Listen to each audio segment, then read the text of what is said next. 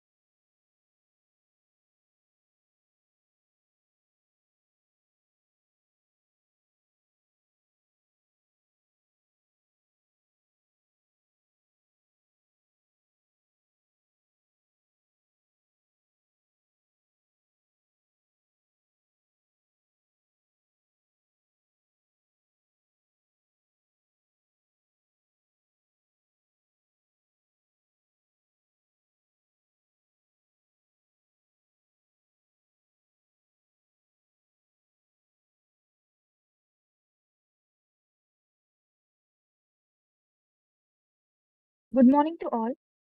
We are absolutely thrilled to welcome you all to grand inauguration of Student Research Symposium 2023, that is SRS'23.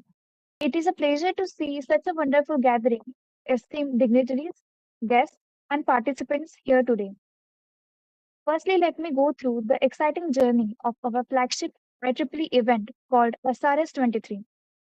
This is an annual event co-organized by IEEE Madhya Pradesh Section EDS Chapter, IEEE NPC Student Chapter IIT Indore, and IEEE Census Council Student Chapter IIT Indore. Here we aim to inspire and encourage the undergraduate and postgraduate student community throughout the globe to pursue their career in research. The main objective of SRS'23 is to expose budding minds to esteemed researchers and industry experts, providing them with an interactive platform to engage with student research scholars. The symposium will feature various events including thesis presentation, model presentation, one-slide presentation, and oral presentation. All these designed to foster healthy competition and facilitate the presentation of research work. With the nostalgic memories of SRS'22, here we are set to commence SRS'23. We have not only received remarkable number of active participants, but also the privilege of hosting some of the brightest minds from both industry and academia.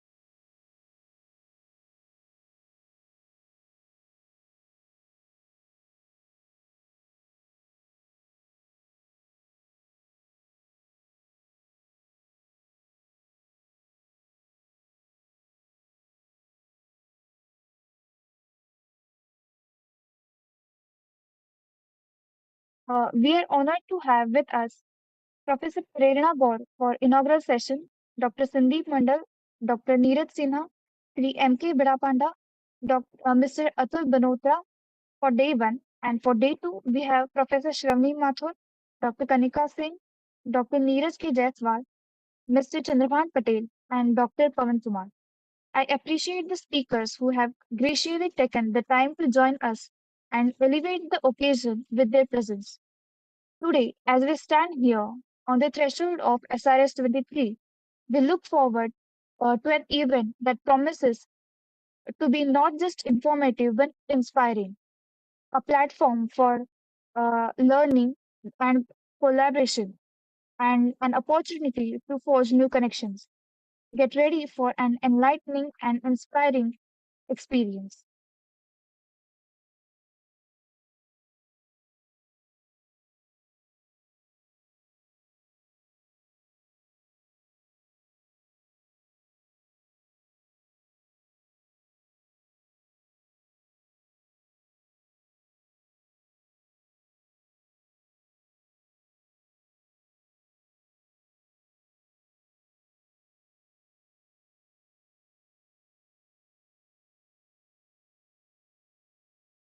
So, without the further ado, let's kickstart the SRS'23 event with the grand inauguration. Let's welcome Professor Prerna Gaur, elected chair of IEEE India Council for inauguration ceremony. Professor Prerna Gaur received her B.Tech in 1988 from G.V. Pant College of Technology, Uttaranchal, India, and ME in 1996 from Delhi College of Engineering, Delhi University. She has done her PhD in the field of AI-based motion control of PMSM. She joined Delhi College of Engineering as a lecturer in 1994. She is a professor and founding head of Instrumentation and Control and Electrical Engineering Department in MSUT. She is a life member of the Indian Society of Technical Education and senior member of IEEE. Her research interest includes power electronics, electric drives, AI-based control, and etc. She is the winner of 2021 Outstanding Branch Counselor and Branch Chapter Advisor Award from IEEE Member and Geographic Activities USA 2021. She has also received Outstanding Volunteer Award from IEEE India Council 2019, Best Paper Award in ICEP EMS 2021, Best Paper Award in ICSCP 2019. Maulana Abdul Kalam Azad Excellence Award in Education 2015, Best Paper Award in Indicon 2015, Best Paper Award in ICA CEA 2015. I invite Professor Prerna Gaur for her inaugural talk. Ma'am, you can please share your PPT.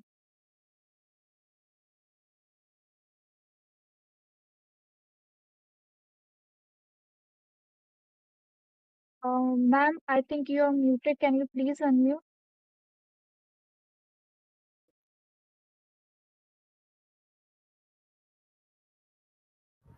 Okay, now I'm unmuted.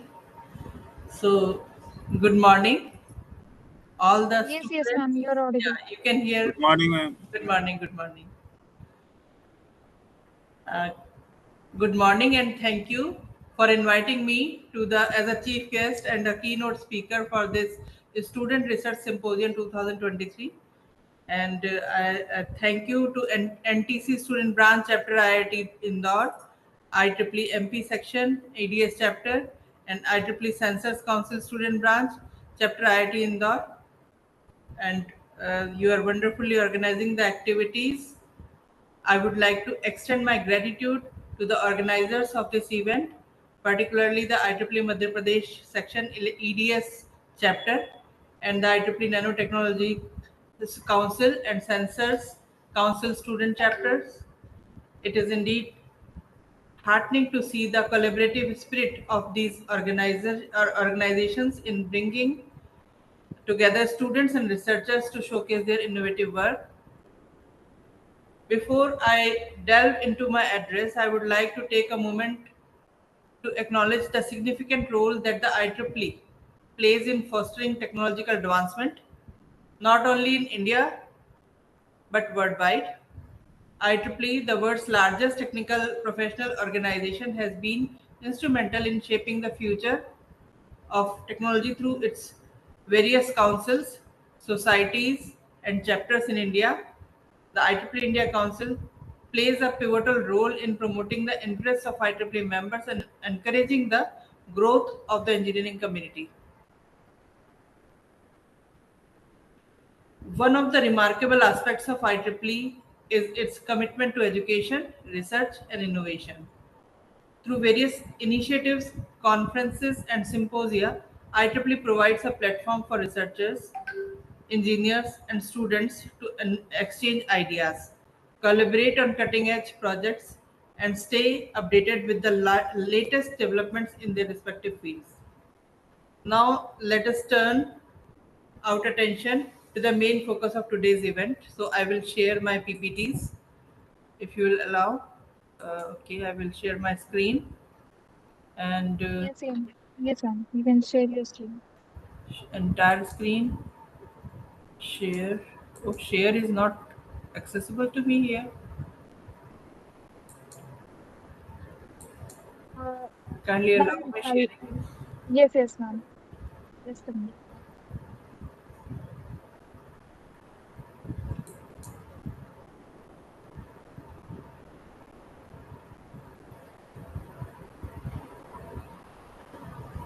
Ma'am, you can try once again.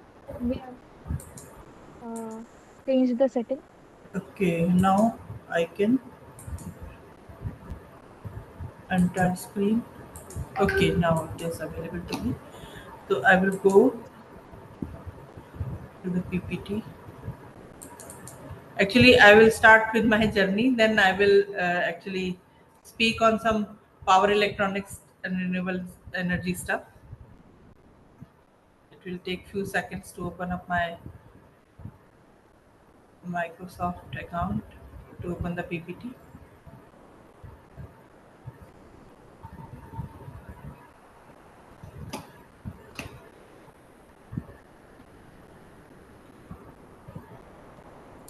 So you can see my screen. Yes, ma'am, we can see your screen. Okay, it is coming. My first slide is visible. Yes, ma'am, it is visible. You can put it in the full screen Slide. mode. Now it is slide mode. Yes, ma'am, it is Uh, visible. It is full screen. So, my journey started way back 23 years ago in IEEE. Uh, Somebody was searching to revive the NSUT student branch in 2000, and they contacted me, and I started this journey with 5 students members, and I also became the member in 2000. Our journey started there itself. We at NSUT, it was known as NSIT that time, opened the student branch. Again, it was there 10 years ago, but it was dormant. So with 5 students, the journey started initially, and it became the member count of 40 in 4 5 years. Then it became 250 in 2008. Then it remains 275, 300 till 2014, 15, and during pandemic also it remained around 300. And currently we have 750 student members in our student branch, and this is one of the largest branch in the world. I have been in many positions in the section. I was vice chair of India Council section student activities in 2012, and currently I am India Council and R10 vice chair in education activities, and also managing the section education activities as a chair. I am the branch counselor of Netaji Subhash University of Technology from 2001 till date. Student activity coordinator work I have done several times between 6 to 8 and 11 to 14. I was the first chair treasurer, woman treasurer of the section, and first woman treasurer of the India Council. Uh, I was the joint secretary in 2009 and 10 of the section. I have been at the secretary positions in section Power Electronic Society and WIE. I have organized many IEEE conferences successfully, and we have been given Tenzim 2024, that is Region 10 conference. I'm the general chair of this. It will happen in September next year. And chair positions, currently I am Power and Energy and IAS Delhi chapter chair, and I have been the chair of Delhi section 1920, the Women in Engineering chair 2013-14. This affinity group was started by uh, small contribution by myself also, and this Power Electronic Society chair I was in 13 and 14. This chapter also was started in 2006 by small contribution from myself, and I was the membership development committee chair of Delhi section, currently industry relation committee chair and education activity chair in Delhi section. And you might be knowing that I fought election uh, for the first time, and finally became the first chair, woman chair of chair elect of India Council recently in the month of July, August. So these are the highlights of my achievements. Uh, I have 29 years of teaching experience, 6 years of industry experience, and guided 16 PhDs. And I have raised funding in amounting more than 15 crores. I am doing some consultancies in for Indian Western Railways and PWD of Delhi, published more than 150 papers, and H index is now 24, and I10 index more than 40 is 46, and more than 1600 citations. I am the founder, director of and member secretary of the Technical Business Incubation Center at Netaji Subhash University of Technology since 2016, and have organized successfully various conferences and recognition and awards you have already mentioned. Highest research incentive award from the NSUT was given to me 2 years back, and this year also I am the recipient of research incentive awards in the university.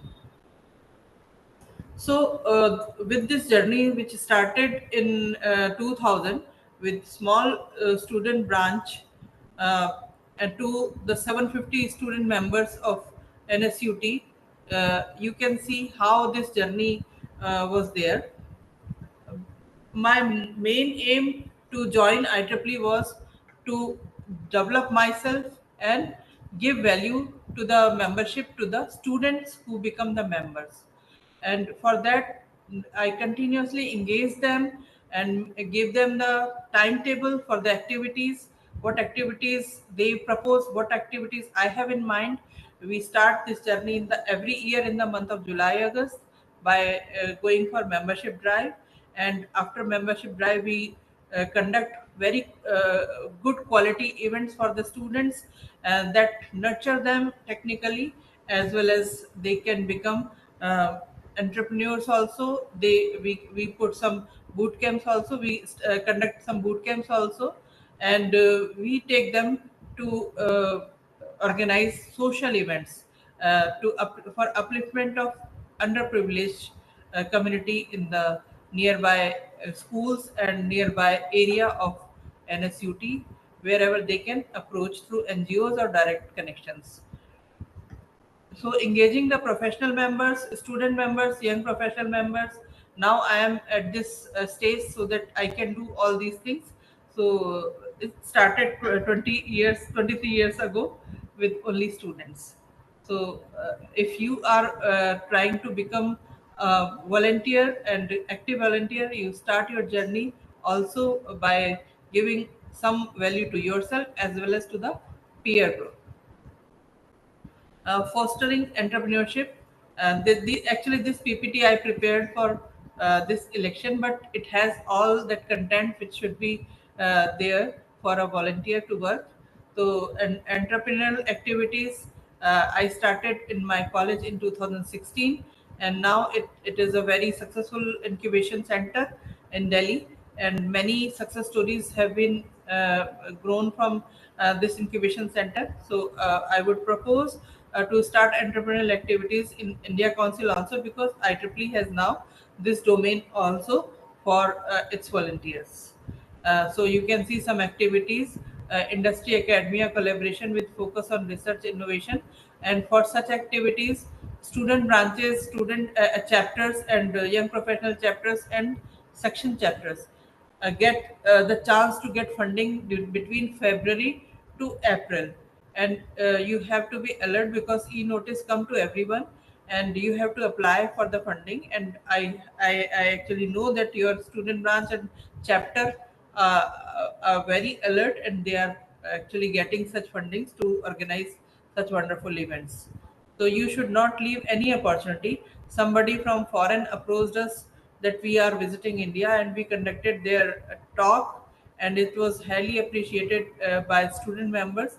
They actually gave talk in AI. So this is all done to actually give value to the IEEE membership. Promoting STEM engagement and support student chapters is also one of the aspect, and you can conduct activities just like you are doing it with the help of three entities of IEEE. So and bridging the gap between industry and academia is also one of the aspect you have to uh, think about it, and you have to conduct like this, and you are doing. Because of that, you were recognized at R10 recently by actually Mayank Dave was selected as one of the vibrant volunteer for some award in R10. Your work, collective work by your chapter was also under scan, but because of other chapter got larger number of activities, so it could not won, but it was appreciated by the committee there. Section branding and branch branding and India Council branding is also one of the aspect. We have to conduct such activities and promote these activities through media, through tools, whatever is available to us. So this is the current is the timing of IEEE Day celebration. So you have to search for the time period or some activity to conduct such any activity to recognize IEEE Day. IEEE Day is celebrated because in the month of first Tuesday of October, because on this day IEEE was first started way back in 1884. So but we can celebrate in first half month of the October by conducting any activity in the branch, chapter, or section or India Council level. So whenever we conduct some activity, we should make do promote this for the branding purpose. Branding is required because you need members. Why the membership development is required? Because without members, you cannot showcase your talent. You need members. You need strength. So whenever strength is there, fund will come. Funds are there, you can perform the activities. So membership development is the first and foremost thing in IEEE. It is considered there and given more weightage. Connect affinity groups. So you have four affinity groups in IEEE: WI, YP, Life members, and consulting networks. So these affinity groups should be given some weightage while conducting activities in any domain, in any chapter, or in any society chapter, or in a section or a branch. So in our section, we started WIE in 2006, and Life Member Affinity Group was started in 2016, and a consulting network is also there, one of the affinity group, and YP was also actually started whenever it was initiated by IEEE in Delhi section. So you also having all those AGs, but conducting activity is required for giving them the value.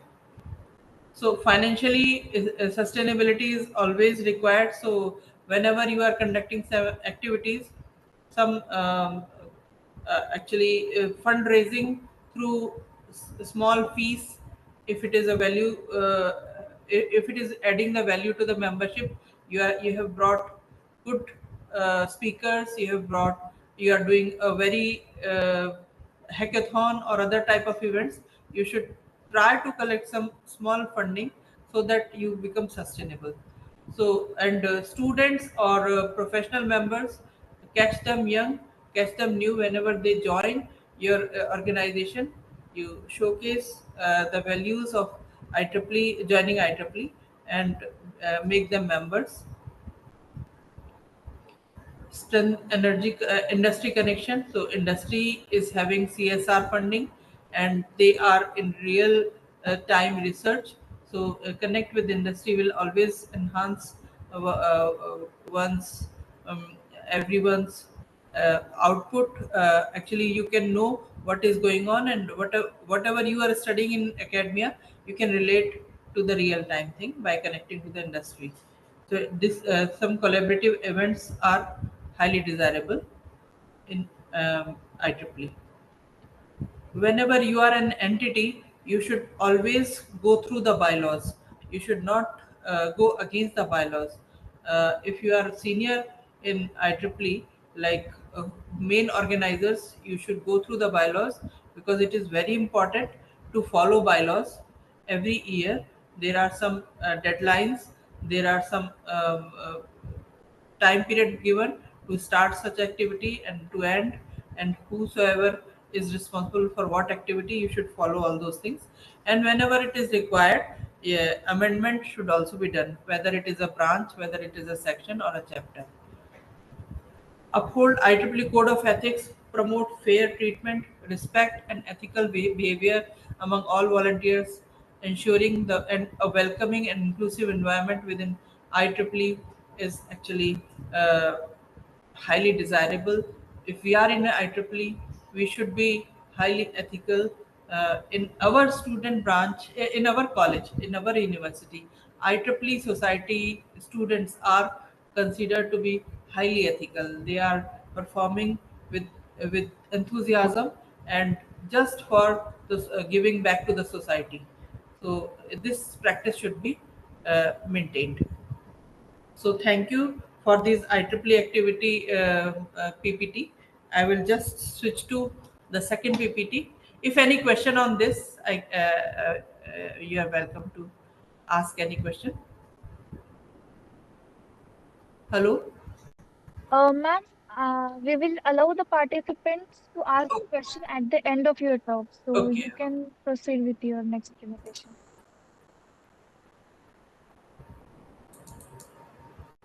So my screen is visible for the second technical talk. It is. No, ma'am, not yet. It is. Oh, I'm not. I have not shared actually. Yes.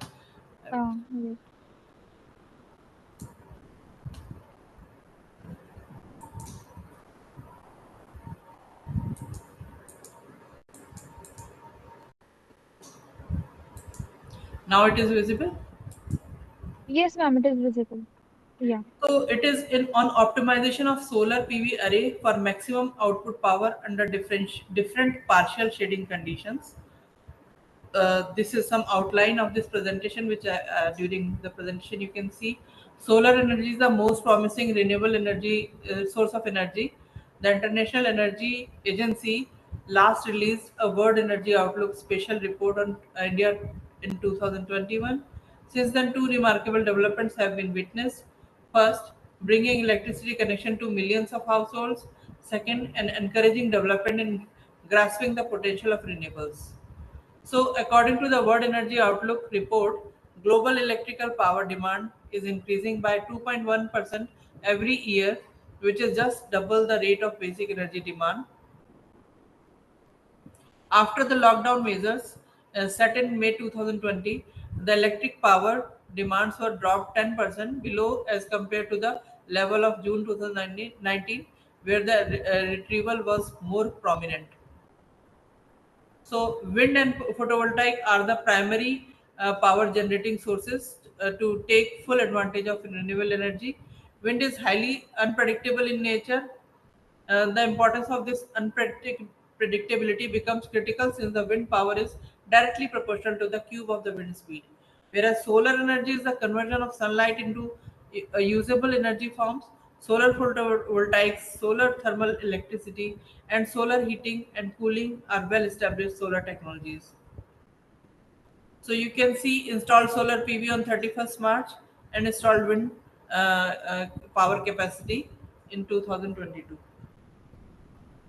Solar photovoltaic system, it's a in stand alone mode and grid connected mode. There are two pictures showing this. And whenever you talk about solar photovoltaic system, it has a DC to DC converter because electricity produced is DC only, and we make it usable DC by using DC to DC converter. Then maximum power point tracking technique is to be there, has to be there, and optional is there that we can have battery to charge, and it will be used whenever the this generated electricity is not in use. So and DC to AC converter, which the when the output power requirement is AC, and filters. So critical literature review, problem statement. Solar PV system is heavily affected by shadowing effect. Hotspot creation due to partial shading condition creates physical damage to solar PV panel. Shading condition deteriorates the performance of solar PV modules, thus reducing the power generation. Budding MSMEs and research laboratories due to lack of funding can't afford solar simulator to test solar PV modules. So the aim and objectives is modeling of solar PV cell, study of partial shading condition and its problems, design an economical method to test solar PV module, investigate various bypass methods for hotspot mitigation, to develop a dynamic moving cloud model for a realistic shadow pattern, and develop a new algorithm to create a proposed reconfiguration pattern for maximizing output power. Actually, this is the collaborative work of BTech, MTech, and PhD students, and this was published in a very good journal.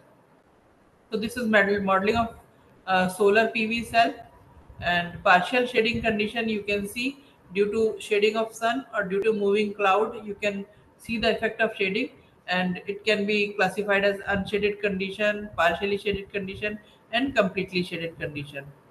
So whenever partial shading is there, it causes two main issues: the formation of hot spot, which may damage the panel permanently, and hot spot that may be avoided by utilizing a bypass diode corresponding to each module of the PV array, as seen in this picture.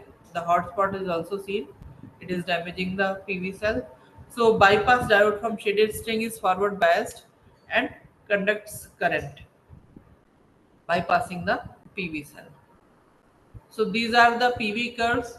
The appearance of several local peaks in the PV characteristic curve, which leads to decreased power production. So you can see that due to hot spot, there are several peaks. So efficiency is decreased because of shading. Solar simulator is a equipment that mimics the illumination of sunlight. It means that illumination is uniform, has controlled intensity, and can be varied across the light spectrum. A solar simulator has three parts: an illumination element, optic fiber, and a control unit, out of which the illumination element is the heart of any solar simulator. But these solar simulators are expensive to occur, the difficult to maintain. Thus, an economical method to test PV modules is studied. However, this method has certain disadvantage, like the illumination intensity and wavelength, depending on the type of illumination element utilized. Many features of solar simulator, like changing spectral intensity of illumination and its wavelength, is absent. Hardware implementation. The system consists of a PV array module connected in parallel with a rheostat and Arduino, current sensors, and voltage sensors. So this is the line diagram of the hardware, and this is you can see actually the hardware, how in the lab seen. Algorithm was written. In our case, the VOC is 9 volt and VMP is the 7.2 volts, which are more than the operating voltage of Arduino. Thus, a voltage divider is needed to lower the voltage, and some formulas are evolved. And sensors are also lower down the input voltage by a factor of 5. So multiplication is done finally to sense the actual voltage. And this is the flow chart showing the step-by-step process of data interfacing and result and discussion. As we know, the PV curve has a gradually rising profile which falls steeply after the Pmax uh, 5925 milliwatt is achieved, which in the case of IV curve, the profile is almost straight and then steeply falls, because this type of curve is required. So this is we are obtaining through hardware. But in the case of IV curve, the obtained curve has almost the same profile, but the values of maximum operating current are close to the expected values of 27. The curve follows the flat profile followed by the steep fall. So these are some conclusions and limitations. So if you are doing PV self-pay, you can also get such results. And this was the simulation model specification. Okay, now coming to studying various bypass methods, because this was the important aspect. Bypass diode in shunt with every PV cell. We can have the bypass diode, and this is the MATLAB model of creating bypass diodes. Bypass diode in shunt with complete PV string, like this. We can have overlapped bypass diode. uh, you can see the diodes are overlapping. These are different configuration how we can put the diodes to bypass the shading effect, so that hot spots are not created. This is already existing thing in the literature. So instead of diode, we can have MOSFET also as a bypass switch, because MOSFETs are controlled devices. We can control their turning on and turning off. Two MOSFET configuration: MOSFET being high frequency switch 100 kilohertz, It is connected in shunt to a PV cell as well as between two series connected PV cells. MOSFET in series is normally closed and the shunt MOSFET is generally open. As soon as the shading condition occurs, the series MOSFET stops conduction because of the current reversal due to polarity reversal of shaded PV cell. The shunt MOSFET now activates and provides a closed path for the charges to flow, sharing the shaded PV cell. Topology of two MOSFET bypass method like this. The topology doesn't require a smart control, rather a simple logic gate can suffice the purpose. So we can send a simple logic to turn it and turn off whenever it is required according to shading pattern. So output characteristics due to shading, we got two peaks and the characteristics of IV curves of bypass diode in shunt with string of PV cell and IV curve of MOSFET. These are the curve of diode. These are for the MOSFET. So like this, both are studied, and discussion is for mitigation of hotspot. The best switch is MOSFET and IGBT, while the best topology is is to connect bypass across every cell or module of solar PV array. But due to fabrication complexity and cost increase, simple diode is used as bypass switch and is connected in shunt with a string. So this actually, whenever we are studying the shading effect, we have to have shading uh, at our disposal. So we created a dynamic moving cloud model by developing this algorithm. Whenever there was no shading, the straight contour was shown, and when there was shadow effect, the this contour was giving different pattern. So this code was developed by BTech student, and shading pattern created from moving cloud model and ir- irradiance and propose contour balancing method for reconfiguration, because whenever we have MOSFETs connected across the PV cells, we can have the control of turning and turn in and turn on, turn off and turn in. So we can reconfigure our PV cell module. So there are several techniques for reconfiguration. The proposed method of reconfiguration is inspired by the contour lines that connects the points having same phase value over the distributed topology, as the unshaded solar PV's array has equal amount of irradiance on each of the modules. So the contour line that joins the grow is straight and continuous, which I have explained. And while in the case of partial shading condition, the contour lines is crooked and may be discontinuous too. This leads to deterioration of solar PV performance and output power PPV. Therefore, the idea of contour line balancing provides an exclusive contribution to the PV array reconfiguration and mismatch power loss reduction. After the rearrangement, the crude contour line deficiency in case of connecting to all the grow can be prevented, and the almost straight continuous contour line can be drawn. So this was actually these were the some guidelines so that this code was written. And the proposed contour balancing PV array rearrangement is a technique that tries to make grow of each row equal to global. Like and rearranging of irradiance pattern on a solar PV array is a puzzle type problem, like a Sudoku puzzle. The such a arrangement is achieved by smash and through approach. It involves number of trial, and each trial has several steps. In each step, if the pattern created moves towards the solution, then the pattern is retained, else changes are neglected, and trial step ahead. The proposed contour balancing reconfiguration is applied on total cross tied configuration. So these are we will see the different type of configuration in coming slides. So this is the output of actually PV cells are the combination of PV array is the combination of keeping PV cells in such a pattern so that row and columns are created. And row or columns you can see in this slide having different irradiance due to shading pattern.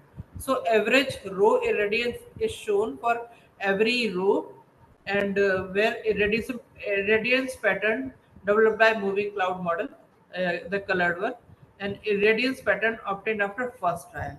So you can see average irradiance is similar coming for both of them.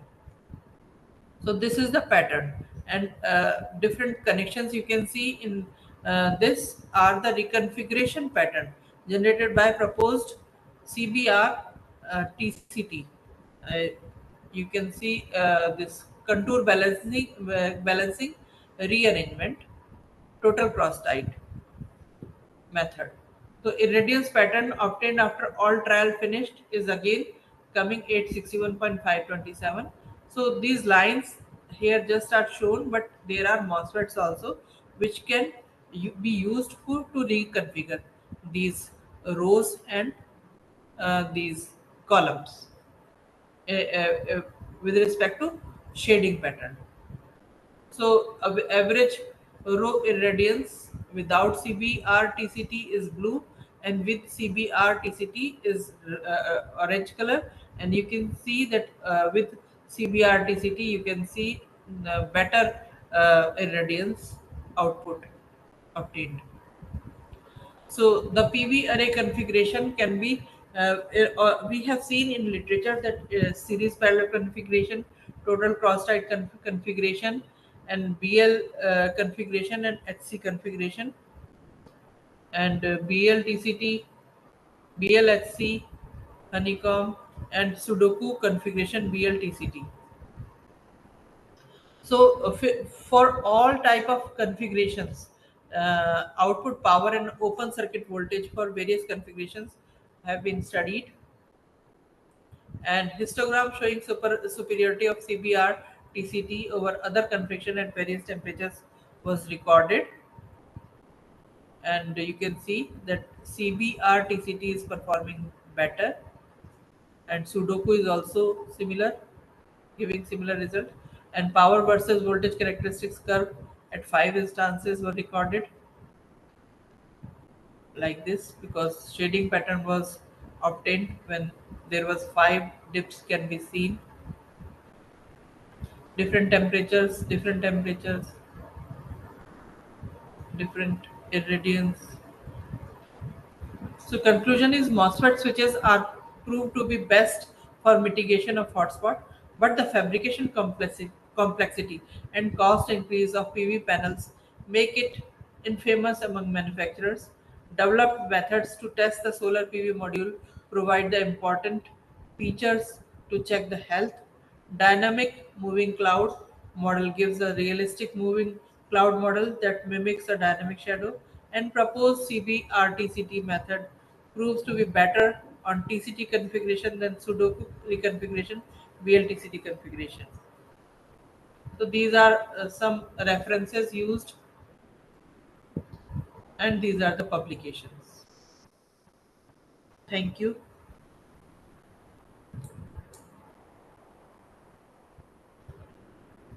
Thank you, ma'am. Now the floor is open for the Q&A session. Participants can unmute themselves and ask questions, or they can also type in the chat box.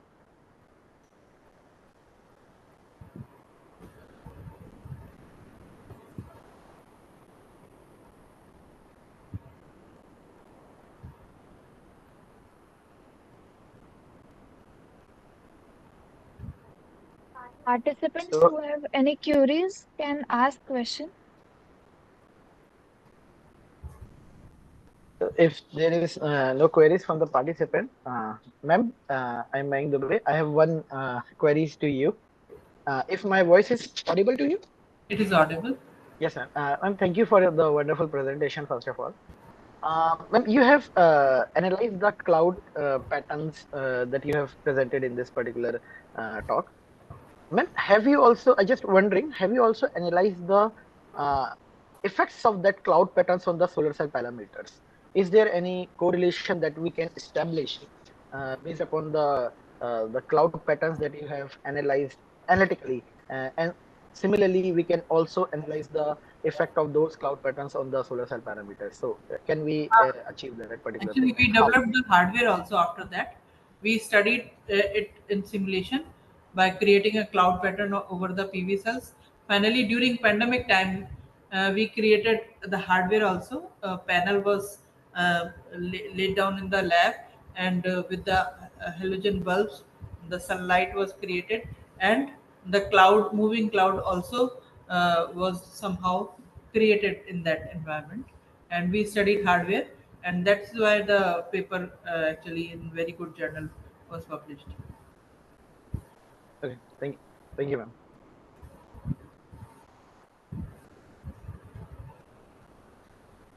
Any other participants who has queries?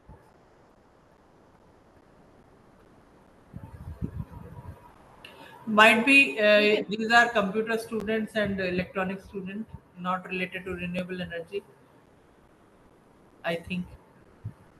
But it's a very important aspect because power electronics involves every type of engineer.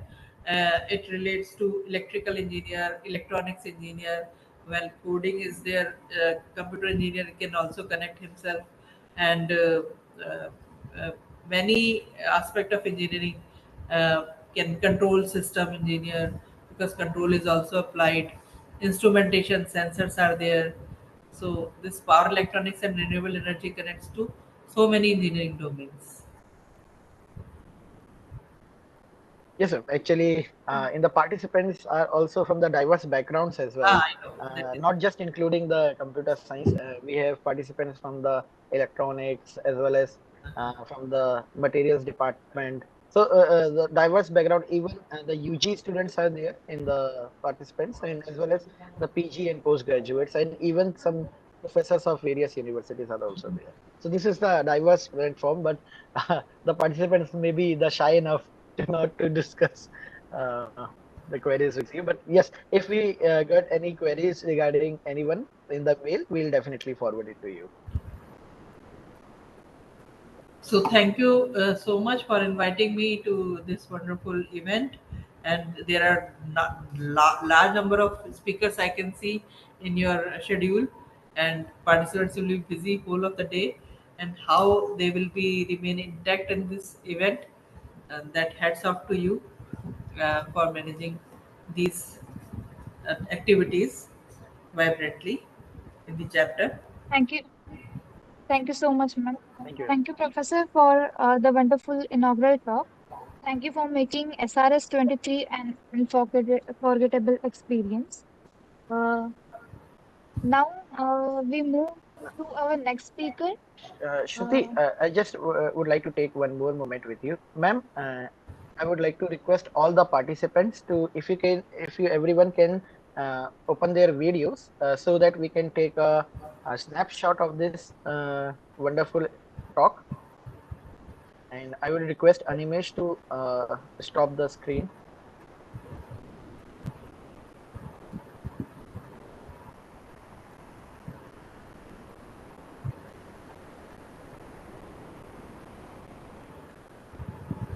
All the participants can switch on their videos just for the screenshot with the respected ma'am.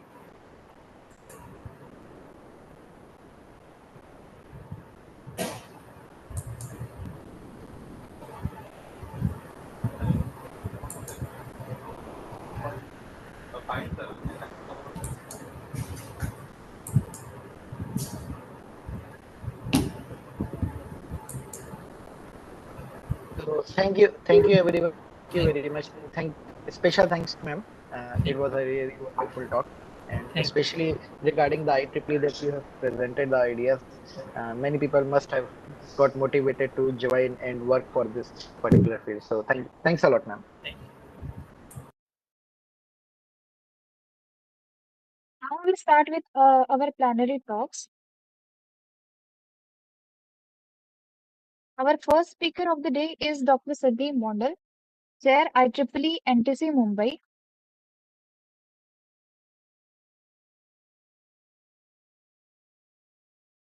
Dr. Mondal earned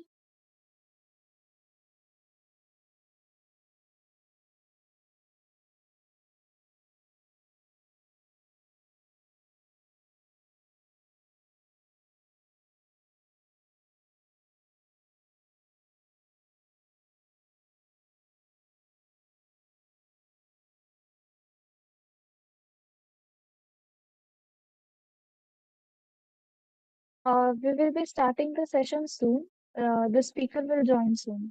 So you can wait in the lobby.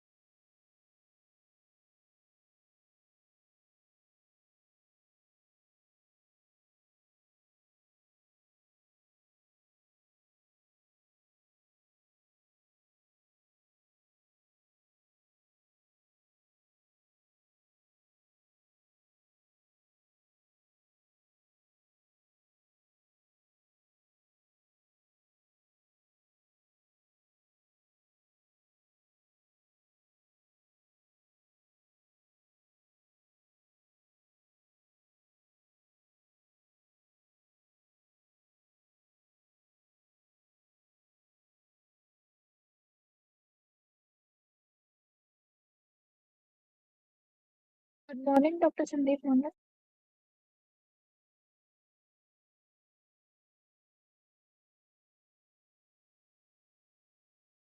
Hello, sir.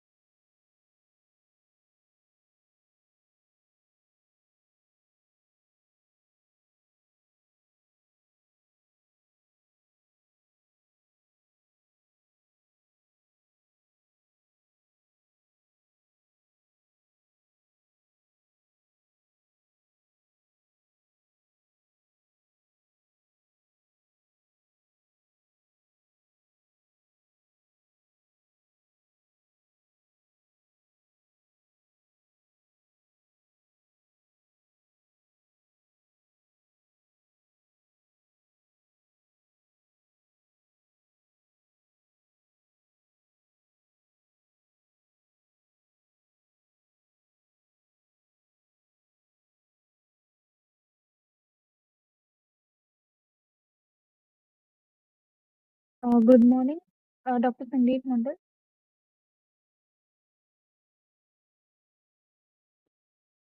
कर लिए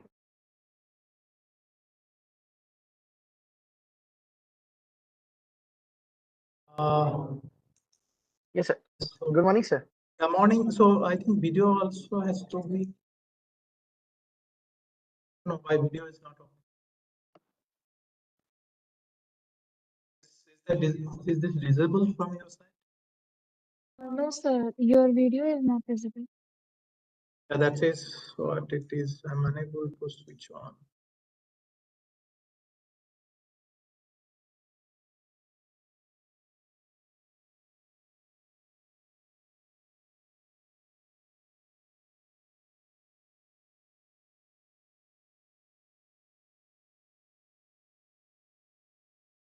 Yes, sir. We can now see you, sir. Yeah, right. So good morning, sir. Uh, Participants, now we start with our plenary talks. Our first speaker, our first speaker of the day is Dr. Sandeep Mondal, Chair IEEE NTC Mumbai. Dr. Mandal earned a BSc in Physics with honors from University of Calcutta in 2009, followed by an MS in Physical Science from IISc Bangalore in 2011. He completed his PhD in physical sciences at IISc in 2017. Currently, he serves as assistant professor in electrical engineering department at IIT Bombay. He also worked as research fellow on a NASA-sponsored project at Purdue University, USA, from January 2021 to September 2021, and held a postdoctoral scholar position at Purdue University, USA, from September 2019 to September 2021. Dr. Mondol's research interests encompass semiconductor devices, neuromorphic engineering for artificial intelligence, and materials and devices for brain-inspired computing. He is an life member of Indian Physical Society and Indian Physics Association.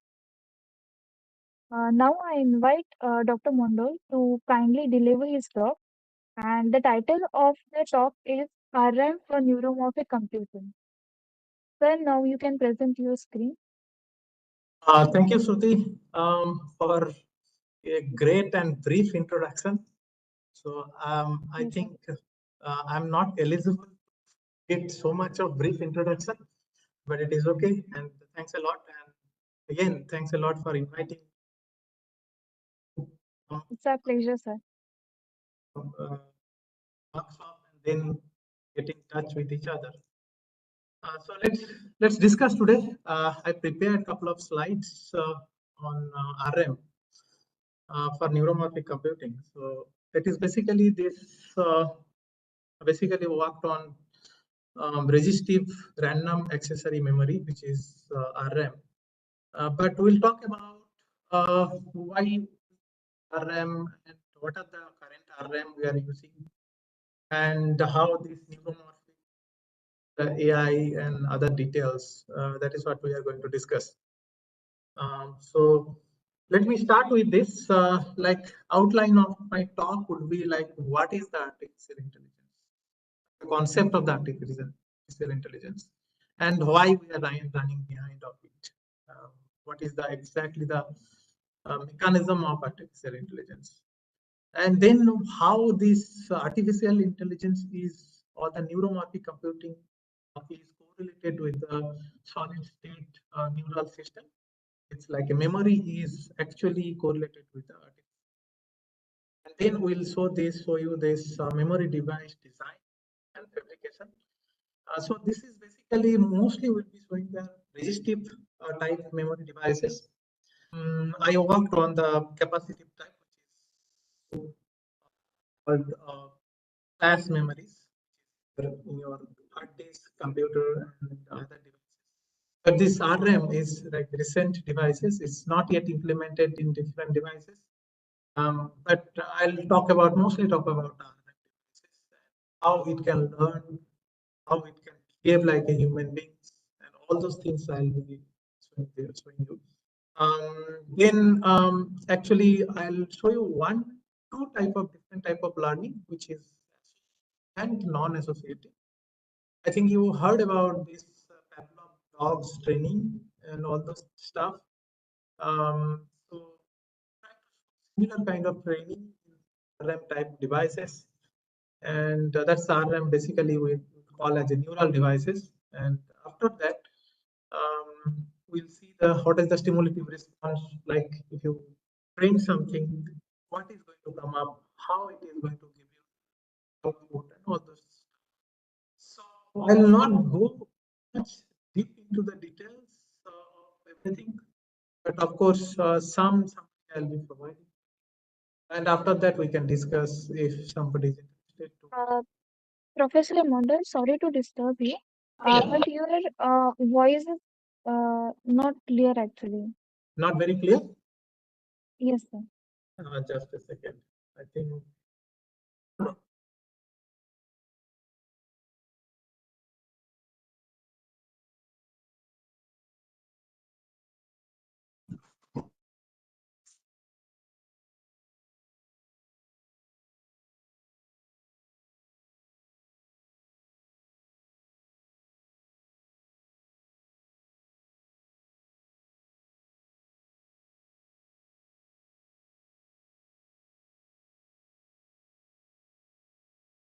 Can you hear me now? Yes, sir, we can hear you. Hello. Yes, sir. Yes, sir, we can hear you. Is it completely audible, clear? Yes, sir, it is clear. Okay. So yeah, so my talk will be mostly in the AI domain, and I'll discuss about what is the implementation or application of the RM type devices, resistive type devices, and using the solid state memory devices is mostly this resistive type devices, how it will be useful. So that would be my talk today. So now let us understand what is the AI basically. So you see this one small kid is playing, and then there's a camera which is taking automatic pictures of the baby and trying to analyze what he is doing. So this is basically RM based or CMOS based technology, which is also a artificial intelligent camera. Also, you can see some people are going with the boats, and this camera is taking the pictures of the boats and camera. I think you heard about this. Of course, you are trying to see this, what is happening over there. So this is basically this automated car, which is Tesla car. So this is also the AI, what is current AI is going to implement in these kind of devices. And you know this AI already defeated the the player which is the world champion basically.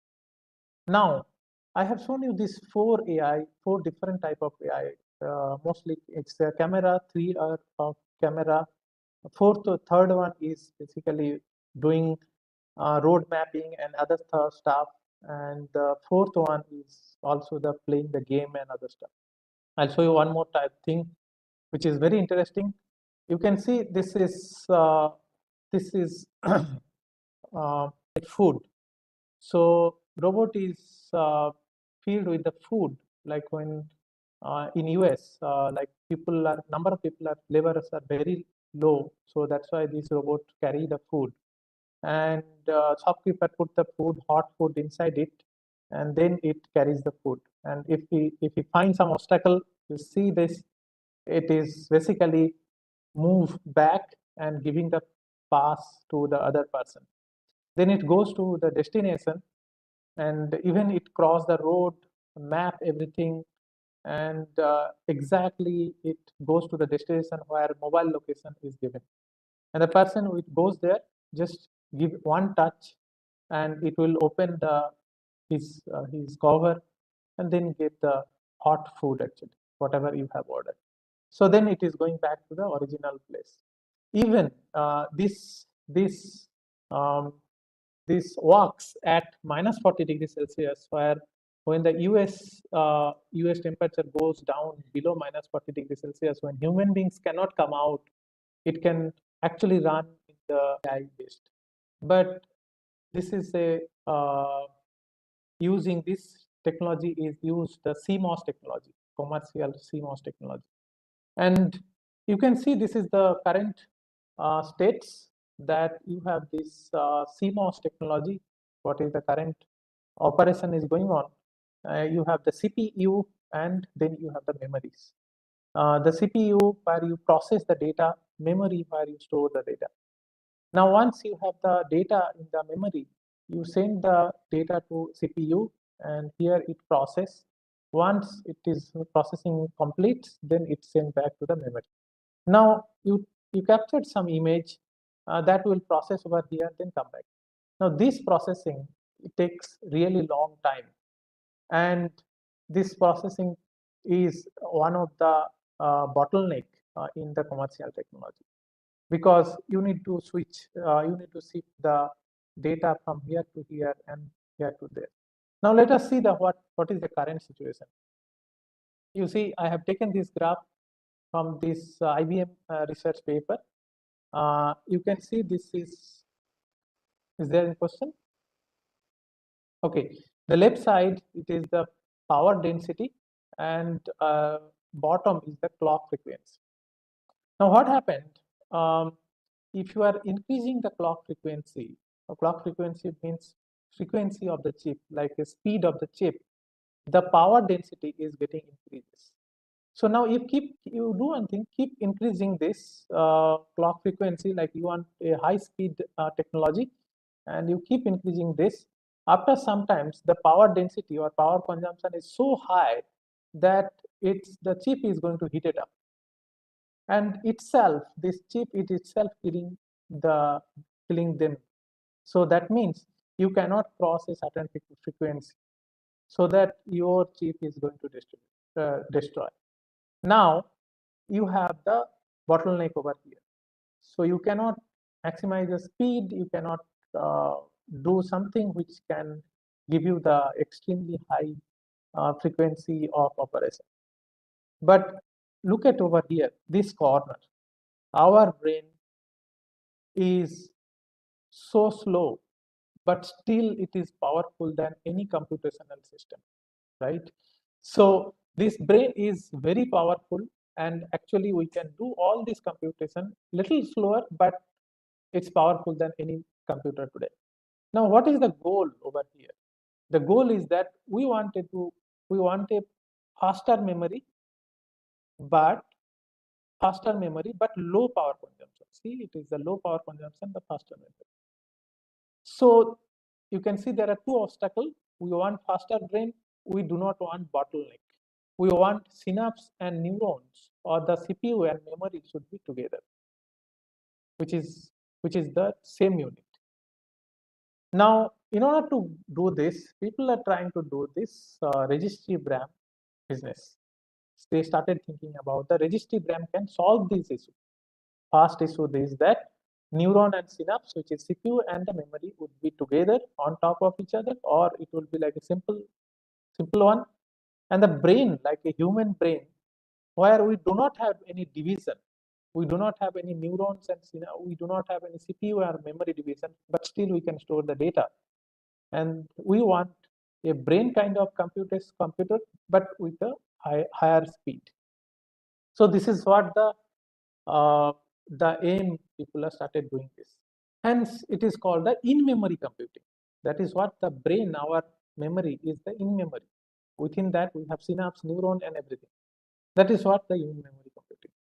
So they try to use the logic devices, which is also the RM based. People are trying to do this like resistive RAM based devices, and also capacitive RAM. So this is basically a floating gate memory technology. So I work also over here and this area, but I'll talk about one of these resistive memory devices. So they have used at a different technology in order to get this in-memory computing technology. Now, some of this research group around the world is trying to use this magnetic RAM. You know, when you apply the electric field, this dipole oriented in particular directions, and then it is behaving like a memory. So this is called the magnetic RAM device. Then another, the resistive devices, which we are going to talk about, that you apply the electric voltage, there will be formation of this channel path or the oxygen vacancy movement, and then you have the resistance change in the memory device. There will be quantum devices, quantum technology they are talking about, and this quantum technology is having quantum perovskite, silicon dioxide, and silicon type of memory technology. So today we'll talk about mostly these resistive type devices, and with some materials. Actually, materials doesn't matter, but mostly we'll be talking about some materials which will be useful. Now, if you look at over here, how do we design and fabricate these resistive type of devices? So this is a mask. You can see a mask which has been designed, and then we use simple aluminum oxide substrate, started fabricating the devices. So I'm not going through each of these device fabrication steps, but we can get the in plane. You can see this is in plane devices and this out plane devices. So the in plane devices can be this green color could be any type of oxides, independent of the nature of the oxides.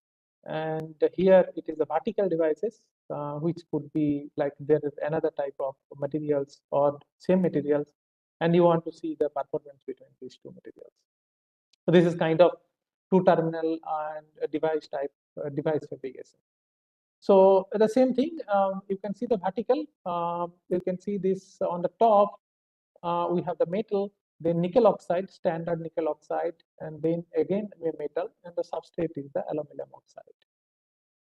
Then the in plane, these are gold, these two are gold, then it is a nickel oxide. Again, this nickel oxide is used as a resistive RAM type devices. And this is actually the actual device images. You can see how it look like. So there are some more lines in between. You can see some more lines. Actually, we can modulate the formation of the channel or the switching. So that could be also done. Anyway, that is we are not going to cover today, but we'll see the how device behaves and what is the mechanism of the devices, and all these things we'll be looking at today. So now let us see these devices. We have the top palladium PD, then we have nickel oxide, and then we have the platinum. So the platinum nickel oxide is sandwiched between the palladium and the platinum, two metal. And then you can use the transistors to read the current and the voltage, whatever you want. So if you apply the positive sweep, you can see this is kind of, you can see this kind of hysteresis you get, and basically that is going to set your devices. It is like a nickel oxide, and there will be channel formations. Then you take the negative sweep, you can go like this, and then you can see this reset. Reset means your channel will be able to move back to the original state, and you will have the no channel. Now either you can take this one or you can take this one, depending on your device or on your requirement. Now let us understand the neuron, how it's behave. The neuron is nothing but is like the smallest or the powerful element of the brain, which can do the computation, which can do the addition and all kind of operations. For example, let's say you have a couple of neurons and you wanted to connect them, and that connection is called synapse. You can see this is one neuron and this is one neuron, and this is called the synapse. And this side is called the axon, and this side is called the dendron. So depending on that, which side you want. Now this is presynaptic neuron, and this is a postsynaptic neuron. Presynaptic means like signal will pass from this side, and then it will reach to this side. So this is the post where the signal is going to reach.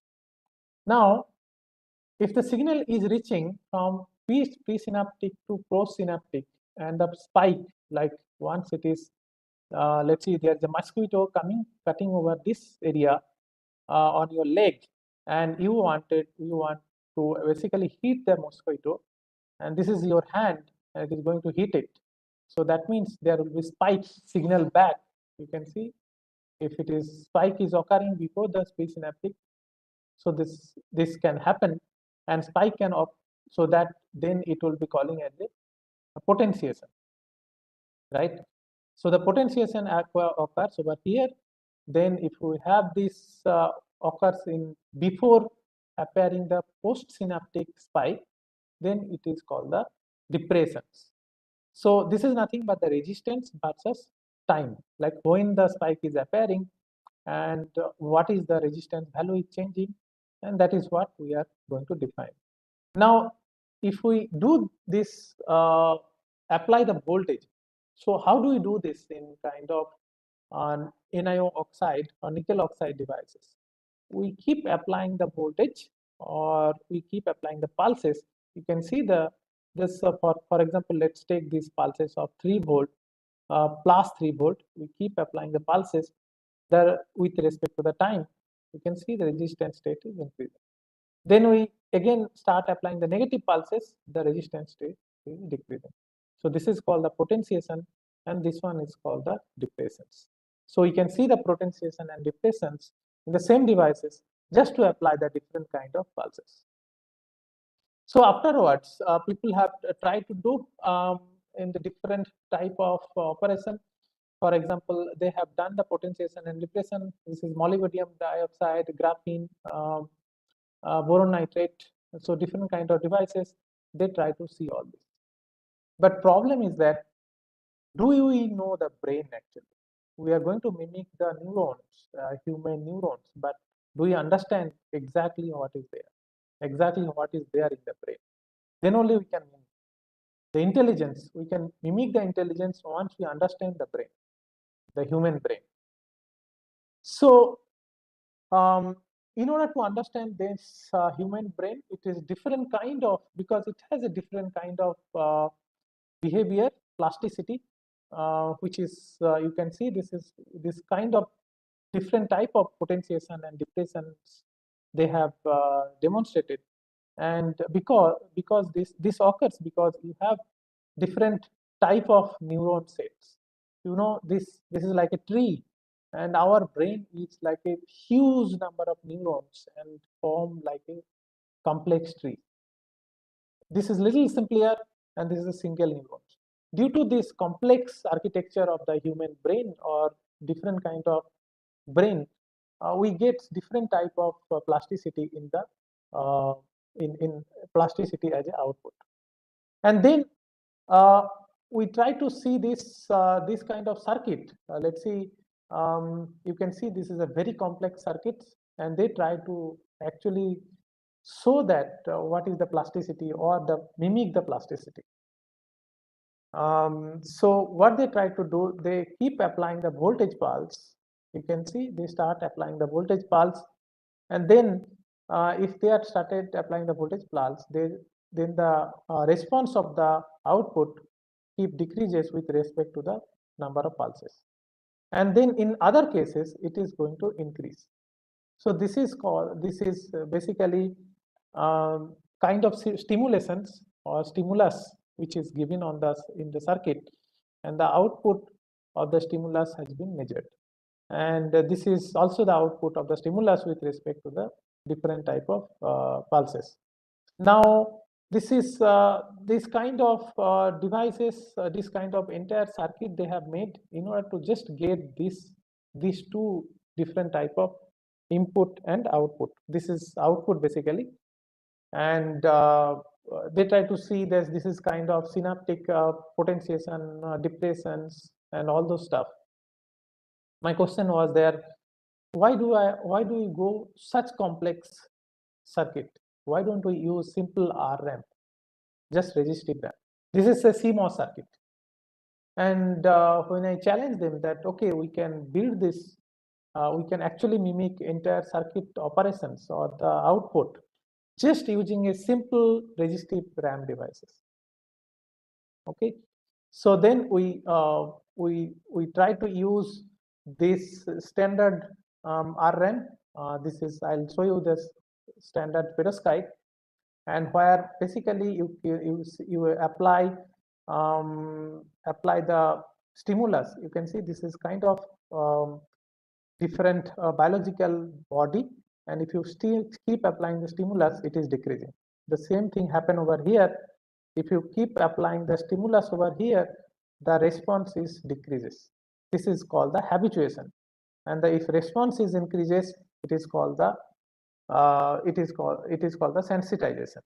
Now the same thing happen in the biological samples. You can see this is kind of a small neural system, and this neural system can cellular system. This, if you keep applying the stimulus, the output decreases, or the body getting shrink with respect to the stimulus. And after some time, you will see this the stimulus is going to decrease with respect to time. So that means the whatever the circuit has done, it is actually doing by this kind of small biological system. So simple biological system.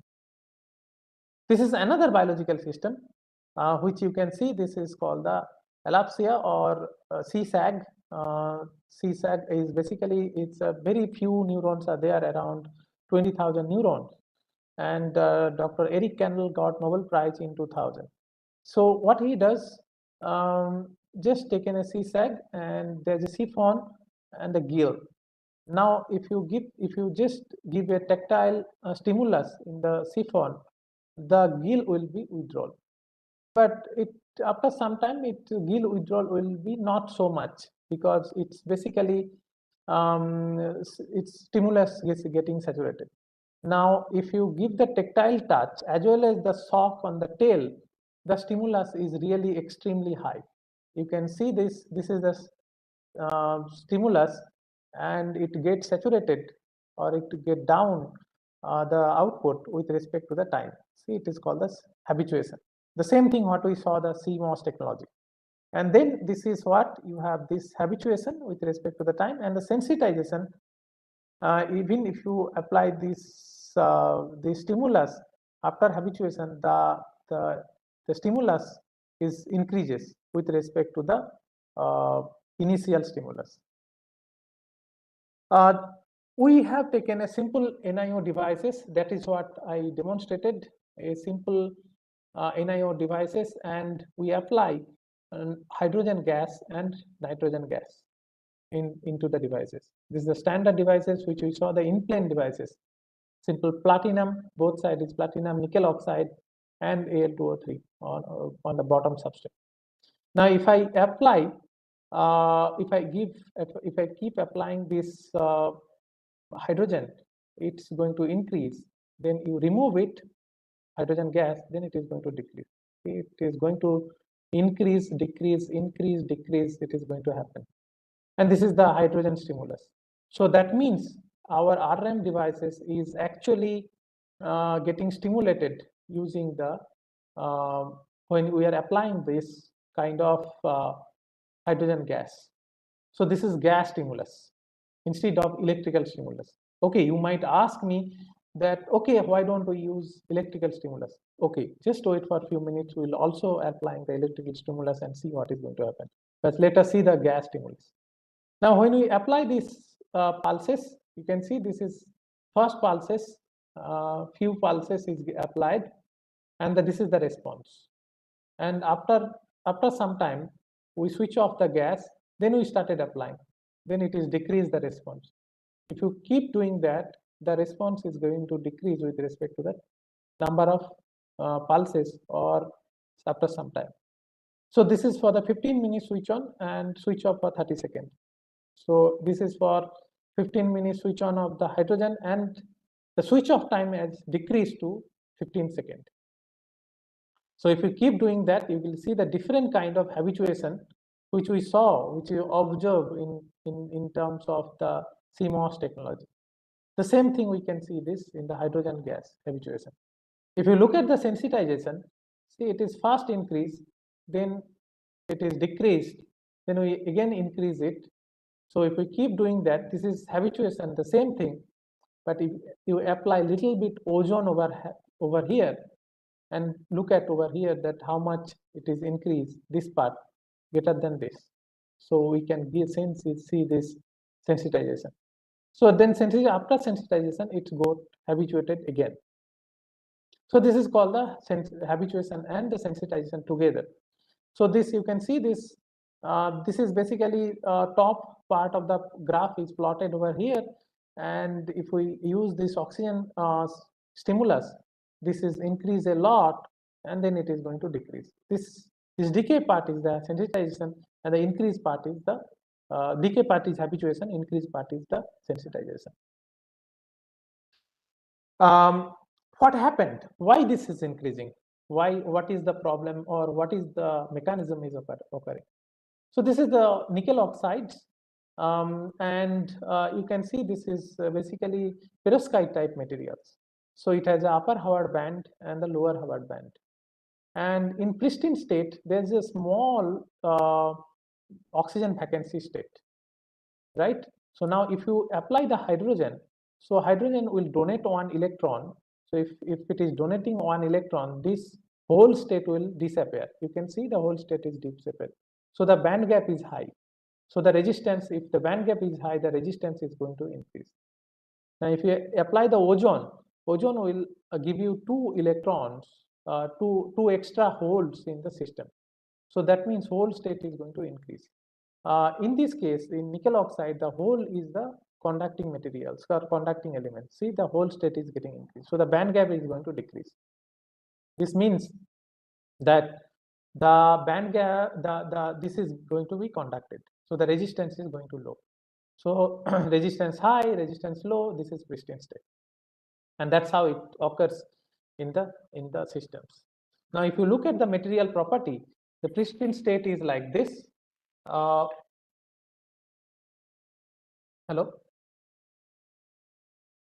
Can I call you back? Yeah. So in the pristine state, you can see this. This is the pristine materials. This is basically you have the oxygen orange state and this excess oxygen defect state, and the defect states matters. You can see that in the hydrogen the defect state is almost not there, and then over here the defect states is a little bit more, and here if you give the ozone, the defect state is going to increase. And this is what the material property of this type of devices. Even so, this is XPS. If we look at this, if we look at these devices, which is basically the nickel oxide X-ray synchrotron measurements, in the ozone is in ozone you can see the electron filling, and the whole state is disappeared when you put it in the hydrogen states. So this is what happened in case of this nickel oxide. So this is the material property of the devices. You just take a simple, again, the vertical devices. We have seen we have already looked at the horizontal devices. Now look at the vertical devices. Now, if you take the vertical devices, this is basically chip, and you have the top vertical devices, and it's kind of crossbar arrays, but all the devices are not connected over here. Now, what I did, each of the devices are connected to a system, and we'll see how it is behaving. So then we start training, we start applying the voltage and see how the resistance is going to change. So there is small voltage pulse like this. You can see the small voltage pulse like this. We keep applying, let's see, a few pulses, 50 pulses. Then we give ask the device to ask the system to relax. So this we keep doing this. You can see this. It is going to be decrease the response with respect to the number of training cycle. So these are training cycle N1 to 3 to 11. And if we look at how, if we are going to train, this is the input training is going on, and this is the output for array of devices. See, it's first time it is trained, and the second training cycle is ongoing over here. Once you have the second training cycle, you will see that since it's already learned, after this learning, this intensity get decreased, and after at some time you can see the intensity is going to decrease with respect to the time what is observed in the standard neural system. So you can see the initial stage we have this much, then it is going to decrease, then decrease again the cycle, and after sometimes after 10th cycle we almost see that it is almost forget all the information. This is called the forgetting of the information from the previous state. Now, if we look at the sensitization, if we apply the voltage and then we keep doing the training with the higher voltage, this is 3 volt, you can see it is going to increase with respect to the number of cycle. So this is called the sensitization, if it is response is going to increase. Now, if we look at over here, now again I am started the training with the higher voltage and trying to learn what is the output. So initially we have this much of output, but this is initial output because initially the system get disturbed.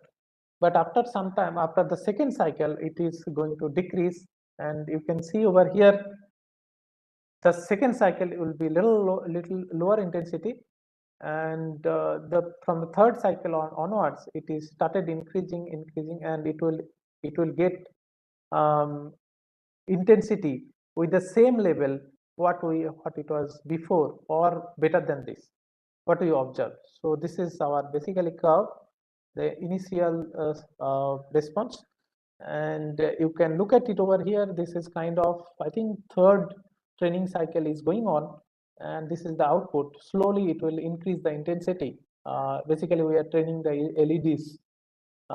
We're using the RM devices. This is array of LEDs, and it is going to be intense with respect to the training cycle. So this training cycle is ongoing. You can see it is almost close to the 7th training cycle, and in a few couple of training cycle, it is going to go towards the 10th training cycle, which is the highest training has been occurred. So it's learn the P. This is, see this, it is like a P. If you keep training the system, keep training the these LEDs using the RM, or you are training the RM, it is going to learn the P, and finally it has learned the P. And previous one, it forgot the P because your training was not proper. So this is how the human beings occurs. Let's see, if you have the small kids, if you are going to ask him to learn A, B, C, D, so he only one time or couple of times training, he will forget. But if you keep doing training and training and training, after a few days, he will learn everything and he will remember this P. And that's what it's analyzed. So this is kind of training cycle. You can see after certain intensity, only training cycle, like you can see the habituation, but in the bottom, it does not show the habituation. It shows the sensitization on the top. So basically, this is occurs due to the oxygen movement. Yeah.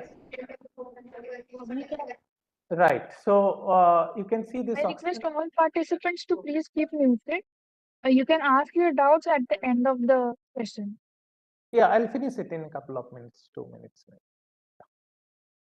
So it's due to this oxygen vacancy movement. You can see there are oxygen vacancy in the movement in the some voltage, and then a lot of movement in around the 3 volt, right? So that is what happened in these kind of devices. And even if you give the 24-hour rest, the device will behave the same. Says habituations after 24 hours, you can see the similar kind of sensitization occurs in the devices. So this is basically long-term sensitization. The device occurs in the long term and the short term in the both cases. So that's what the intensity. You can see this kind of oxygen vacancy. This is the oxygen vacancies. So it started moving in a particular direction. It is going to settle down. You can see it's going to settle down, and after some times you don't see that this became settled down, and you don't see that there is some excess oxygen vacancies over here. So it is mostly this becoming the resistive state. And here this is called sensitization. You can see at first initially there is a lot of vacancy, lot of oxygen vacancy, but you can see there is generation due to the higher voltage in the bottom, the oxygen vacancy generated, and it is going to move towards upwards. So it is going to move towards upwards. Hence, there will be a lot of oxygen vacancies, and that is what it is going to become a more and more resistive type devices. So this is what the mechanism in these kind of devices. We also studied the light. If you shine the light, like switch on the light, you can see this is a huge response. Initially, it is hydrogen. Then you have taken this light with this huge response. So we studied today using the light. The nickel oxide is artificial neurons, using the light, using the electric field, using the gaseous, all three mediums, and how it is behaving like a standard neuromorphic or neuron brain. That is what we observed today. So you mimic the biological neuron, which can be using for the neuromorphic computing devices. The system shows the non-associated learning, which is basically is nothing but the habituation and sensitization using the electric field, optics, and gas. So in 3 different reasons. So again, I'm saying that it is irrespective of the materials, irrespective of nickel oxide. You can use any materials and produce this kind of behavior, which is similar to the human brain. The oxygen vacancy movement is responsible in these specific devices, but it could be different for your devices. It could be channel formation, it could be material defect, or anything could happen in your devices. This is useful for the optoelectronic devices for the sensor applications. Let's see, I showed you this. If optics comes into that, it actually gets sensitized. So that you can use this optical sensor, neuromorphic optical sensors, or artificial optical sensor also. There are different other applications. So lots of literature in this area, so which you could see. Some of these challenges which neurons mimic biological neurons, then the synapse, like you can artificial synapse, you can design power efficient, scalable, and capable to implement. But the challenge is due to the material. You need to choose the specific materials, and the engineering knowledge is also required, because the very current hot field, you need to have a lot of knowledge or sufficient knowledge. And also you need to have a lot of optimization and other stuff. So with that, I'll conclude today's talk. I moved a little bit fast.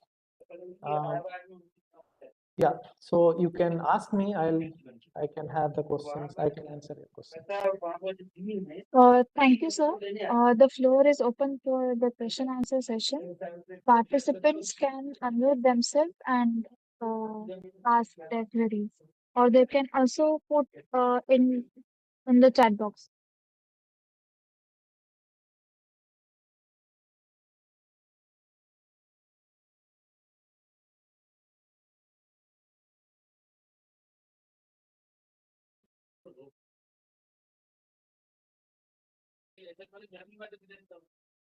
Hello.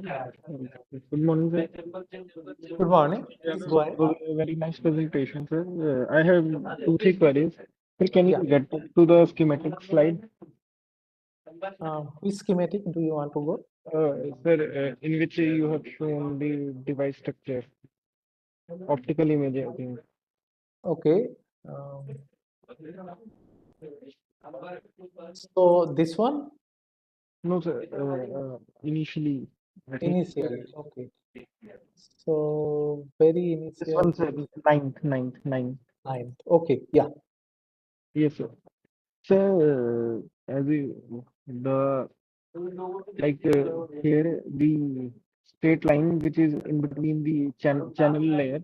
Right. So how it would be helping in the basically neuron system? Yeah. So yeah, very interesting question. So let me answer your question like this way. See, I'm using my pen. Can you see it? Can you see the red mark? Yes, sir. Okay. So this is basically our devices, right? Okay. Now this one is the nickel oxide NiO, right? Now, so this is in the bottom. This line is the bottom, BOTTOM, right? And this is top, and this is also top. So this is actually bottom line. This is bottom line, and this is top line. This is top electrode, right? You can see this is on the bottom of this channel, in this under this, right? Yes, sir. Now, when you apply the electric field through it, so there will be conduction through this nickel oxide, right? Conduction through this nickel oxide, right? So once you have this conduction through this nickel oxide, your channel will form, or whatever you want, it will be forming, right? Yes. See these devices. So once you apply electric field in these two regions, so this something will form, the channel will form, and all those things, the oxygen vacancy will move, and all those things. But see this blue color, this yellow color, right? This is the bottom gate, Yes. right? Yes, sir. Now this movement, this oxygen movement, you can actually apply the electric field over here, right? Then it can actually affect this movement within the nickel oxide, right? Once you, how you wanted to form the channel, which one like what is the thickness of the channel, or if you really want to do something or not, that would decide by this guy, this one, right? Yes, sir. So the decision making is going to happen using these lines,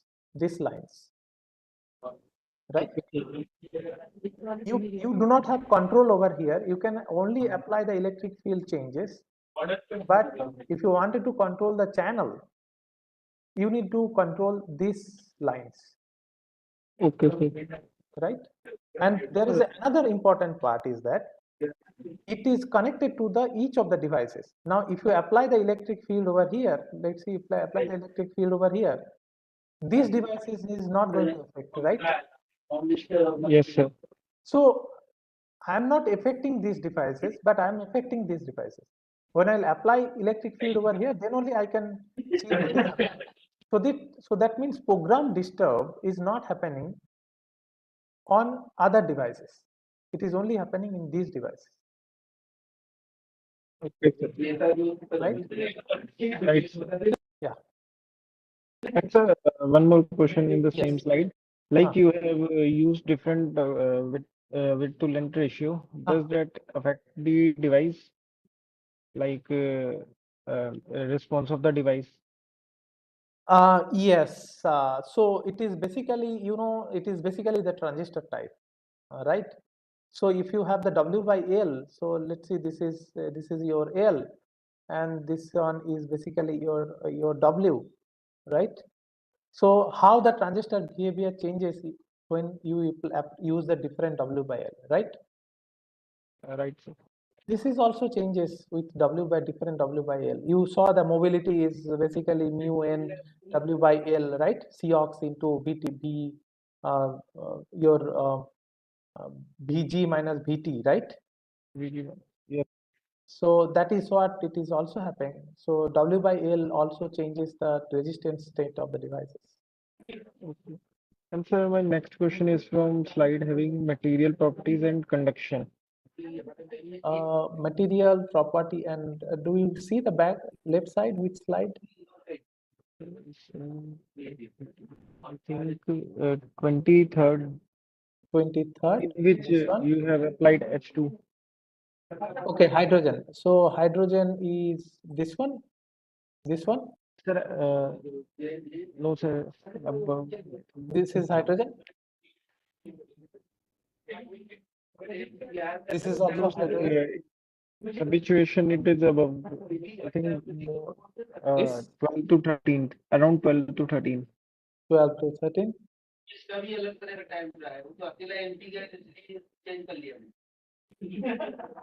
Some these devices or this?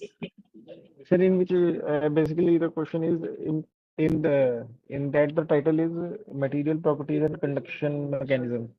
Okay, so materials property as conduction mechanism is this one, Yes, sir, right. right? Yeah, tell me. So my query here is that you have told during the presentation that we will apply hydrogen and ozone. So how will we will be applying hydrogen and ozone, and how will we will be measuring the same? Okay, It is fine. a mechanism type. Yeah, good question. So let us understand how we are applying the hydrogen ozone, right? So this is a chamber. You can see this is a chamber box, right? Yes, sir. Now I have two inlet. One is hydrogen is going there, another is the ozone is going there. But I have the knob over here, stopper, right? Right, sir. And this is the exhaust. And this is the my RT, resistance versus curve, resistance versus time measuring curve devices, right? This is simple system, and this is my devices, right? Right. Now when I am sending the hydrogen, that time I'll close the ozone, right? Right, When I sir. send the ozone, that time I close the hydrogen. Is it okay? Yes, sir. Yes, sir. This is a testing chamber. You can see this is a testing chamber. Yes, sir. Okay. So this is what we are putting the hydrogen and ozone. in the Yes, sir. devices. Now, if we look at over here, the hydrogen, when you will put the hydrogen, see, first let us understand this one. This is the band gap of the nickel oxide, right? Yes, sir. Now, in the band gap, you have small. This is hole conducting. This is P type. Nickel oxide is the P type, right? Right, sir. So it is the hole conducting. Actually, conduction mechanism happens with the hole, right? So now here Right. is a small hole state. Okay. Now, if you apply the if the small hole state is there, that means my band gap is only this much. My band gap is only this much, right? You Right, sir. did you follow? So let's see, Right. this band gap is, let's see, 3.2 electron volt. Okay. But Okay, when I sign the hydrogen, when I put the hydrogen over here on these materials, see, the hydrogen is donating 1 electron over here, right? right, sir. So this whole state, this electron is going to remove this whole state, because whole state means holes over there. So this extra electron will remove the holes, right? So that means my band gap will become higher, right? So that band Right, gap sir. will become 3.5 electron volt. Now resistance will be, let's see, resistance will be high over here, right? And this is pristine state. Okay. In the next case, when we send the ozone will give you 2 holes, right? Now, Right, if sir. it is giving we are sending the ozone, it will give you 2 holes. The additional hole will accumulate over here, and the band gap will even decrease, right? See, band gap will become like a 3 electron volt. Yes, sir. So that means the resistance will be low. Okay, sir. So then, So, yeah. yes, sir. So So that is the way basically, it happens. in this chamber, we are like when we are either we are giving hydrogen or ozone layer, and after then we will be like taking the measurements. Right, exactly, Oh, correct. okay, okay, okay. Thank you, sir. Yeah. Thank you, sir, for clearing all the Thanks. doubts. Sir, would you refer any paper to understand more about this? So this It's is a very interesting aspect. this is published in PNS, and one is science, and another is in the AI, advanced artificial intelligence. Oh, You just see my things. okay, okay. Thank you, sir. Yeah, thanks.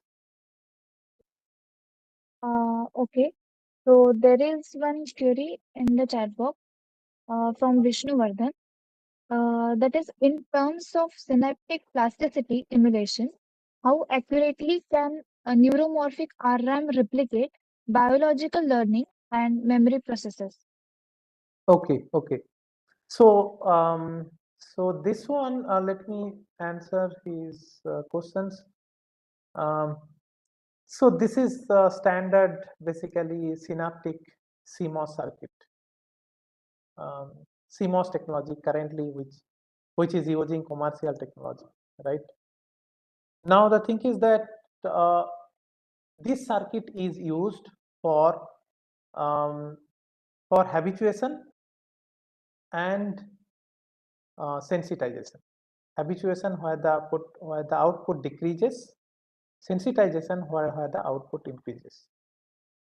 Habituation is like our biological brain. Let's see you take a small pen, and start putting in your hand, like this way, right? Start putting in your hand. So then what happened? After sometimes you feel that, okay, this is nothing, this is not going to harm anything, right? But what happened if I take a blade like this, right, and try to put it like this way? That means you will become a sensitized. That means the blade is going to cut your hand. This is called the sensitization. This is the human sensitizations, or the human body. This is the neural, one of the biggest and what is called most intelligent artificial or the most intelligent system is the human brain. Now we know when what to behave, right? So that's why it is increases, the response increases, and here the response decreases. So this is commercial technology, and people are using this technology in commercial system. That is what I discussed at the initial stage. And we tried to mimic this response using the simple resistive RAM devices. And this is where you have the standard resistive RAM devices. You can see the response is decreasing with respect to time, which is called the habituation. Response is increasing with respect to time, which is called the sensitization. So just using a simple RM devices, standard very simple RM devices, you can see which is mounted on a PCB board, and that is what we try to see that how RM can be actually duplicate the CMOS complex CMOS technology. So I'm not sure I could answer your questions. Maybe it would have been very good if I could answer your question in face to face. Then I can show you the demo basically to how to do it. So if I can't answer your question, I'm really extremely sorry. Or you can ask again if I'm missing something over here. Participants, if you have further queries, you can mail to us and we will forward your queries to the speaker. So now, as we are running out of time, it is we will close this session. I would like to thank our distinguished speaker, Dr. Mondor. Your insights, expertise, and wisdom have truly enriched our event today. So, thank you, Dr. Mondor. Thank you, Thank you. Shruti, for all the staff awards. Mm, Thank you very much, Professor Mondal, for giving your Yeah. precious time. And Thank you so we much. will deliver a memento. Actually, we will take an address from you, and we will share a memento to you You can keep with you. I think we will see you again in the in WDC. in the Yes, sir. WDC, and give me that time. That Yes, sir. Yes, sir. okay. Thank you very much, sir. Yeah. Thank you very much, sir, for your Thank you. valuable time. Yeah. Thank you. So Thank you very much. much. Bye. So, we will join shortly as our next speaker joins.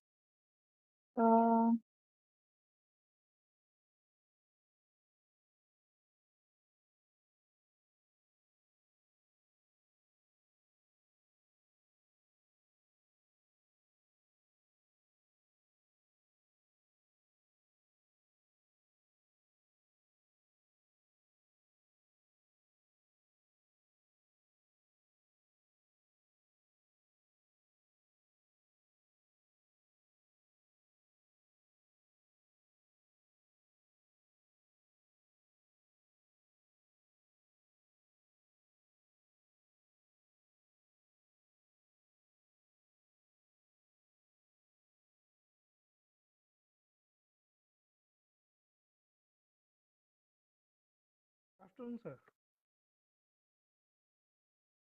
Yes.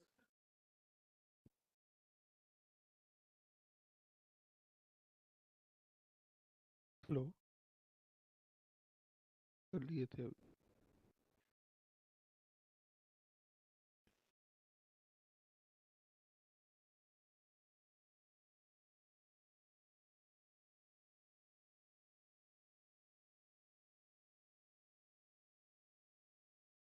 Good hello afternoon, Dr. Neeraj Sinha.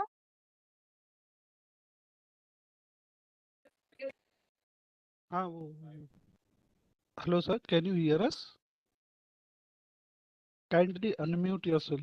Yes, I can hear. Okay, sir. Thank you. Thank you, sir, for accepting our invitation.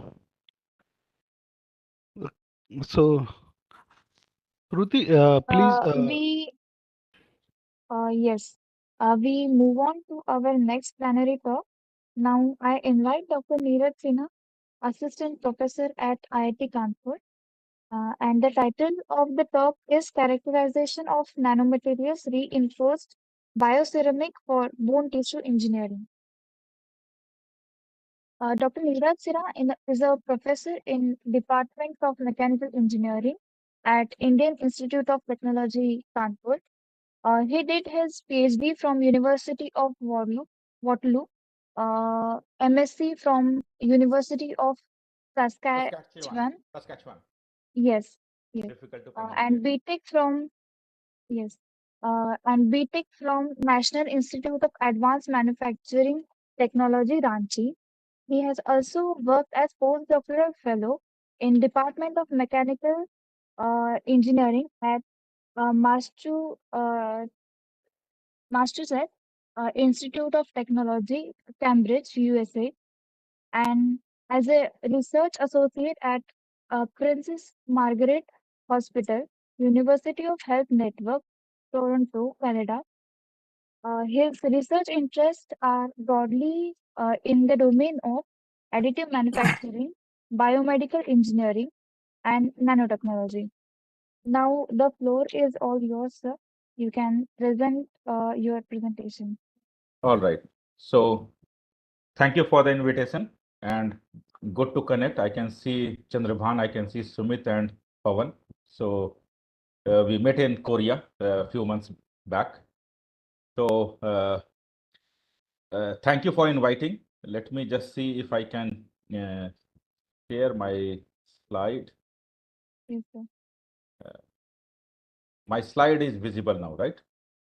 Yes, sir, it is visible. Okay. Let me now. All right. How do I minimize the speaker? Yes. So thanks for the introduction and thank you for inviting. I am Neeraj Sinha, and since last 10 years, I have been associated with IIT Kanpur, Department of Mechanical Engineering. And if we, the slide is not moving. Sir, you Yes. can unshare Yes. once. Yes, sir, it is Okay. changing. Yes, sir, So changing. as introduced, my broad research domain is additive manufacturing, nanotechnology, and biomedical engineering.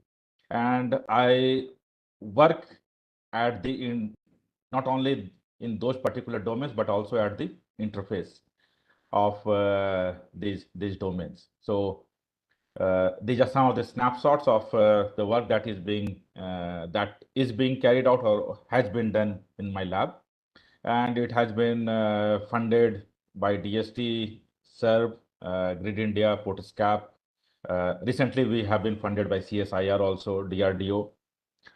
Now, before coming to the actual topic, I will just, since it's a nano symposium, I understand, means basically more geared towards nanotechnology. So I thought I will just give a brief glimpse of what we have been doing other than what I am going to talk today. So we synthesize different kind of materials, nanomaterials, like over here, if I can have a pointer thing, yes. So over here, you can actually see these are what we call as analog to graphene. These are boron nitride nanoseeds, which have been synthesized using bottom-up approach, characterized, functionalized with Fe3O4, basically magnetic nanoparticles. And then they have been used for treatment of contaminated water containing arsenic, both arsenic 5, arsenic 3. And they have shown better result than bare boron nitride nanoseeds. And the adsorption capacity is quite good. At the same time, they can be recycled over multiple times. Then we moved on to make, when we made these membranes, before it was with a methylene blue dye, the water was very contaminated, but after filtration, you can see the experiment going on, and we could see that it could treat the water quite well. So this is one domain where one of my PhD students has already graduated, another one is working, one postdoc is working. So we are heavily interested. We have even made candles and all for the filters using nanomaterials. And these are being tested by some of the NGOs for deployment in the rural areas. The other domain is where, again, it's you must have heard about liposomes, which are basically the nanomaterials made of you can say these fats, and these liposomes have been used for as a drug carrier. And here what we have done is that this is a work of my PhD student who is now a faculty member at IIT Dhanbad, that we have taken brain tumor. You can see the it's an DC MRI data. From there, we basically segment this brain tumor part. We analyze that. From the data, we get some of the patient-specific information.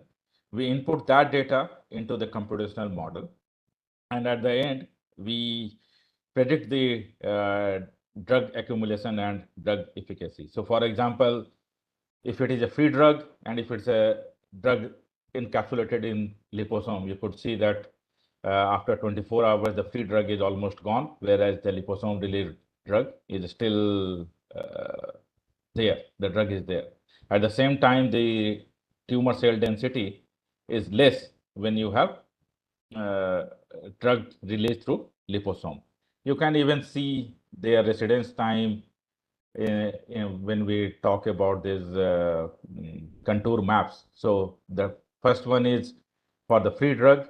You can see that it's after 48 hours, it's almost gone, whereas the drug still remains after 48 hours when we have liposome. So these are some of the works related to other works related to nanomaterials. Of course, polymer nanocomposites is one domain which we are investigating these days. This is just one slide where all the objects that are essential for our day-to-day life. So now, many of these works have already led to publications and patents. Now coming to the scaffolds for bone tissue engineering. That is something that as a young assistant professor, this was the first project that I got. And we are like water treatment, we are very heavily invested in this particular domain. Now, this work has basically two parts. One is to think of the scaffolds or implants, and the other one is how do you fabricate it. So the top one portion, that work has been done by my PhD student, Dr. Ashish Tiwari. So what it is that wherever you have a bone defect or bone fracture, how do you basically, based on the size and shape, you prepare the scaffold? So for that, or implant.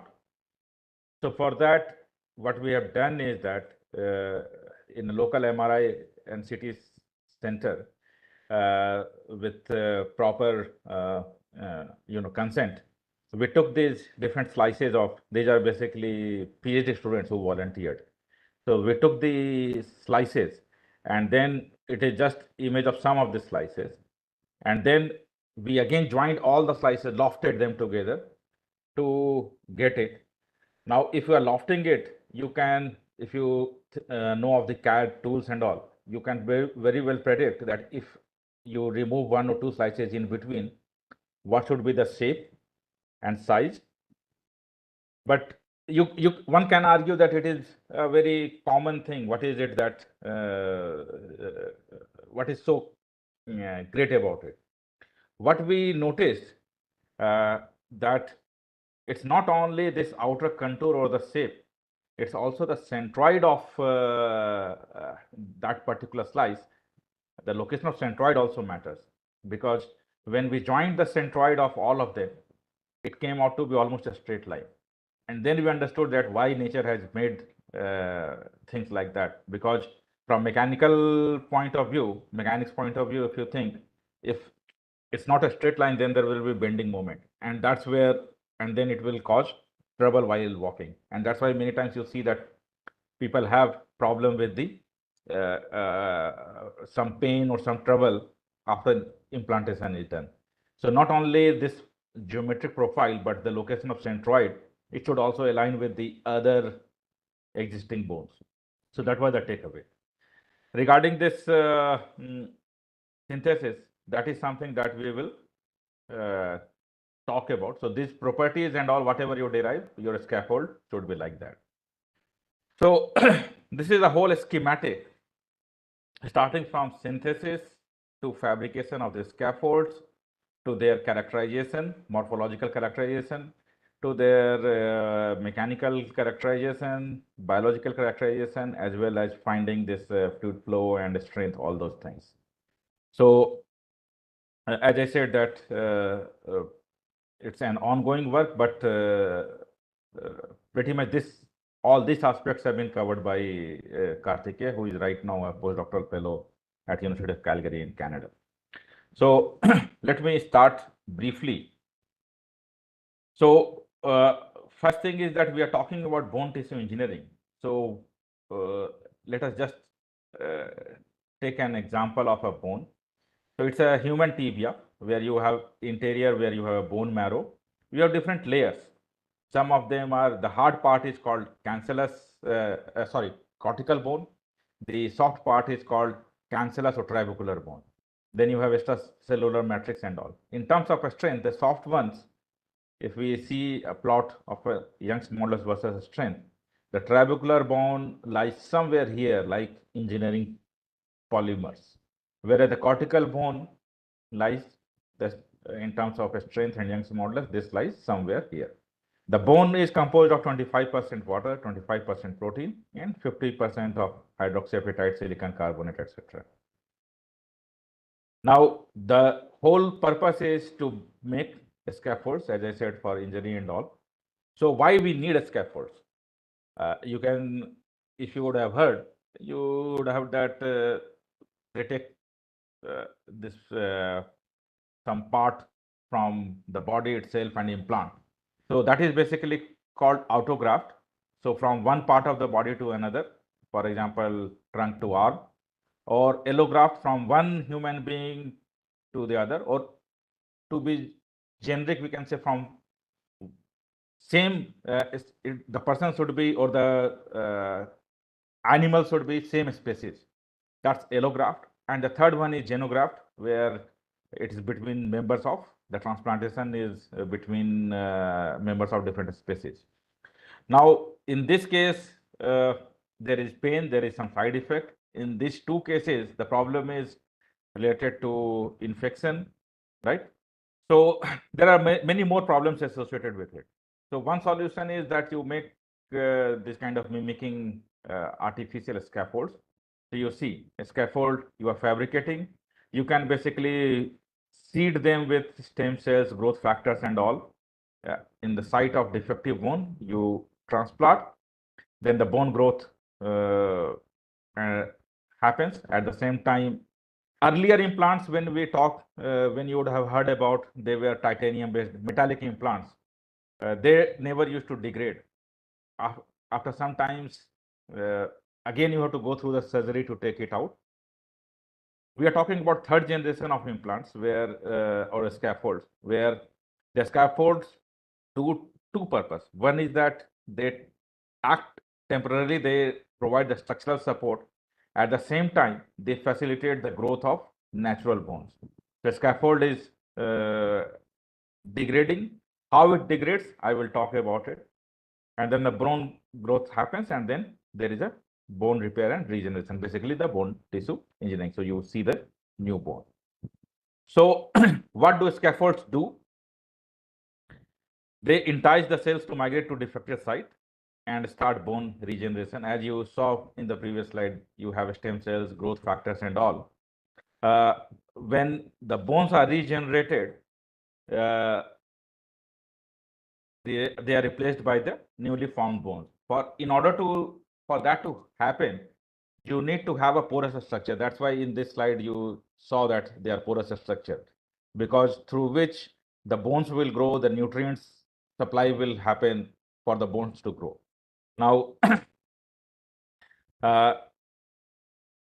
you have to, it's an optimization problem. You have to ensure that the rate at which the bones degrade, scaffolds degrade, the natural bone regeneration should be similar to that rate. Then only, otherwise, what will happen that the bone, the scaffold degrades and new bones have not regenerated. Then it becomes a problem.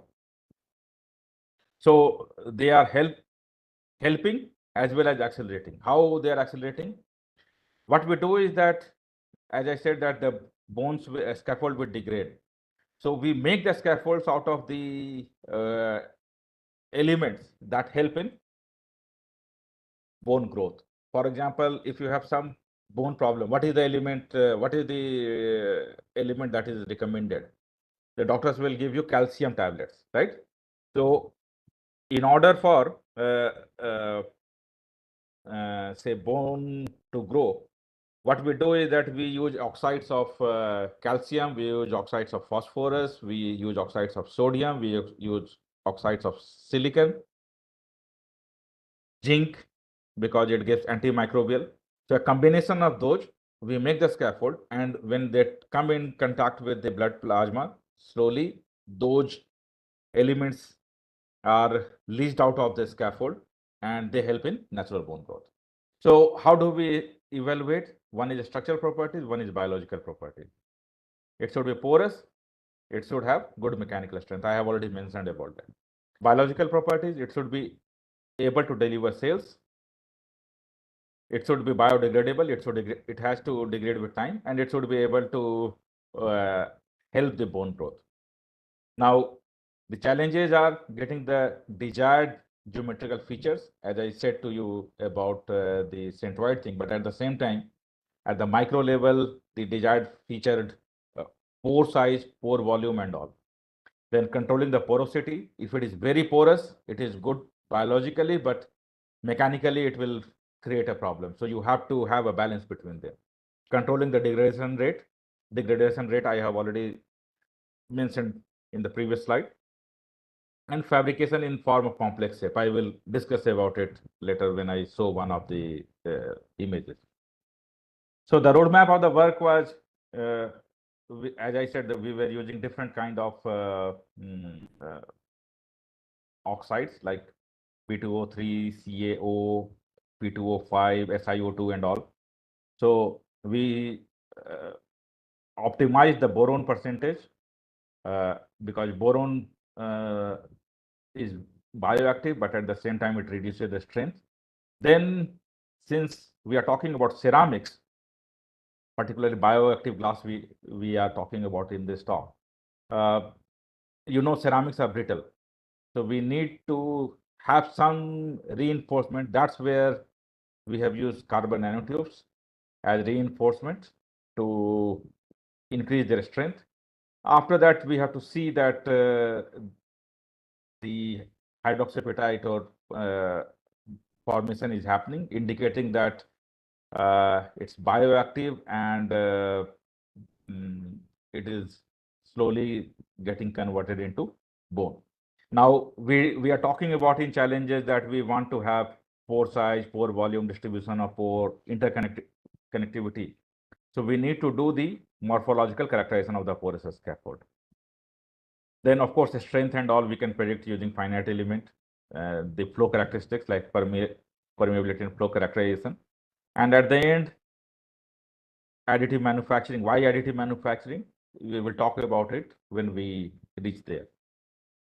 So, as I said that for optimization of boron content, what we did was we took different combinations. Of course, I would like to mention here that if it is backed by some computational method, like MD simulations and all, then you can exactly know the percentages of each of them.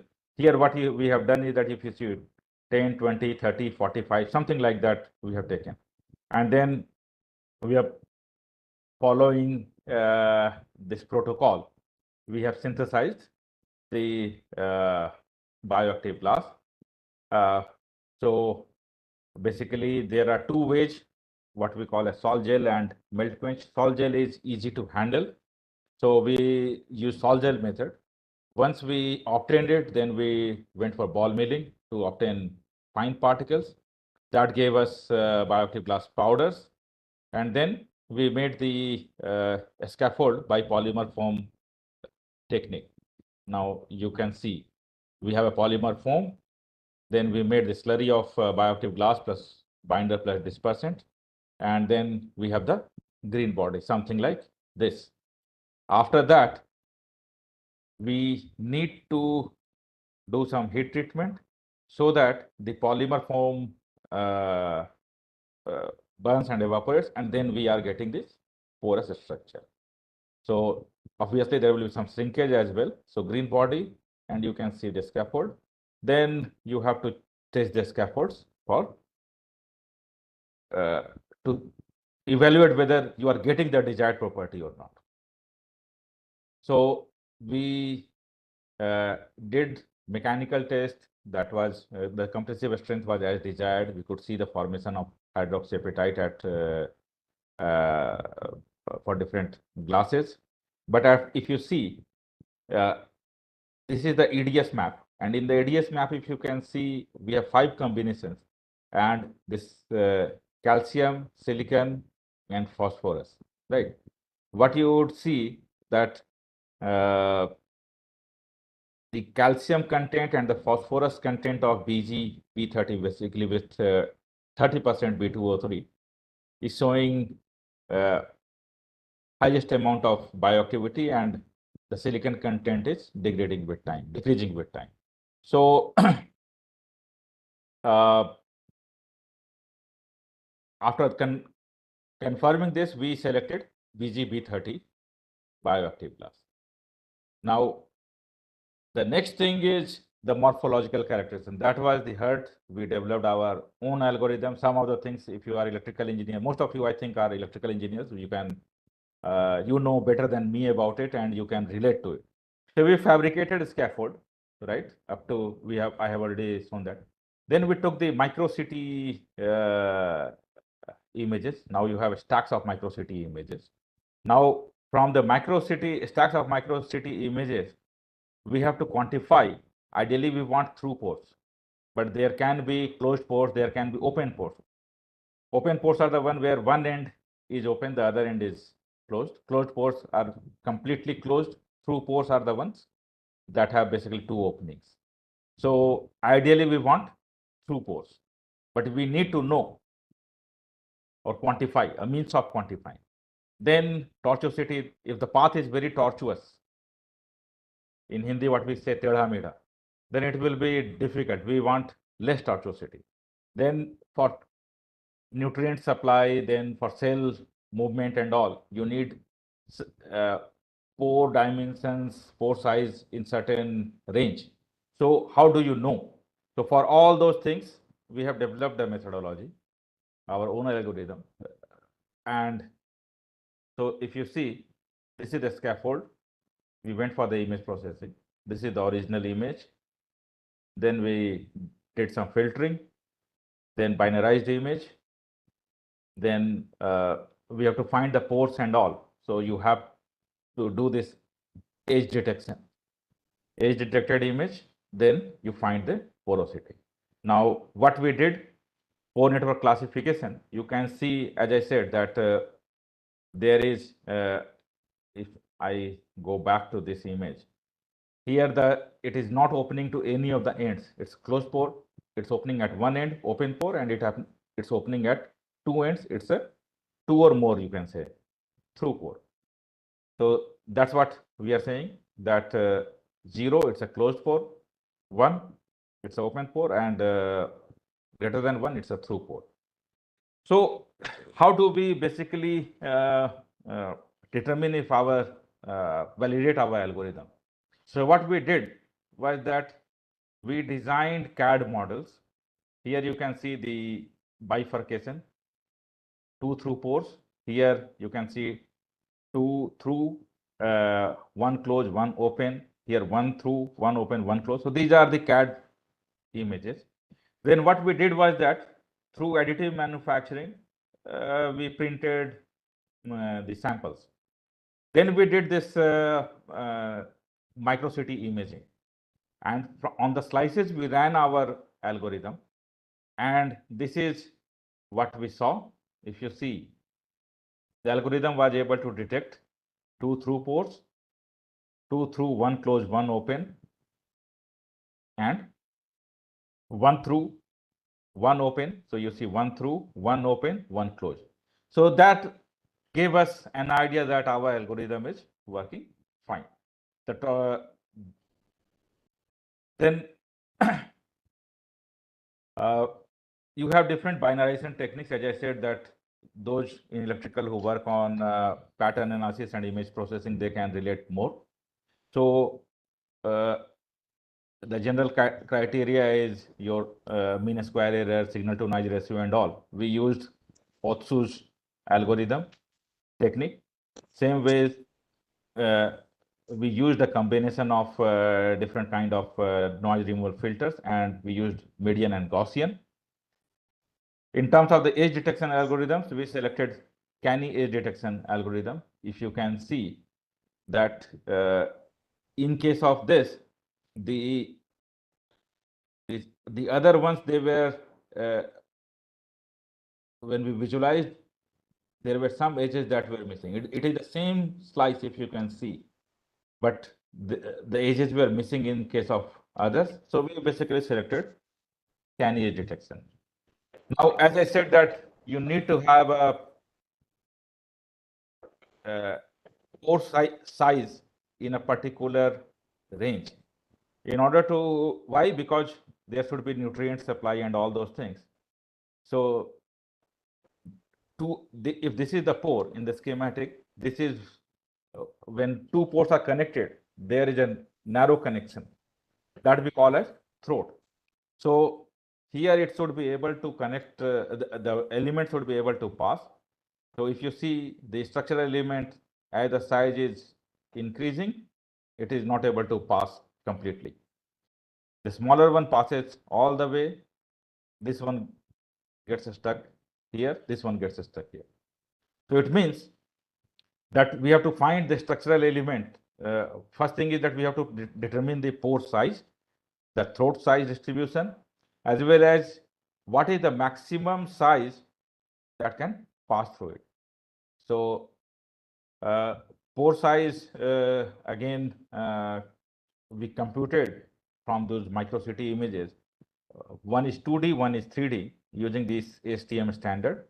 And these are the distributions. If you can see, the mean pore diameter was 458 micron in 2D, and in 3D, 443. The question may be why there is a difference.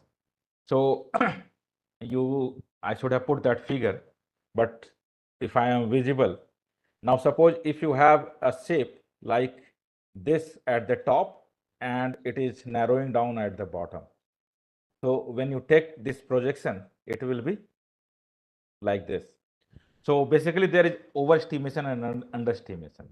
So whether we are getting this is in the range or not.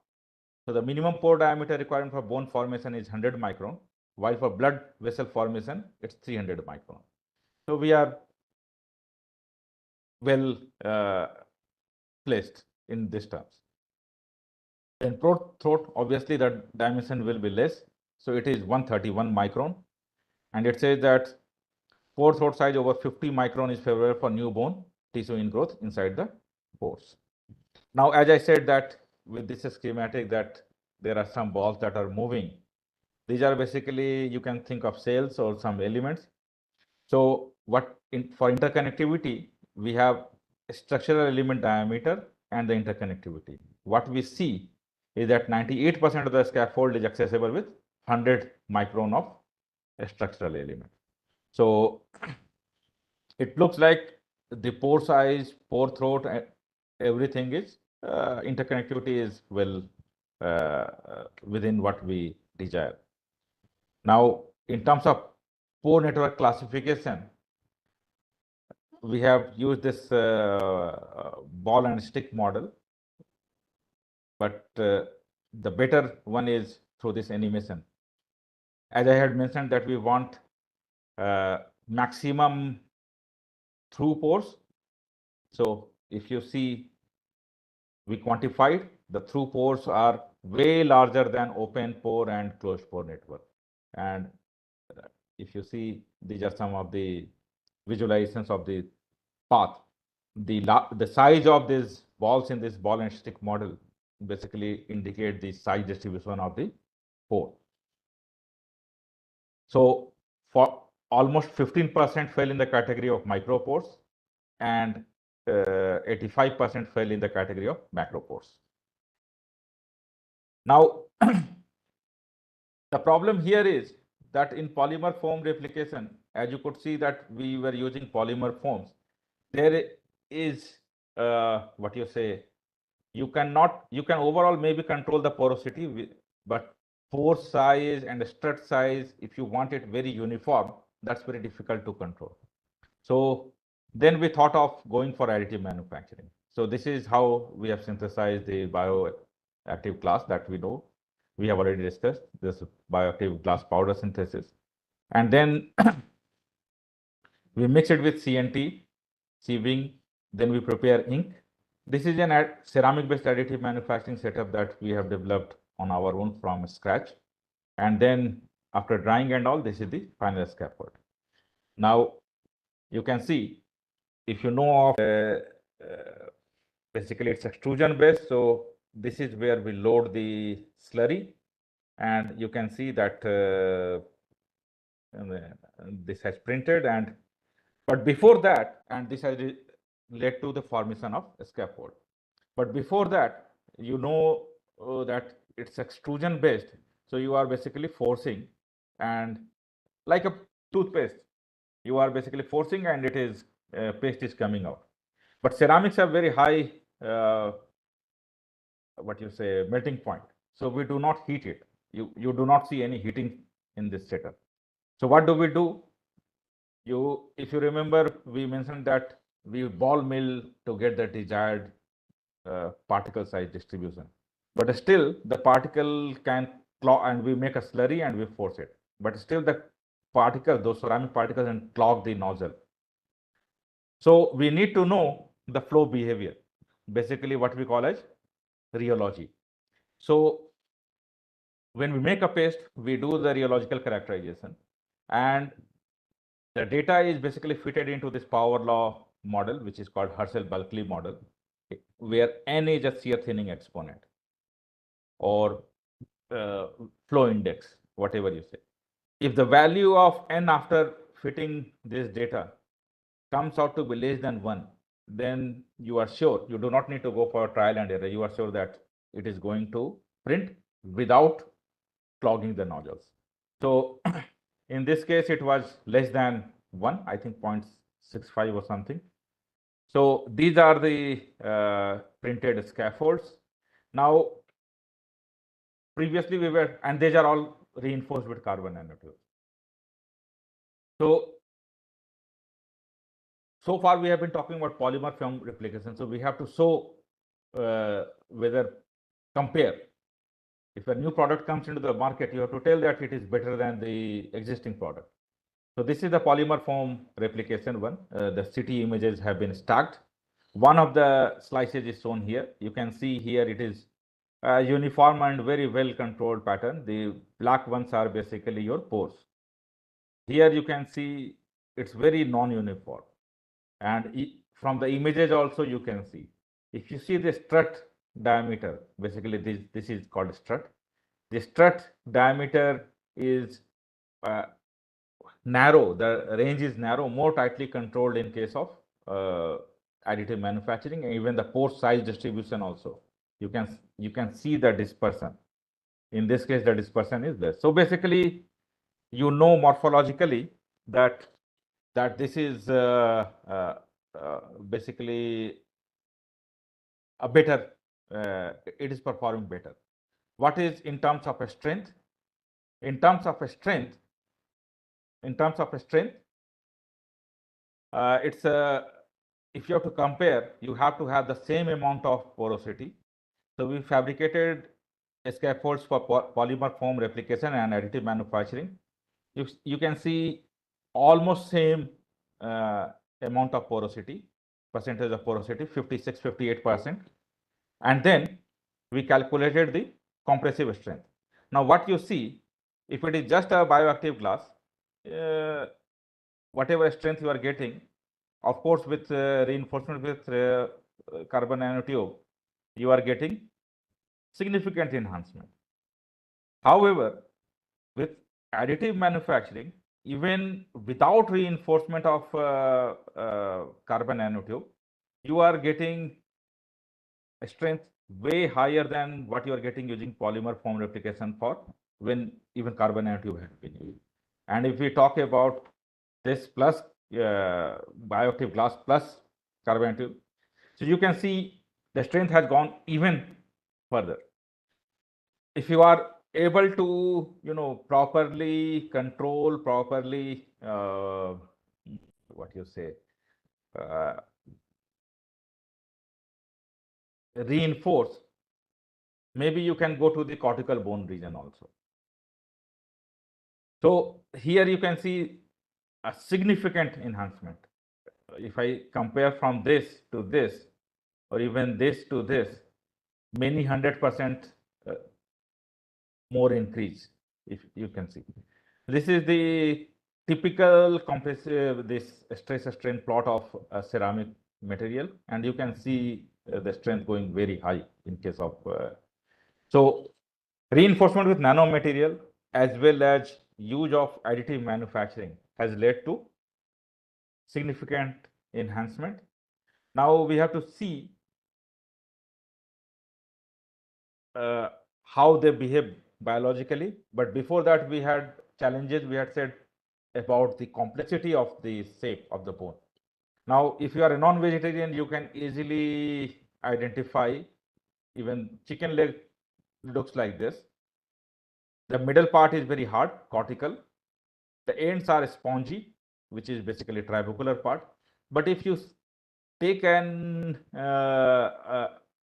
if you zoom it further, you will see that you have, as schematically shown over here, it's a functionally graded structure. What is meant by even the wood and all? It's a functionally graded structure. And human tibia is very interestingly functionally graded, not only at axially, even radially. The outer surface is very hard. As you start going inward, radially inward, you will see it starts becoming softer. So it means that your pore size and all distribution are changing. The composition is changing, so that you are getting getting up from hard to spongy structure, and likewise the strength also changes. If you try to eat the middle portion of the chicken leg with your teeth may break away, but you can chew it very easily with your teeth, because it's very spongy and less in strength. Now coming back to this, how do we manufacture this? How do we fabricate it? So just to see, we have not actually replicated it, but what we have done is that we have taken few layers. At each few layer, we have increased the spacing to make it more like a functionally graded structure. If you think of this at the end of the bone, outer surface, this is slowly becoming more and more porous. And what happens as the pore size is increasing, your mechanical strength will decrease, your permeability will increase, which is quite natural. Now, how do we go about it? We fabricated, this is microcity image, which shows that, okay, we are actually able to have a very controlled shape, size and all. Even the through pore structures are there. These are all plotted using the algorithm that we have developed. And the mean pore size, when you have the bioactive glass with carbon nanotube reinforcement. This is again within the range, the pore size and throat. What we have done, we have gone one step forward, and to seal the micro cracks and all, we have coated it with a polymer called PCL, and we see slight, because of coating, slight decrease in these values, pore size and throat diameter, but they are still, you can say, well within what is required. Now, there is something called SBF, simulated body fluid. So how these scaffolds behave in the blood plasma? Simulated body fluid has same composition, you can say 95 or 98% same composition and pH as blood plasma. You dip it for, say, in this case, we have dipped it for 28 days, and we can see that this hydroxyapatite crystals are forming. Hydroxyapatite basically has composition, I think it's hydroxycarbonate. It has calcium as well as phosphorus in its composition, and that is an indicator that it's bioactive and your bones are forming. So when we did this elemental analysis from, you can see 0, 7, 14 and 28 days, silicon is degrading, whereas phosphorus and calcium is increasing. So it is bioactive even after coating with PCL. Anyway, PCL is also a biocompatible material. Then we did the cellular studies as well, coated, non-coated, and we could see that the cells are not dying, cell viability results. At the same time, we can see the onset of what you call it osteogenesis, basically the bone growth, and it is better when we are almost same, but slightly better when we are coating it with polymers. Now, so far what we have done is that we optimized the concentration, but that was for a particular work. Then we reinforced it with carbon nanotube. And then we did all sort of morphological characterization to quantify. Then what we did was that to control the structure, we used additive manufacturing. I have not included in interest of time, the finite element simulations and all that we have done to predict and validate. Those have also been done. Permeability evaluation has been done using CFD. Now, what is the current status? We have gone a bit forward. We have slightly changed the bioactive glass composition. And now our interest lies in using it not only for bone tissue engineering, but also for cancer diagnostic, hyperthermia, and targeted drug delivery. How? So if you see, this is the bone. This structure first you see. This is the bone. Not all of the cancerous part has been removed. It's difficult to remove all of them using surgery. So the maximum that you could remove, it has been removed. Now, based on that structure, now you have the scaffold. Now our scaffold in this case consists of, instead of carbon nanotube, now we have used iron carbide nanoparticle. These are magnetic nanoparticle. So magnetic, and so this is the bone, natural bone, this is the cancerous cell, and this is the scaffold. The whole idea is that this contains bioactive glass and magnetic nanoparticle. And if we have an alternating magnetic field, what it will do is that because of hyperthermia, it will kill whatever the remaining cancerous cells are there. Now, in order to do that, what we have achieved so far, this is the same image. We have synthesized the magnetic bioactive glass using sol-gel technique. Of course, we have synthesized the iron carbide nanoparticles, and then we have mixed them to make the ink. Did all those rheological characterization, did not reinvent the wheel. We already have the protocols and all. Then we have fabricated it. Now, when we are fabricating, we need to know the microstructure through different characterization techniques. So, and the magnetic property. So the glass is bioactive. It has very high saturation magnetization. It is biocompatible. Then we have characterized using our algorithm. So the 3D network model also gives the value which we desire. We have done this strength evaluation. The one more thing that you would have noticed in the previous slide, what we said, hyperthermia, that you can see. We are yet to make the phantom. Targeted drug delivery and diagnostics. How do you diagnose? If you have magnetic nanoparticle, you can use some imaging technique to diagnose, right? Or image it. The third one was drug delivery. So what we have done over here is that the way in the scaffolds, very beginning we were talking about, we are seeding cells and all. We have loaded anti-cancer drug.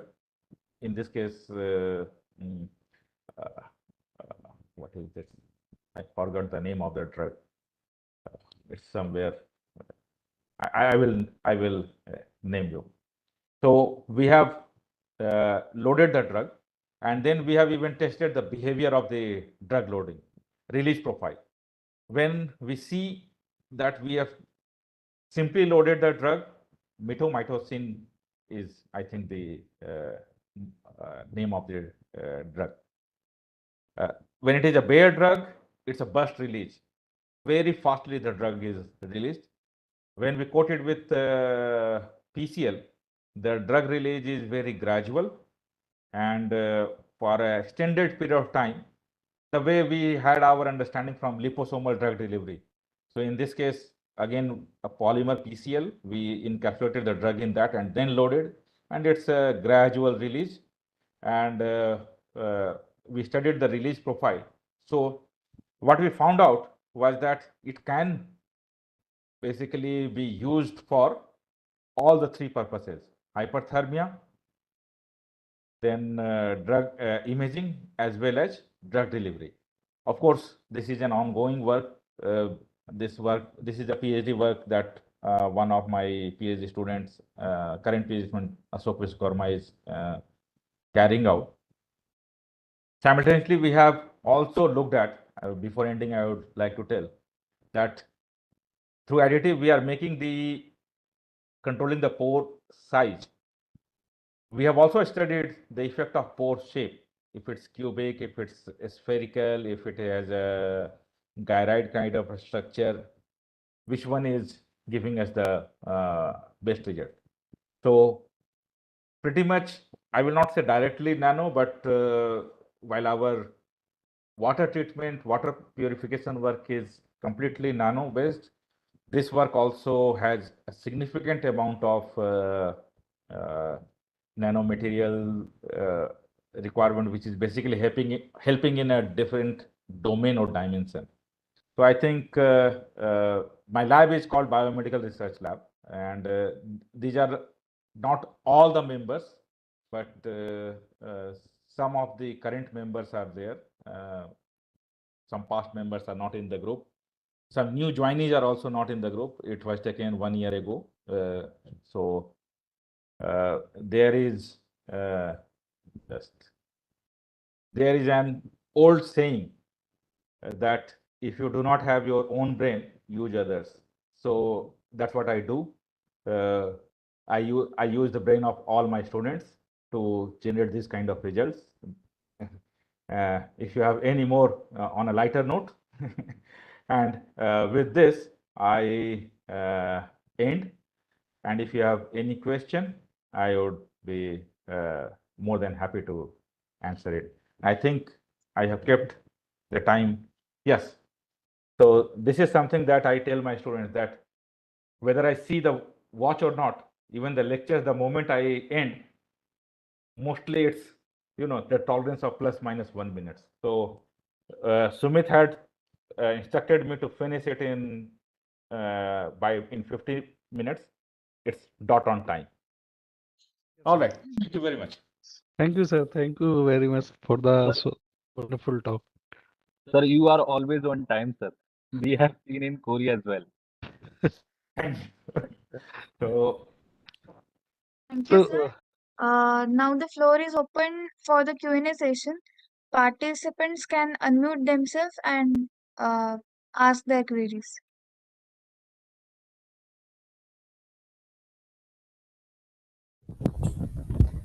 Good afternoon, sir. yeah, good afternoon. Sir, I'm Jyoti from IIT Indore only. Thank you, sir, for such an informative talk. Sir, I have one query related to ads enhancement. You mentioned somewhere PSNR or MSE. Say it again. Sir, you have mentioned somewhere PSNR MSE by calculating ads enhancement. I'm not able to get. Ads detection, sir. You have mentioned. Yeah, age detection. Yes, sir. yes.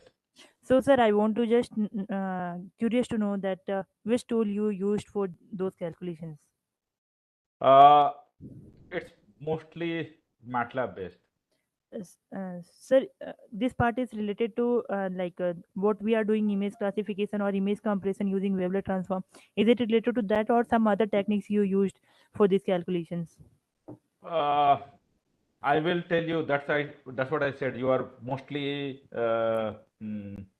electrical engineers, and Yes, I knew that in these aspects I will be stumped because material side, mechanical side. In here, what we did was that we are not pattern analysis, image processing people. So what we did was that we searched through the literature, which are the algorithms that are basically used, and basically we applied them.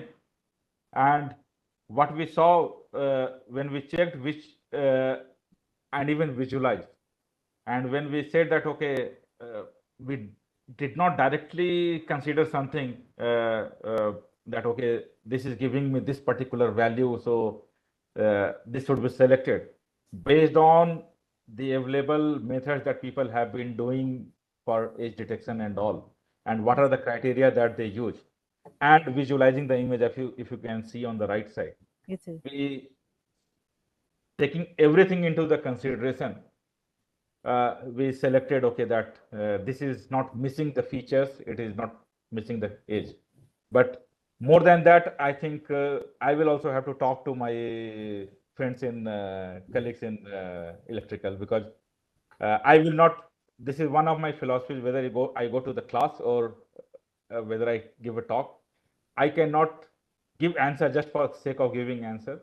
I cannot mislead.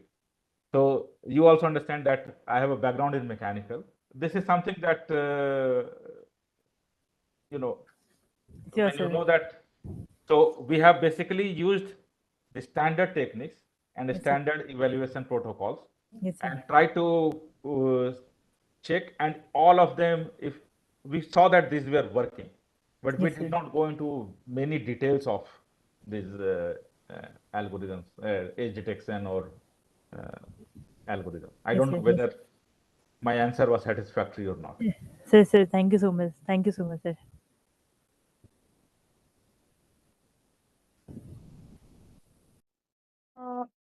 If any other participants has queries, then you can unmute yourself and ask what. You can also type in the chat box. Yeah, I can understand when I saw this, this symposium thing. When Sumit called me, Sumit and Chandraban, I said yes, but I told them that I work on nano. My whole PhD was on using carbon nanotubes for X-ray generation, cold cathode for X-ray generation. Then gold nanoparticles for image guided drug delivery and all. So I have been working in the nano domain for last 20 years. But the problem is that nanoelectronics, or the kind, from the perspective from which you look at nano, I do not look from that perspective. So that's why I told that whether I will fit in or not, it's more of nanomaterials, biomaterials, nano bio applications. So I'm not sure whether I was a fit or I was a misfit for this symposium. No, no, sir. It was completely like a mixture of various fields, electrical, mechanical, biomedical, and it may like everyone will be very, very happy to see this kind So of the project. algorithm that we developed using this thing, this took almost 1.5 years for us. Okay. For everything, quantification of pores and all, then how do we wrote almost a 20-page paper, which got published in Journal of Material Science. And I'm not boasting, but this has been only one instance in my life when blind reviews, both the reviewers said publish as it is, not a single comma change. It has never happened to me in any of the journal publications. So it took almost 1.5 years for us to do. There was a lot of maths calculation. How do you define a pore? How do you take into consideration 2D, 3D image? How, if you saw that we did that drawing CAD, then printing it, then taking slices, then again running the algorithm to verify. That was the heart of Kartikeya's thesis. But of course, all those calculations, mathematical calculations, I cannot show. But our Journal of Material Science paper that was published in 2020, if you are interested, you can actually have a look at it. Okay, sir. The other aspect that we take pride in is the additive manufacturing machine that we have built. For polymers, it's very easy. For ceramics, I think we are the only one in the Kanpur region who have this ceramic printer, because even the DRDO lab people also come and print it, and there are many faculty members or their research groups on campus who use our facility to print this ceramic-based porous structures for different applications. Somebody is using it for wound healing, somebody is using it for photonics and phononics investigation, somebody is using it for bone tissue engineering, different aspects, some even for energy devices, capacitors and all. So in addition to algorithm, this building the additive manufacturing machine from scratch is something that we take pride in. Of course, it was an MTech thesis of one of my MTech students. Great, So sir. you can still ask question. We still have time. I think 4-5 minutes. If you have any question. Okay, sir. I think there are no questions, and our next speaker is also waiting. If All right. anyone has any question, please send us. We will send to Professor Sinha for the further clarification. So thank you, sir, for your time. So all right, we will be contacting Thank you, you sir. for in the future. Sure. To take your address, and we will be sharing you some like moment of Thank you. So Thank thank you you, all. sir. Thank you Thank you to for the All right. wonderful talk. Thank you, sir. Thank you very much, sir. Thank you very much for your time. Okay. Bye. Thank you, sir. thank you to our distinguished speaker, Dr. Neeraj Sinha. Your contribution has undoubtedly left a lasting impact on all of us, and we are excited to take your insights forward.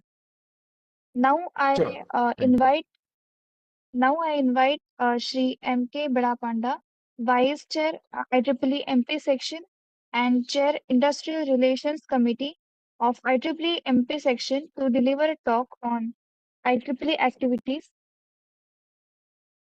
Uh, Shri M.K. Badapanda received the BE degree from Veer Surendra Sai University of Technology, Bula, India in 1988. MTech degree from IIT Varanasi, India in 1990, and postgraduate diploma degree in business administration from International Institute of Management Sciences, Kolkata, India in 1999. He joined the Raja Ramanna Center of Advanced Technology RRCAT Indore in 1993 and currently leads its RF power supplies activities.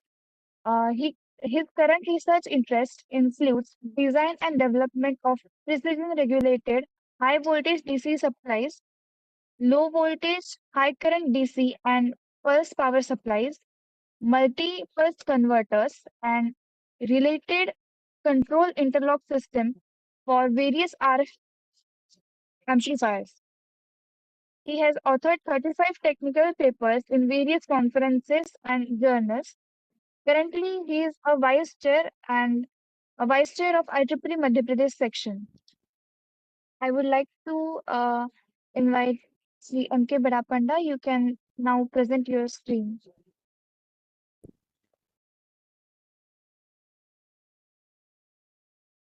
Madam, I'm sharing my screen.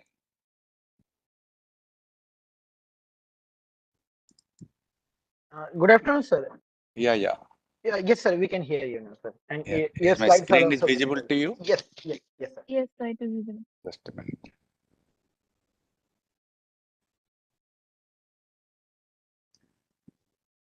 Sir, you can put it in the full screen mode. Yeah, just a minute. Full screen is Yes, coming. sir. Yeah, good afternoon, everyone. So, I'm happy to be a part of the Student Research Symposium 2023. It is being held in IIT Indore. And my presentations will be basically on IEEE and MP sections and all related. So, thank you.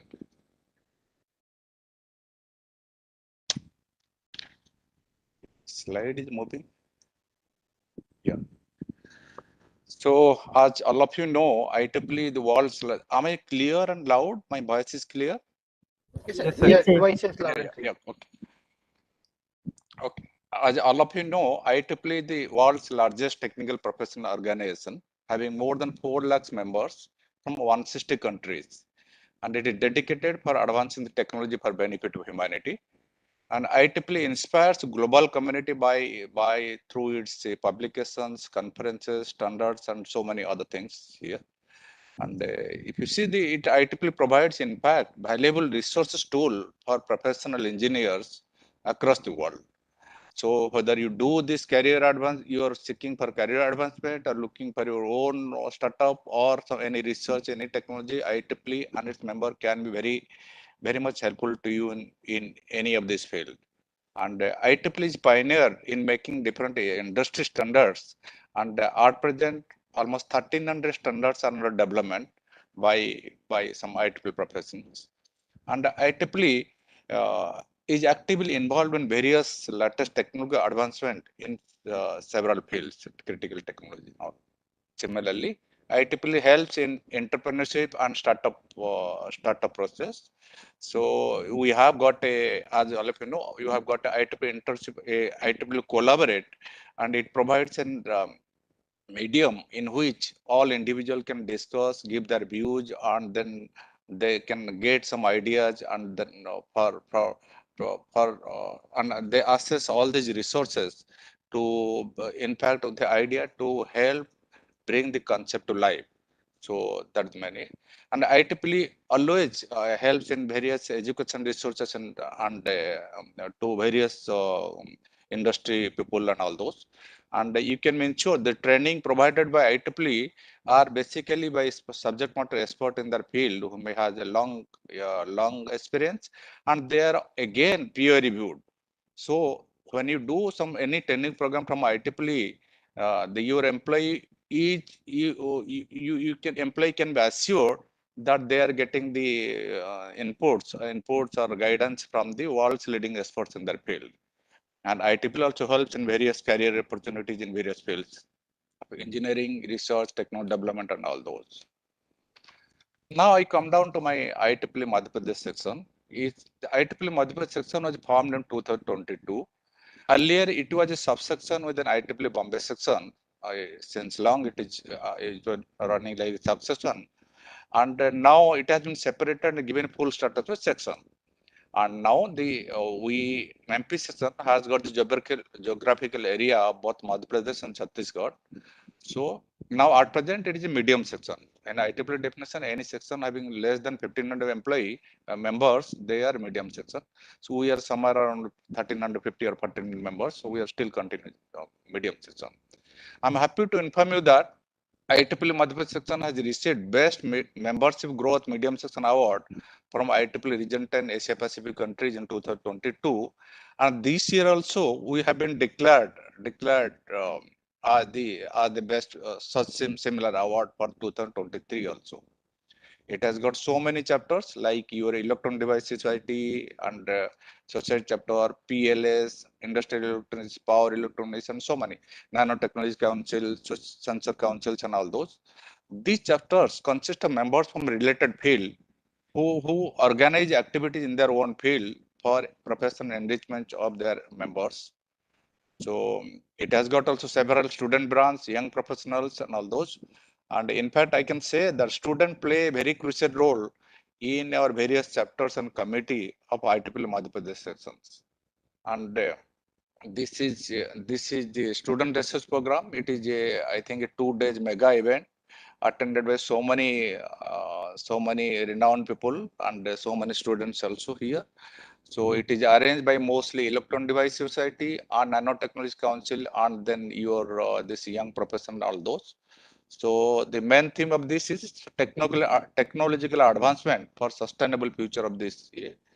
I'm happy that most of the members in this organized committee, they are also member of our different committees in the sections and all. Then I just wanted to say the objective of this student sister program is that the technological advancement for sustainable future. This is the main objective.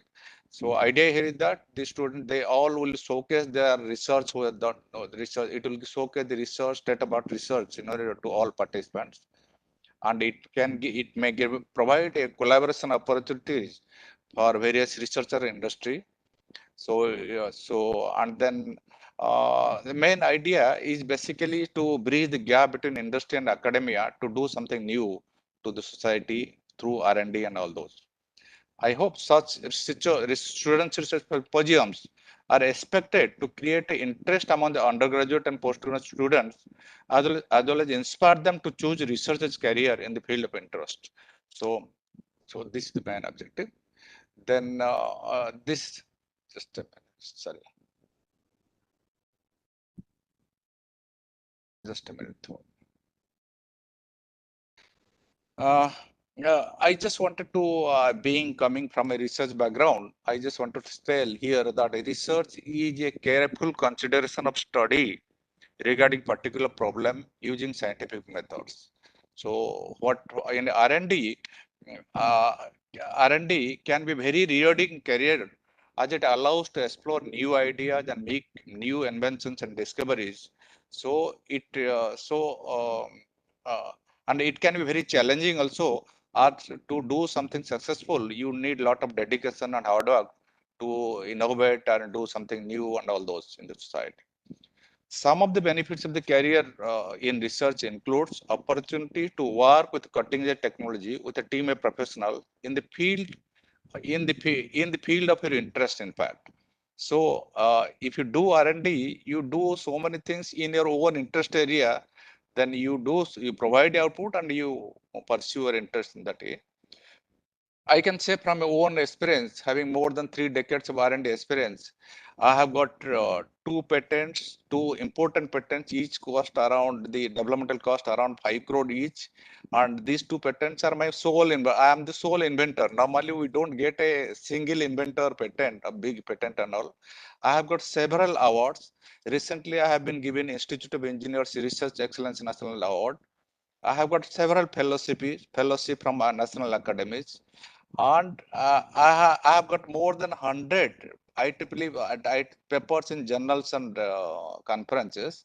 I have developed several new technology products in my own area during that year. So if you see, I enjoyed my professional R&D career.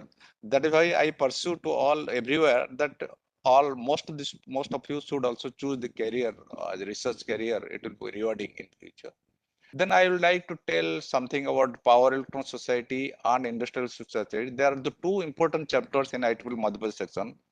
each consisting of around 70 professors and students from various institutes like IIT, NIT, and other institutes and all those. And they actually, we offer a range of exciting educational event by inviting a renowned speaker from across the world.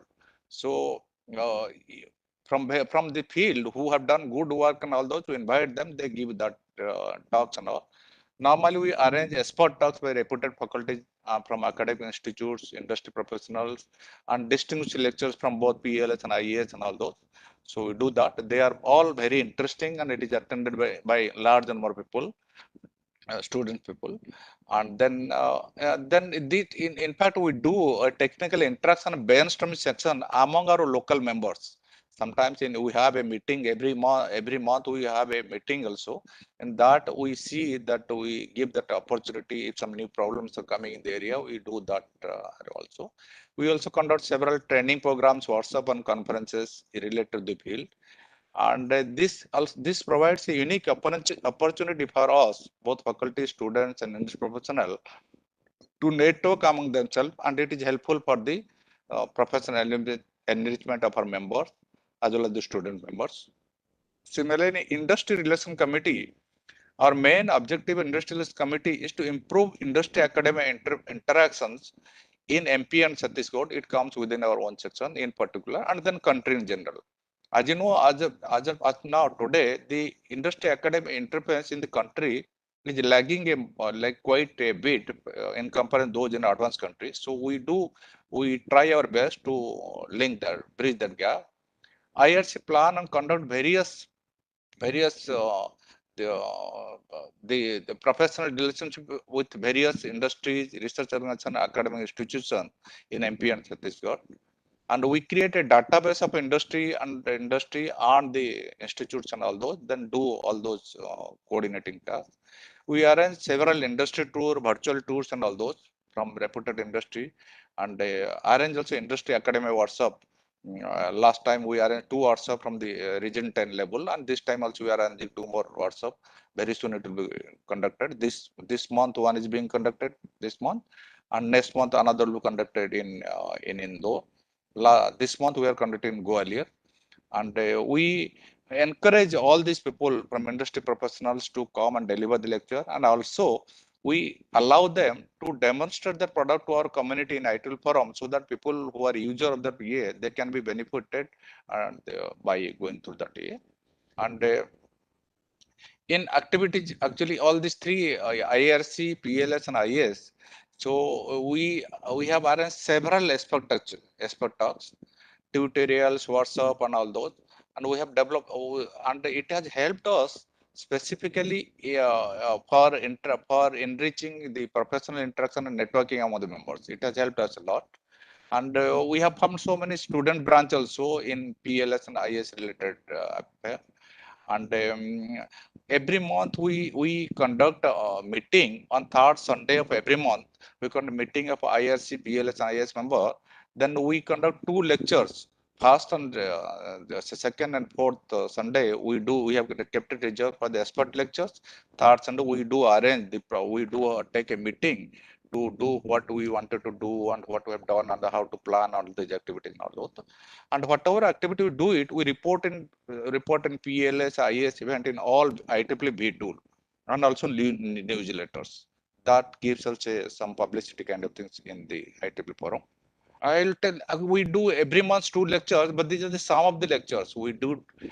We from the best of the people. He was a science technology secretary, and this thing you find so many secretaries, so many industry leaders, and so many professionals from outside, the reputed professional, even from outside the country, they have been invited. So the list might have gone more than 50 in during last 2 years, but these are just for the example sake. Few of the posters we do it. And last year we arranged 2 industry academy workshops. One was held in Indore and another was in Gwalior. So you see that you will find that even IT president is here, concerned institute where they do their VC, they are all experts, and although the team has organized it very nicely. It happens a full day event wherein many professional from the field, they come and deliver the talk related to the topic on which you do. This one of the made on how to reduce the carbon footprint. Based on that, the other one has done so many like how to reduce in nuclear the plants, thermal plant, and all those also. So these are the just here, and whatever event we do, or most of the people from outside they also join. You see, we even when we did the PLS Day celebration very recently, and we find the PLS president was here, ITP president, even defense secretary, so many other people from outside. They are reputed. All our this is people from our earlier ex PLS president, and then this is vice president, and so people from our members and all, they all participate nicely, and we arrange it very very good scale, and it is reported all where to all IEEE members. They get in through e-notices, they get through e-notices and then through v-tools and all those, and we provide a link and our people join when through that link when in the similarly we have while doing the IES inauguration also, we invite the best, one of the best persons, probably he was from the Italy. He has come and inaugurated here. We find the best people from here. They are also, they have joined during inauguration for PLS, IAS, even IAS and all those. We do so many events, we have done it. Recently, upcoming events I would like to mention here. IEEE Region 10 Industry Academy workshop, Indore and Gwalior. One will be held on 14th October. Another is probably 4th November, something like that. Date will communicate to all the members. And I request all of you to join. This is planned as a physical event, and we will be giving the online link also. We join. So this interest to learn very topic, we'll be doing that. We do arrange distinguished lectures on topic related to power and industrial electronics. And this lecture is mostly planned in November end or December first week. There are two distinguished lecturers from one from PLS, another from IAS. They will be coming. One is coming from Singapore, another they come from there, and we will be doing this event in Indore, a full day event, inviting all our members physically to join it in Indore, and we'll give you that detail. So you can come, all the members, they can come and join this physical event. We do arrange several conferences and a WhatsApp meeting, and they have arranged in the past 22 and 23. And in 24, 4 international conferences, one is planned by your NPSC, is planned and IIT Indore in 2024 somewhere in December. And recently it is planned, another is coming up in NIT Raipur, and third is coming in Manit Bhopal, and all. Every institute they arrange. There are so many conferences has been held by different institute in MP and Chhattisgarh. These are just few, and so many are already being approved. They will be coming up in next year also. So this is a ongoing phenomena. You can join any of these. And whatever we do it here, we upload it in B tool and B tool. This is one of the lecture I have given. Like that, all the lectures who deliver lecture, we put it in B tools. In the B tool, activity loaded B tool are accessed by all IEEE members across the globe. Anyone can join the various lectures online, and from the registration and the joining link we provide there, we also circulate in various social media. Our section, even our PLS, IES, and all other, we have got a different social media sites. There you upload those things, so you can get all those information. There you provide the link, so anyone can join there. So as I told, PLS, IES interest, they arrange 2 interesting lectures every month, and then and all these, almost all of this field, we do it without NP. So you can join without. So all of you are welcome to join. We don't charge any fee to you, so you come and join and do it. So finally, I wish a great success for SRS 2023 being arranged at IIT Indore. Now I look forward similar events in future by the team. So this is all from my side. Thank you very much. If you have any questions, you can ask me. Hello, sir. Thank. Am I audible? Yeah, please go ahead. Sir, I would like to thank you in person for uh, getting some time out of your busy schedule and coming and delivering this wonderful talk about, especially about the MP section, importance of research. And you are one live example of the passion in research. You can achieve a lot if you have proper passion in the proper field. and you are following that. And thank you for highlighting the values and what we do here in SRS as well. So many thanks to you, sir. Thank you very much for Thank you, sir. thank you. Yeah, And sure. if any participant want to discuss something with sir, and if anyone has queries, you can please discuss. Good afternoon, sir. I am a PhD research fellow from Department of Electrical Engineering, IIT Indore. Sir, I have a query regarding the collaboration purpose. Sir, so what are the research facilities available in your lab in ARCAT, sir? So, RRCAT was and various in electrical engineering, you will be finding almost maybe 150 scientists at different grades and all, they are working. Actually, I will tell one thing. Actually, we work on application-oriented R&D. So application-oriented, what you mean? Actually, we have been given certain mandate to develop certain machines. Of course, those machines, we have got two machines, two synchrotron radiation sources. They are Industry 1 and Industry 2. Industry is in fact 2.5 giga electron volt and 200 milliampere source. This is the largest particle accelerator here in the country. Largest particle accelerator. And if you when you started the work, nothing was available in the country. So actually, we have to mostly start from the scratch, and we have been given certain tasks as an electric engineer. I have been given to develop different power supplies of different voltage current rating, and then maybe and some of these power supplies are very difficult to make. That their requirement is quite stringent. So industry, if you say outrightly, industry may not able to come up to help. Some of these tasks we do as application oriented tasks. We have been given certain tasks. Normally in R&D kind of things, we just see what is done outside, then we try to develop something new. While doing something new, and then if there is R&D, there is certainly a sense of maybe you may achieve or you may not get your result, whatever. So collaboration opportunities are always there, mostly from scientist to scientist to faculty, scientist to students level. And if you have a long-term plan, maybe we can plan institute to institute. We have got a good link with IITs and RRCAT. We have got a good link. We know so many people coming here.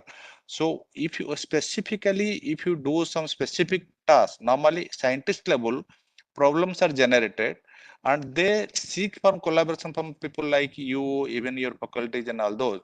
So case to case basis we can move ahead. If let us say you are working on a certain specific field in PhD and all those, and you will find one or the other people in RRCAT is working the similar area. You have to find out who is working that area and where you wanted to pursue. And if not a formal collaboration, they will certainly come out to help you in your area, to guide you or to give some suggestions and all those. And maybe your input may be helpful to them for the project kind of thing. If a formal collaboration by some region, by maybe from the government side and all those, it is not possible. Otherwise, it is also there. Again, we do have a different financing scheme from the BRNS, Board of Nuclear. We have got a financing body. Then financing body, what to do? Our problems are given. They know all the they approach all institutes and all those with our problems in hand, and tell them whether if any faculty is interested, then you come and give your proposal. And in that cases, our department of atomic energy, it comes under department of atomic energy, they gives you full support, financial support. And collaboration tasks happen normally. This thing happens for 3 years collaboration, 2 years collaboration kind of things. Those projects is possible. Some collaboration scientists to faculty or students is possible and all those. Then at the mostly what is more important, if you are working certain area, someone should be there to assist you, guide you, and get your input and all those. All these are possible in RRCAT to institute like IITs and all those. So thank you, sir. Anyone else has any queries or want to discuss?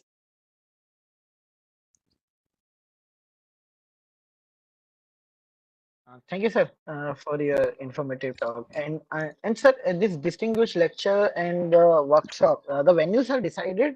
Distinguished So lectures we'll be. mostly, actually, what we have called this time, Professor Sanjeev Panda from National Singapore University, he will be coming down. And from, Dr. S.N. Singh, director of the IIIT Gwalior, to both of them, I'm inviting to Indore. Mostly we'll be doing it in Medicap. Actually, the institutes provide us the full support, full E and all those. Maybe Yes, we could have done also there. Mostly what we are doing, we'll be doing it in Indore. Then we'll give a publicity it. You can join. So Indore definitely. actually in every month we are arranging one or two physical event. So some of our people are already with us, so they will be knowing. Maybe you can join. If not physically, you can join through online or whatever. Definitely, sir. We'll be sharing the details with our community at IT Indore as well. So that would be very interesting. Last time also we met in the Medicap. So Yeah, this yeah, time also there will be a golden opportunity to discuss and interact with you. So yeah. it's really wonderful. So thank you, sir. Thank you very much. Uh, Thank you to our distinguished speaker, Shri M.K. Badapanda.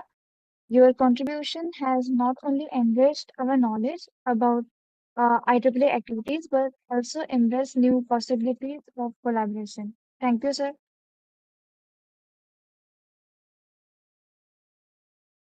Uh, Thank you. I hope you have been enjoying the stimulating discussions and engaging sessions so far. It's been it's been a morning filled with insights and inspiration. Let's have a lunch break, recharge your energy, and get ready for the exciting afternoon session filled with more enlightening sessions. We will see you back here at 2 p.m. Yeah, I would like to Mayank and Brahmadev. I think आप ये जो event कर रहे हो, try to upload it in your view tool, EDS view tool or somewhere. Actually, this event, whatever doing, it should be uploaded outside. Outside people should know. Yes, sir. Yes, sir. Sure. Please. Definitely we'll be doing it And maybe you today or can by give it tomorrow. in our section EA. With some of the event section also, you put in the section view tools kind of section they are in from the section name, and in your EDS and nanotechnical council, wherever it is possible, try to do that. If you do so many things, it should be well publicized. Yes, sir. Sure, Thank, sure. thank you, We'll be doing this by today. Yes, thank you. definitely. Thank you. Thank you.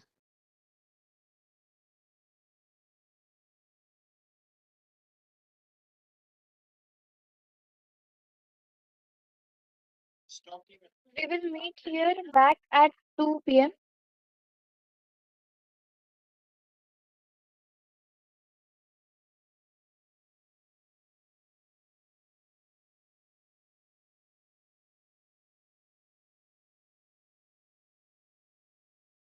We will have a lunch break and we will meet here at 2 p.m. Thank you.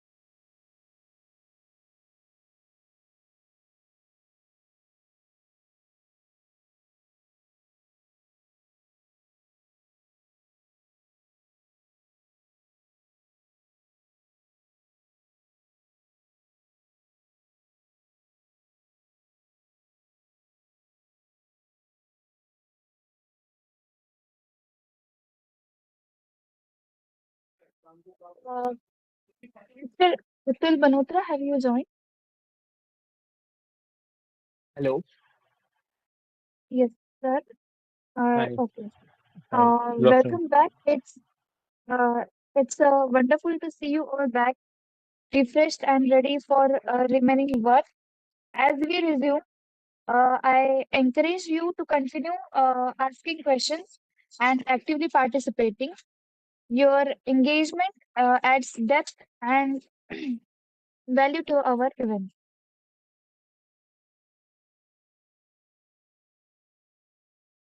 Now, I invite Mr. Atul Banotra, founder Rash Smart Solutions from IIT Jammu. Uh, he will be addressing us on entrepreneurship, which promises to be both enlightening and thought-provoking. Welcome, sir. Thank you, ma'am. Mr. Atul Banotra has obtained his MTech degree from Sri Mata Vaishno Devi University in 2019. Currently, he is pursuing PhD degree from Department of Electrical Engineering, IIT Jammu. He has research interest in IoT, energy harvesting, power-aware computing, solar power stations, telecommunication power management, and telecommunication power supplies. Welcome, sir. Thank You you. Thank can you. start your presentation. Sure. Thank you.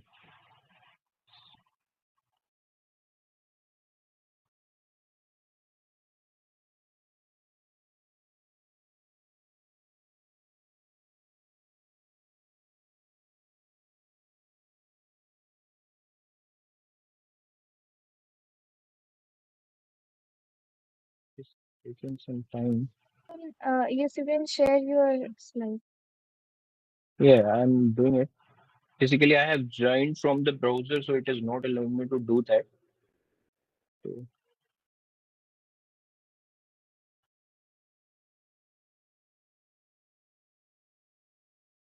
may I do one thing? May I share my slides with you? Will it work? Yes, sir. Kindly share your Yes, slide. sir. Yeah, sure. On the same ID that I got? Uh, okay, so you want us to present? Okay. Uh, Yes, you can. Basically, I'm not able to share my screen with you due to uh, some technical glitch. okay, let me see that. Meanwhile, you can share your slide on the email thread. Yeah, I have done. I have done that. Okay, sir. Um,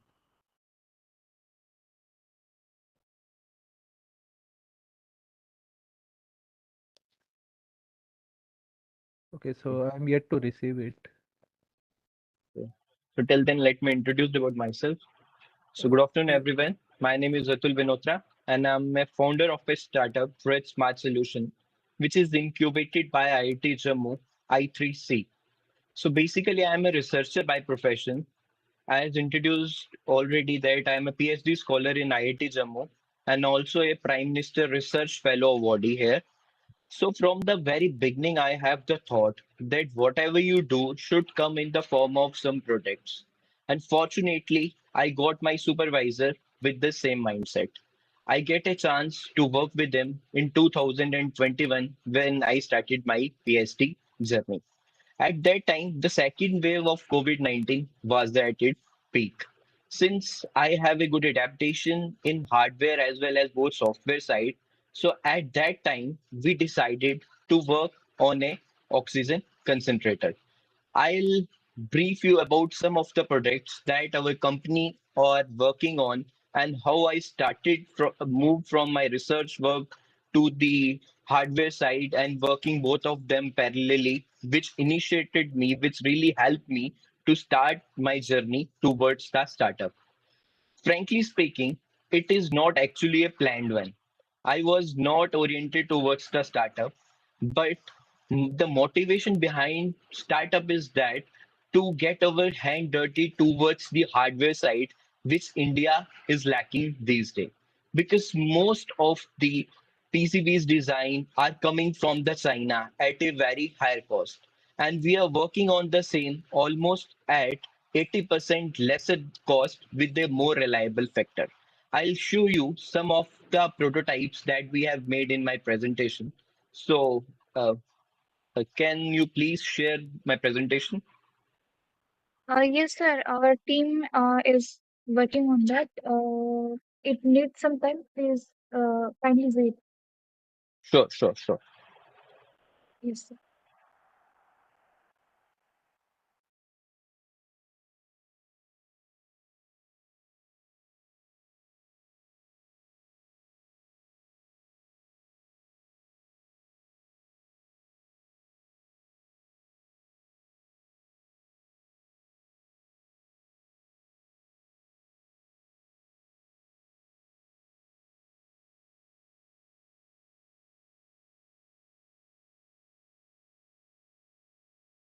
Sir, actually, you have sent the keynote file, so we are trying to convert that online because we have PowerPoint Okay, ready, sir. so let me share it again.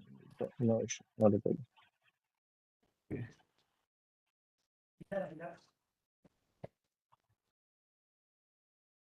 Actually, I have a keynote presentation. So Okay. Sir, can you share the PowerPoint because probably okay. Just give me convert. a minute. Just give me a minute.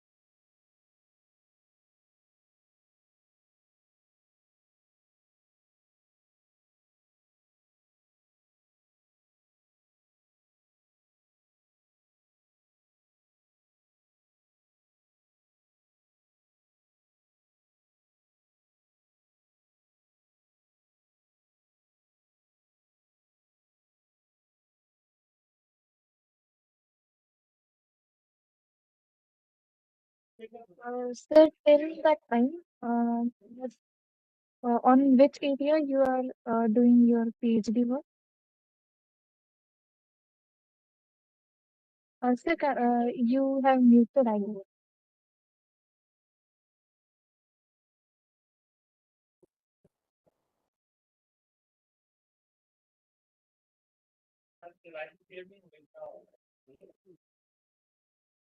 Hello?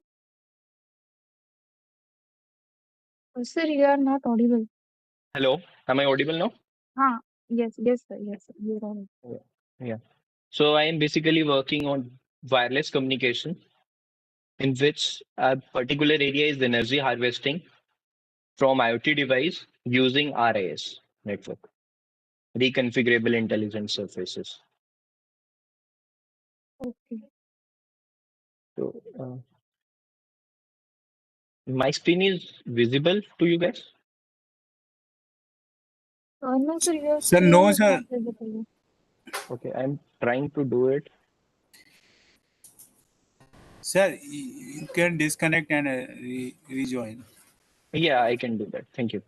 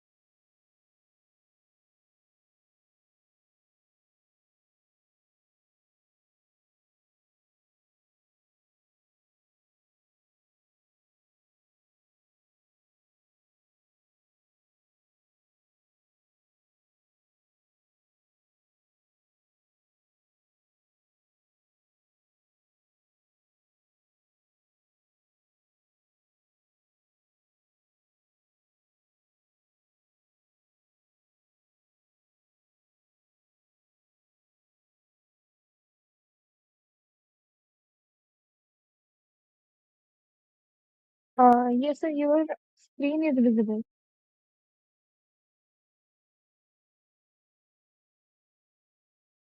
Sir, but you are muted. Kindly unmute yourself.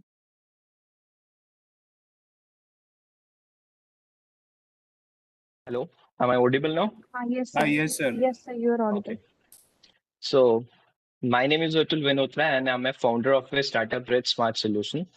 As I've already explained about me, what I am doing right now, and what is my research area topic, and now I proceeded from research side towards the hardware side.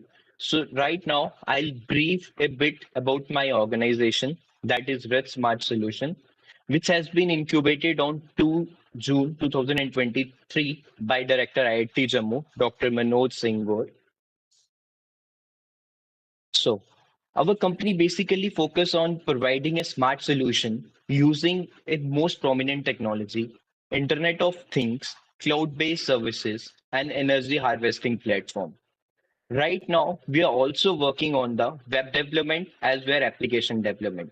The broadly classified area on which we are working on is smart healthcare solution, smart agriculture, and the most important one is the data monitoring and controlling application, which is the backbone of our company. So in that regard, we have already made a one standalone oxygen concentrator and it has been commercialized in the market successfully in joint venture with the Servotech Private Limited. And right now we are working on IoT-based portable oxygen concentrator, and the prototype of the same device has been made and deployed in the hilly regions. Apart from that, we are working on monitoring and controlling application where we have already made one device that is COMPORT with IPR. IPRs of the device has been issued on our name. Apart from this, we are working on DG monitoring system and smart agriculture system. I'll brief you about all of these products one by one and how our organization contributed in this and what is the status of these devices in the market and how it is related to the research work. So let me proceed one by one. So, first is the standalone oxygen concentrator. As I've already mentioned, during the second wave of COVID-19, when I joined my PhD, there was a huge shortage of oxygen concentrator in the market. And most of them were coming from the countries like China, Switzerland, and USA, and with a very high cost. So it was very difficult for the common man to purchase it. So there is one PCB board which is on the right side of the screen, and it is the board which completely handled the sensing part as well as the actuation part of the oxygen concentrator. When I say actuation part, it basically is solenoid valves inside the oxygen concentrator, which has to be maintained with the optimal time parameters. So using the microcontroller that is at Mega 328P, which is mostly used in a microcontroller that is Arduino. And I believe that most of you have worked with the Arduino, which we usually do in our BTech masters, and most of them see in a PhD. But none of us ever think that it could be used in the commercial aspects as well. So using the same microcontroller, I made one PCB module for the standalone oxygen concentrator so that it can reduce the size of the PCB that were coming from the Chinese market, that were coming at the cost of 10,000 rupees initially. Initially, when I say at the time of second COVID wave when it was at its peaks, and we successfully made it just at a cost of 900 rupees, which is much more reliable and much more efficient than the Chinese made oxygen concentrators. And when compared it with the oxygen concentrators of other countries, it is, I won't say it is much better than that, but it is giving the same performance, same purity level similar to them. And right now, more than 1,500 oxygen concentrators are already serving in a pan-India scheme. A lot of them have been exported to countries like Tanzania. And right now, German government are also demanding these oxygen concentrator from us. So this was the first product that I started working on. Due to the huge success of this product, IIT Jammu pushed me to start my own startup because previously I made this technology and sell it to the third party, that is Servotech Private Limited, who is doing the production of it, and I am handling all the technical aspects of this oxygen concentrator. But IIT Jammu demanded to make it by our own at our own facilities. So in this way, I jumped into my startup. And it was really helpful from the director IIT Jammu, my supervisor Dr. Sudhakar sir, and head of I3C, Mr. Manoj Agarwal sir, who pushed me a lot to jump into a startup and then selling our product by our own.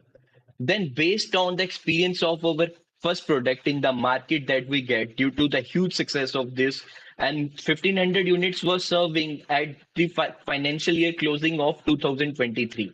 Now we have sold more 300 units in the market to the UP government. Now moving ahead, this was the second product, that is Comport, which is used for the monitoring, controlling, and diagnostic for the power supply from the AC mains, grid, solar, as well as the batteries. It means that using this device and adding it into a hybrid inverters or a normal inverter, we can monitor the power supply. I will just come up with a very good example so that it may be understandable for all of you.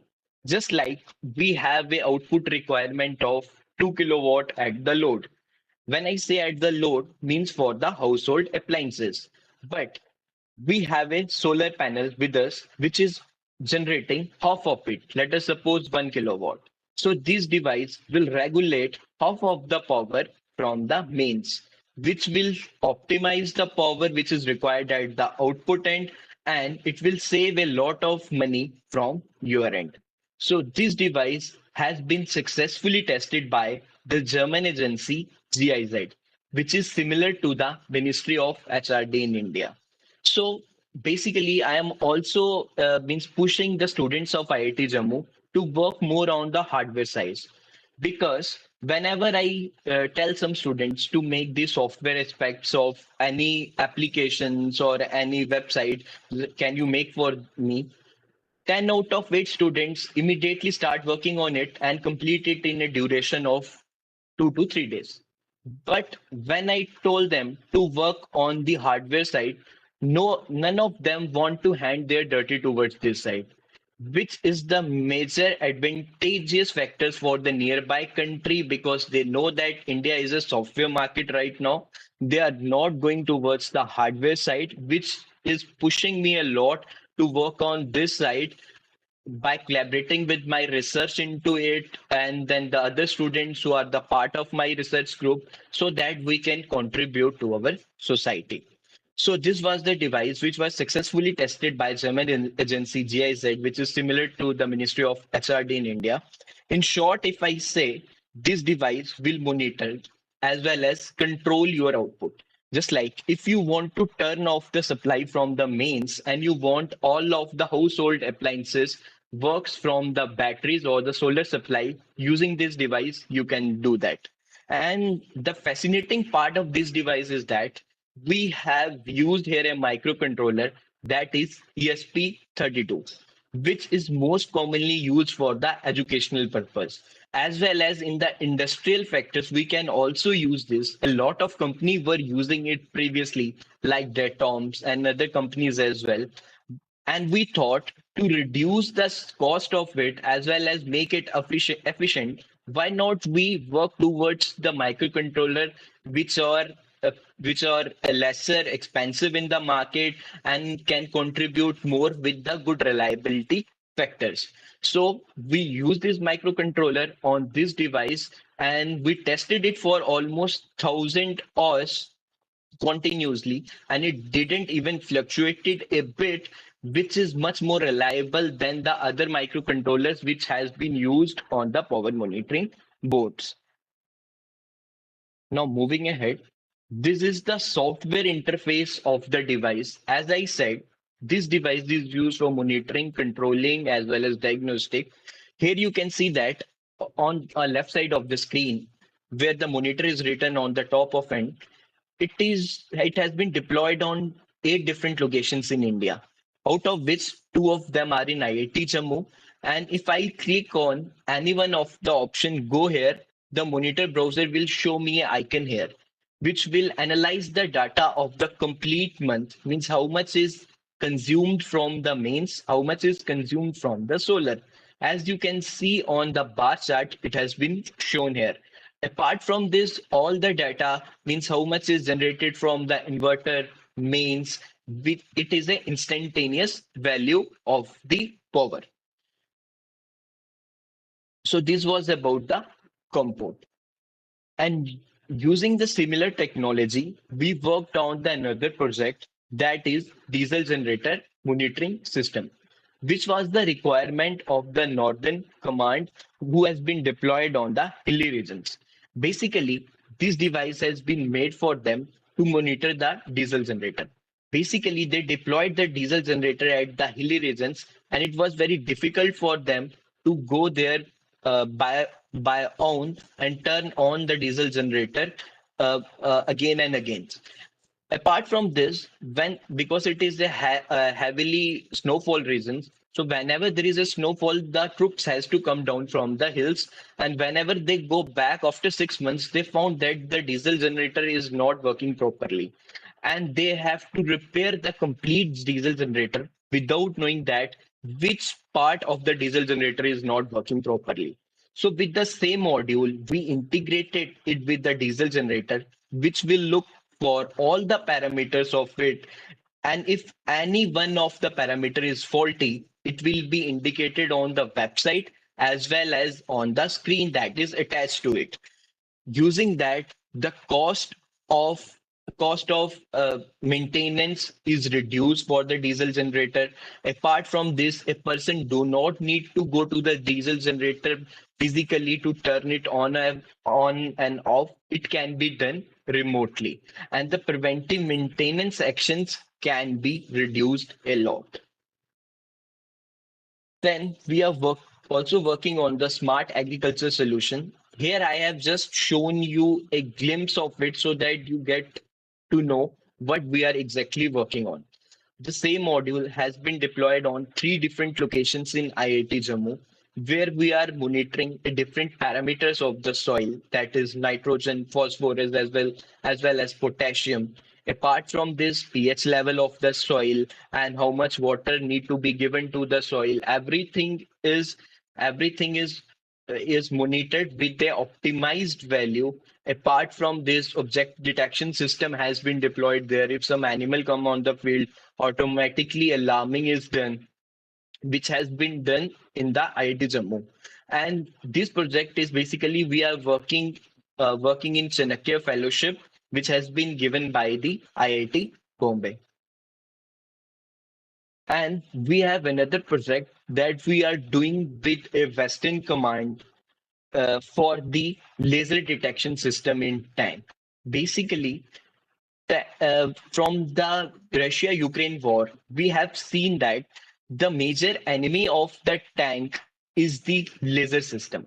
Basically, when the tank has to fire or the aeroplane has to fire on some tank, it has to emit the laser first. So whenever the laser has been reflected back from the tank, the person come to know that this is the exact location of the tank and we have to fire in that direction. It is basically a time limit of 20 seconds. In 20 seconds, enemy tank fire the lasers and comes to know about the location of the enemy tank. So we made a system which will detect the direction from which direction the laser is coming, and it will automatically turn on the smoke around the tank, due to which it get a time to move forward or backward so that it can be saved. And all these has been done in a time interval of just 2 seconds. So 18 seconds will be given to a person sitting inside it. A wireless communication has been used on it so that we can increase the we can decrease the latency as much as possible. And then we are working in an anti-jamming device for the drones, which has been deployed on the GPS dome. So this project, we are working with the company CST, and the project has been given by the NSG office, Delhi. So we are trying to deploy this device with the drones, Nathrid drones, which is made by the IIT Bombay, as well as the DJI Phantom drones, so that if any anti-jamming system will be sent towards the drone, our device will detect the frequency of the of the jamming system and generate the same frequency of the opposite polarity, so that its effects can be nullified. So using this device, we can avoid the jamming of the drones. So apart from this, we are also working on an electric vehicle system, which is at a prototype level right now. And another project with some defense related company, which I haven't mentioned there because they are at the manufacturing stage right now. Whenever it will be done and collaborated with some industry so that we can go for the production of it, I'll let you know and will brief you about that. So this was all about my company and the projects that are going on. So at last, I would like to thank to all of you for giving me the opportunity so that I can share my words with you and you get a chance to know, apart from the research, how we can contribute to the hardware side and can integrate it with our research so that we can make a business out of it and can contribute to the society. So thank you, everyone. So, thank you, sir. Thank you for your wonderful talk, and you have shown you are working on so many things right now, and that gave me one question. Sure, So, sure. like, how are you managing all this project? Because you are doing your PhD and you are simultaneously working on so many projects right now. So, how are you managing the time and the how can I say the mental state? Like, you have to divide your mental state in so many directions to do Okay. that. So basically, my fundamentals towards my work is very clear. Work for a 5 to 6 days dedicatedly and take a leave of one day on Sunday. So I have divided it into just like for 6 hours I have to give to research, minimum 6 hours, and then the rest tell to the hardware side, because the working on the hardware is like means pushed me a lot to learn more and more things. So means I can skip my research, reduce the slot of my research work, means 6 hours minimum I gave and try to exceed it up to 8 hours. I can reduce that 2 hours and give it to the hardware side. So and parallelly, I try to handle both of them, but it's still a trade. Means I can say trade-off is there. It is difficult for me sometimes to get manage that means because I have to complete my PhD on time and have to give publications as well. So I have decided that 2 months at least I will give to the hardware side completely, and the rest 10 months will give towards the research side. Since I have a background towards the hardware side, previously in my MTech, I also worked a lot in hardware sides. So means I have also involved a lot of students from IIT Jammu to work on the same side. Those who are already working here and included in them in my startup. So they also helped me to work on these projects side by side. So that's it. Yes, sir. Thank you, sir. Thank you, So sir, for Thank you. coming. Thank you, Lokesh. I would that was very inspiring talk, and definitely as you said, India is lacking on the hardware front. Yeah, So right. uh, uh, it's a right step, and it will definitely inspire most of our audience. So Thank you. the floor is open for audience if they want to ask any questions. And I hope I didn't bore you a lot. Yes, so it seems there are no questions. No, sir, definitely not. Your talk was very inspiring. So Thank you so much. on behalf of organizing committee of SRS'23, I would like to thank Mr. Banotra for Thank such a you. wonderful talk. Thank you so And much. now, sir, you can stay if you want and enjoy the oral presentation sessions. It's up to you. So Sure, now sure. Thank you. it will start from 3 uh, p.m. Okay. So, okay, sir. So thank you so much for accepting our invitation and for the wonderful talk, sir. Thank you. Thank you.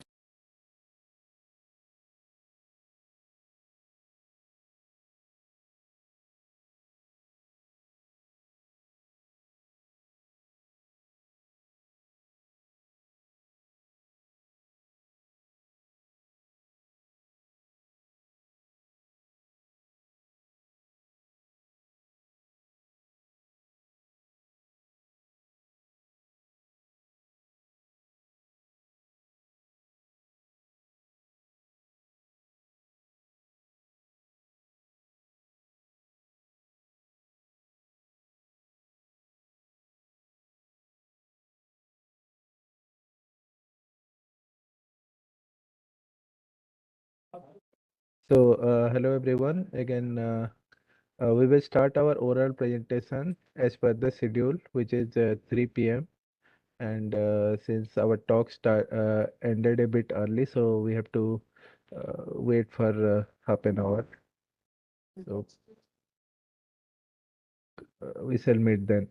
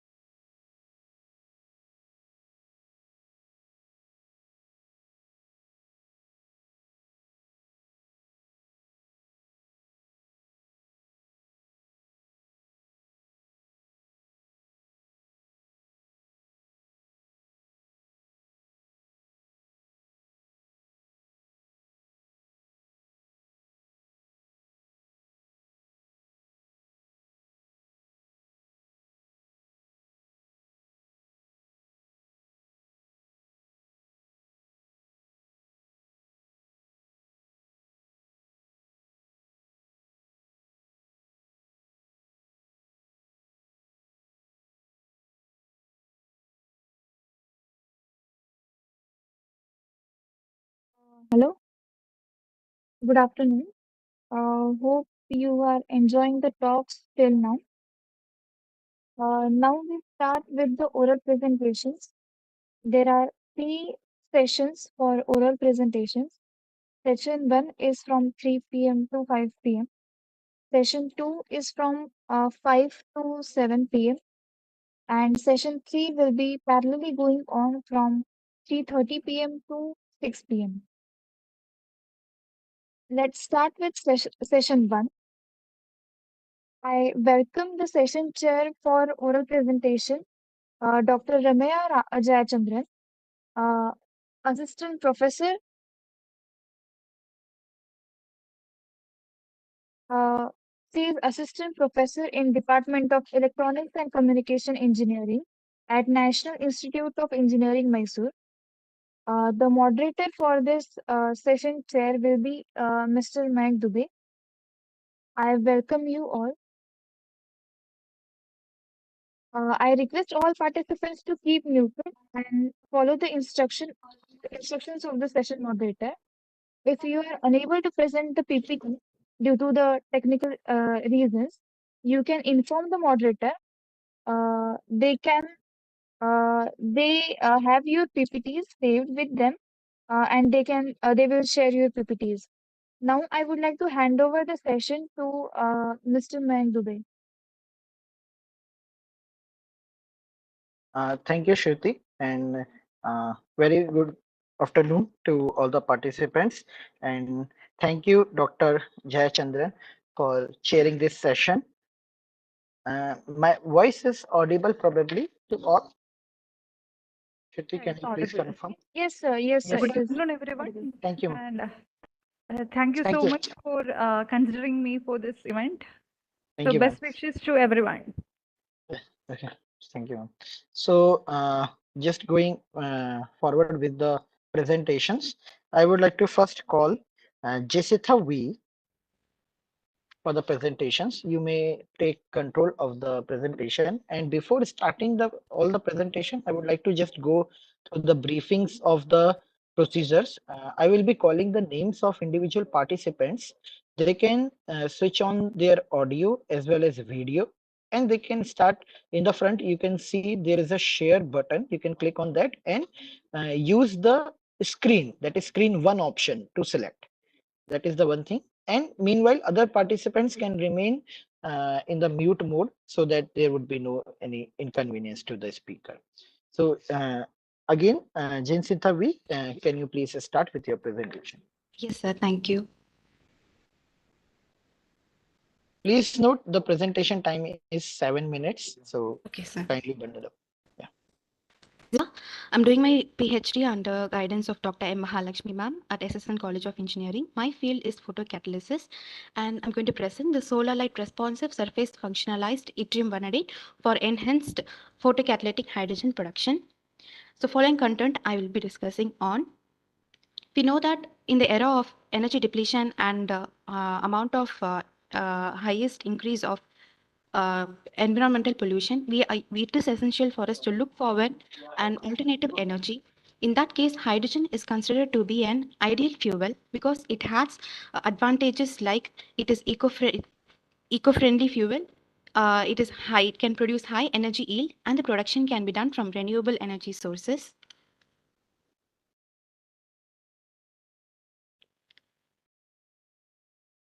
Sir, actually, I'm facing some problem with the issues. Technical issues. You can go to the next slide. We can see your slides clearly right now. For me, it's flickering, sir. It's not going to the next slide. Maybe you can try one more time. Okay, let me share it from my end if you are. Okay.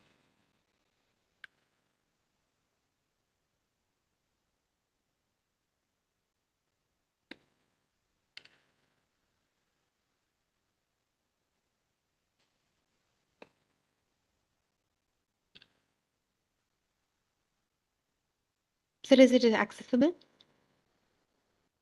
Is it visible, sir? Now it's okay, I guess, sir. I can continue.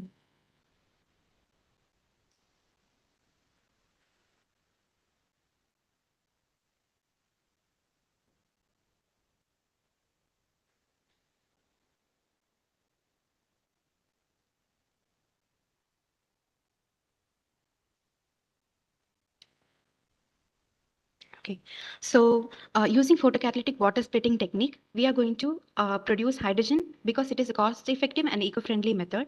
This was inspired from scientists Honda and Fukushima, and this paved way for other research committee members to produce conventional sources of photocatalysts, which are potential photocatalysts for producing hydrogen evolution. Next, sir. In the sequence of other conventional photocatalysts such as Ti-2 and zinc oxide, we can also go for metal oxides which are yet to be discovered. In that case, I have chosen yttrium vanadate, which has a very good optical properties, and it's having conduction band with more of negative reduction potential. Thanks.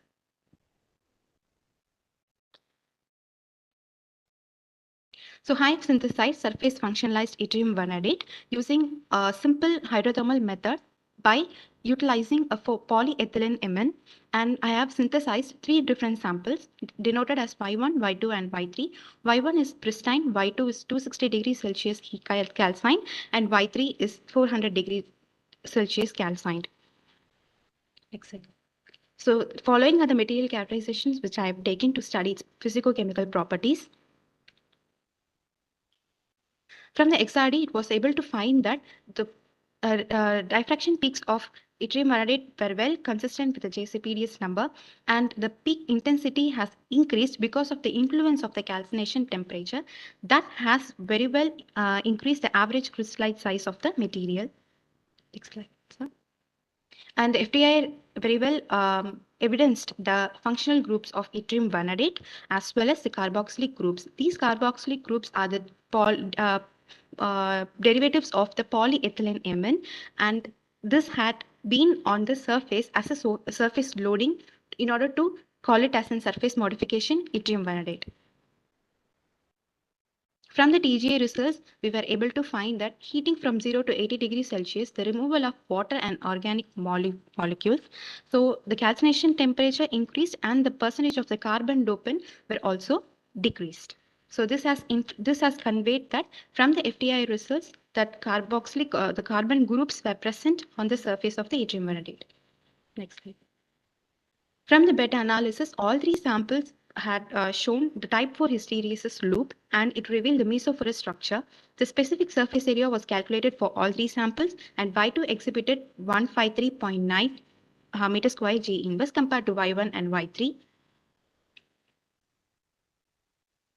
From the TEM analysis, it clearly revealed that tetragonal zirconium type and the lattice fringes were calculated using D is equal to 0.35 nanometer, and from the figure 60, it evidenced the presence of organic layer. As I said, the carboxylic group, the carbon doping were present. This was the evidence for the presence of organic compounds and the fixed state energy levels which were inhibited on the surface of the yttrium. And the particle size was calculated to be 18.3 nanometer. And the SAD pattern very well evidenced the polycrystalline nature of the material. From the EDOX results, we were able to find that the presence of elemental compositions and presence of surface-bound organic compounds were confirmed. Here, the atomic weight of carbon was high because we are going to only perform the surface elemental composition, and so the presence of carbon and oxygen was high compared to the yttrium and vanadate. From the XPS, again confirmed the carbon doping because of the oxidation states of yttrium as Y3 plus and vanadium V5 plus and oxygen vacancies were all confirmed. It also shown the functional groups of carbon and all the vanadium and yttrium functional groups. From the UV, we were able to find actually the yttrium vanadate is found to be in wide band gap material, and because of the influence of the carbon doping and the surface defect state energy levels, it has tuned to 3.01 compared to the reported 3.4 to 3.6 electron volt. This is one advantage of saying that the material has influenced the photocatalytic effect because it shifted from UV region to visible regions. Next slide. You have 1 minute left. Yes, sir. From the PL studies, very well we could find that the electron hole charge separation rate was enhanced for Y2 compared to Y1 and Y3, and this has suppressed the PL intensity. Next slide. Next slide, sir. The hydrogen production was done using GC, and for Y2, it has produced 3.75 electron volt, which benefited because of the improved surface area, hydrophilicity, suppressed electron recombination rate, and that showed better performance compared to Y1 and Y3. The recyclability test was also taken for the following, and we could find that from the yttrium vanadate reported, we have synthesized surface functionalized. The valence band has been raised to top, and the conduction band had raised has fallen down because of the defect state energy levels and the carbon doping. And this is one novel band gap which have been reported from the following reports. And the recyclability test was also taken. After 4 cycles, there was negligible decrease in the photocatalytic activity was confirmed, and this confirmed the stability was even very well even after 4 cycles. Kindly conclude your presentations. Yes.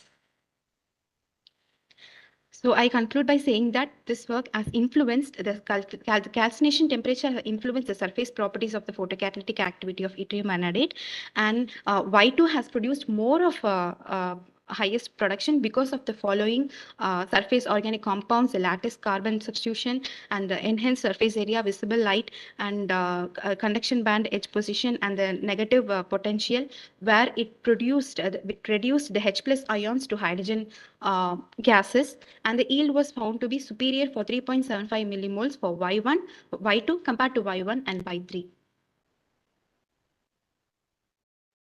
Next, please. So this had this has very well surfaced tailored the compound of yttrium vanadate, and this is a possible and a promising photocatalyst for the field of photocatalytic activity. Thank you, sir. Thank you, ma'am. Thank you.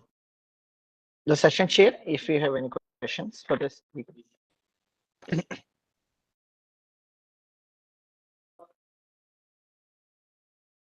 Sorry, session Okay, chair. sorry. Yes, So it was yes. a very good topic. Thank you. So in that you have mentioned about the band gap, right? So what was the value you got? Ma'am, 3.01 electron volts, ma'am. Okay, okay. And all this this experiment analysis you have done it in your lab itself, right? All Yes, this ma'am, we research. have done. Okay, very But good. the final hydrogen production alone, we were found from the GC, which is present in another university, ma'am. Okay, okay, fine. So, it's an hydrogen fuel is an emerging topic, means like the future of like that in the natural gas, right? Yes, So, ma'am. what are the hurdles in that? Means like to implement the hydrogen fuel or to replace the existing source of energies. The main problem is hydrogen storage is the main persisting problem, ma'am. And one more thing is that the production of high yield is also commercializing is very, very difficult. But our point of research is like, why don't we make it even more friendly, where we can even produce at our homestead, because we have our tank and water level. If we use a catalyst in that, why don't we produce a minimum amount of hydrogen which can be used for any other fossil fuel alternative energy? So storage is the main problem here. Okay. And the efficiencies also. Thank you. Thank you, ma'am. Okay, thank you, ma'am, and thank you, Jason, for the wonderful presentation. Next presenter is Rajashri Ray. Yes, sir. Am I audible? Yes, yes, yes, you are audible. Kindly share your screen. Yeah.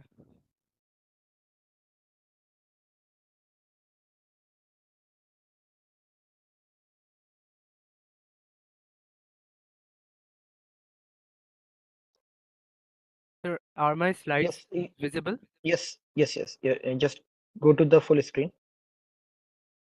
Yeah. Yes, yes. Please continue. So I am Rajarshi, Rajarshi Ray, a third year engineering grad student at Jadavpur University. So my topic is the performance of solar panels with new photovoltaic materials and how they vary with different climates and environmental stressors. So the study aims to assess the efficiency and durability of solar panels with new photovoltaic materials across diverse climates and stressors. The methodology involved in my research involves site selection in representative climate zones, data collection on performance matrix, and environmental stresses simulations. So the first factor that we considered is temperature fluctuation. Temperature of solar panels plays a crucial role in determining their efficiency.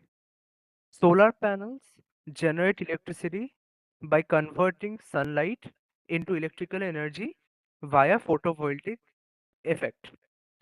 So now, as we can see, uh, negative temperature coefficient is one of the research gaps here.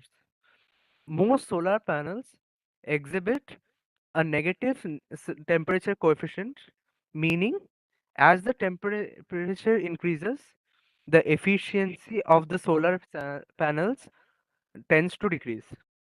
The relationship between temperature and efficiency is not linear, but a general trend is observed. There are also the semiconductor properties involved here that they change with temperature. Higher temperatures can lead to increased electron mobility, effective voltage output. Thermal imaging. Advanced monitoring techniques such as thermal imaging can be employed to visualize the temperature distribution across various solar panels.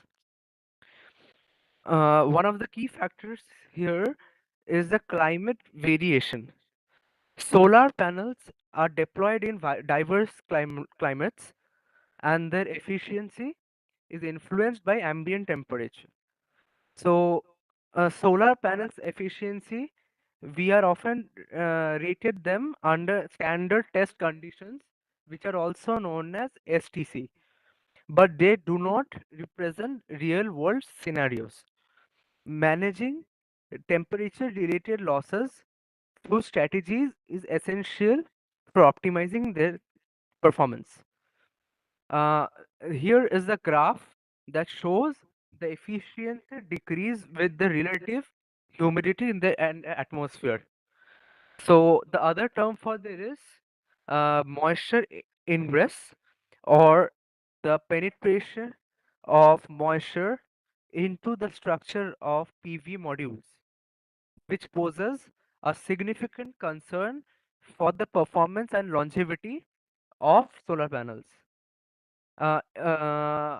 Encapsulation materials like ethylene vinyl acetate or other polymers to protect solar cell panels from environmental factors can be used.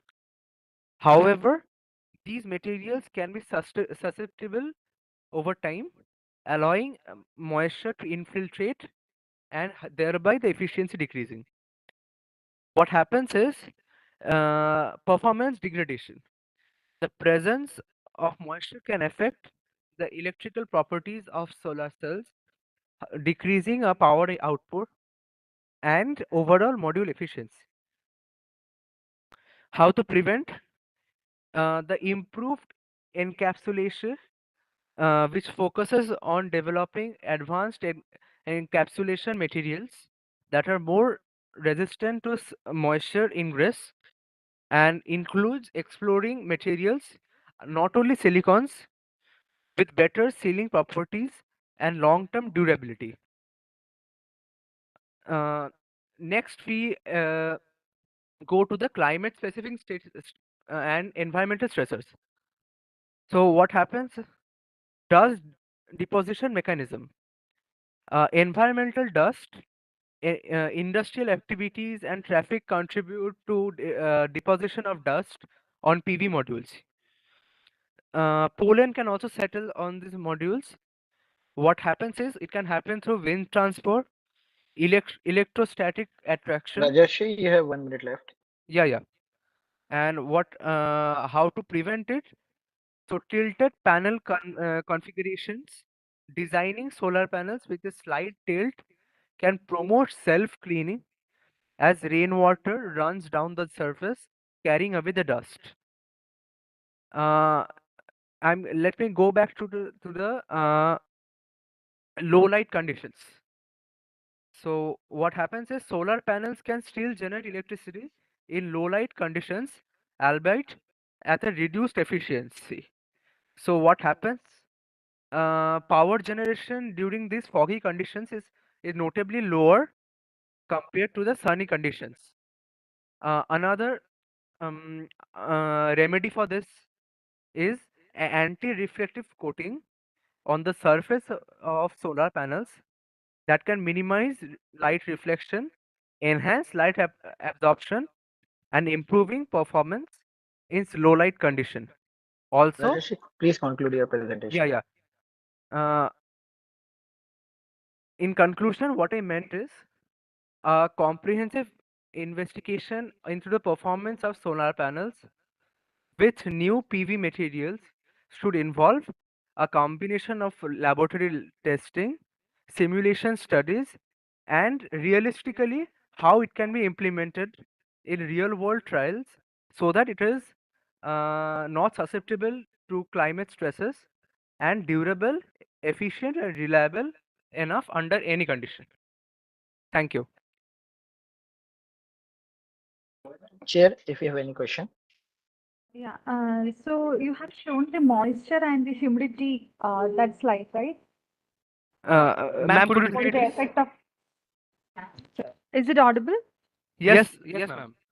Okay. So you have mentioned about the humidity and the moisture issues in the solar panels, right? Yes, ma'am. So you have shown the graph. What from that graph, what is the inference from that? Yeah. So, ma'am, what we notice is during the rainy season or when there is much humidity, when the moisture settles on the multifaceted polymers or the silicons of the solar panels, the efficiency decreases from 70 to around 50%, which is same as the solar panels fixed in low light conditions. What we can do is we can use EVA materials and also use tilted panels to prevent this moisture deposition on the solar panels. Okay. So in that graph, what is that y-axis component? Ma'am, on the moisture resistance graph, Yeah. ma'am, Yes. ma'am, this is the ideal efficiency that goes from 100 to 50. Okay. Okay. So this is the data that is about some particular region, right? Ma'am, this is actually a village in West Bengal. Okay. Okay. So that you have to mention it there because it varies from Okay. place to place, right? Okay. Okay. That's fine. Okay. Thank you, ma'am. Thank you. Thank you, Rajashri, and thank you, ma'am.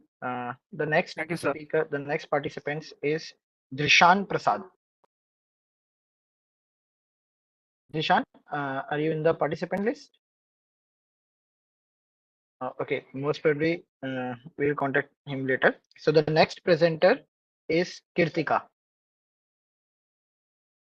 Hello and good afternoon everyone. Myself Kirtika from BTech 4th Year Electrical. So I am going to present my screen to everyone. Kirtika, you can also share your video if possible.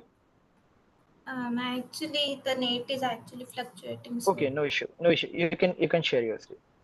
Yeah.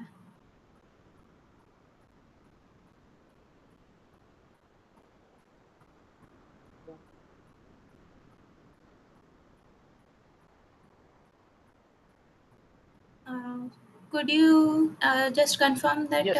my screen is Yes, visible? we can see. Okay. Yes. You can go ahead. So I'm going to start my presentation. My project's name is IoT enabled soil fertility monitoring system. So I'm currently doing this under HNRC at IIT Indore. So let's get started with this. Presentation consists of overview, objectives, timeline, future goals, target audience, and content. So basically what is overview here is we have developed an NPK detector that will measure essential nutrient levels in soil and match it with database that we have collected to detect any abnormalities leading to possible diseases. So basically we are detecting diseases in crops that are more commercial crops, that is Rabi and Kharif. Now we have developed for potato and soybean. We are currently working on other crops. So we have developed a classification model of machine learning that has been trained on extensive dataset of around 4,000 pics. Will detect any abnormalities present in crop through image taken by users. So it is basically easing the task of farmer. He can just take a pic and upload it in our app, and we will give the prediction based on that. And as you can see, commercial products are also available at one click in our app to cure the disease. And home remedies are also available in our app that are age-old eco-friendly practices curated through experience and knowledge collected over time. So basically, as I covered in overview, our objectives are in our advanced lab research, we pioneer groundbreaking scientific investigations using cutting edge techniques and technologies. That is our in house NPK detector that we have created. Our main focus is the machine learning model that can detect various diseases in crops just through a photograph taken by farmers. And this result will also be verified by matching it with the data collected by NPK sensors. So like WhatsApp, it is a two-factor verification. So the app also provides commercial as well as home remedies. And you can see when our app will be released, it is very user friendly, and it has very impressive UI to engage the audience as well. And so this is our project's timeline. So first we did research on the NPK detector, how we can create it, and then we developed an app on Flutter, and we have blended coding and user-centric design, harnessing the power of artificial intelligence also. And the third step is manufacturing. We manufactured the detector. We using high-quality raw materials into sensor with precision and excellence. And fourth step will be our market release, where it will be a very affordable product available for everyone who wants it. And it will definitely do the task involved in farming much easier, as you get all the solutions in one place. So moving on, our future goals, that is I would like to elaborate a little bit.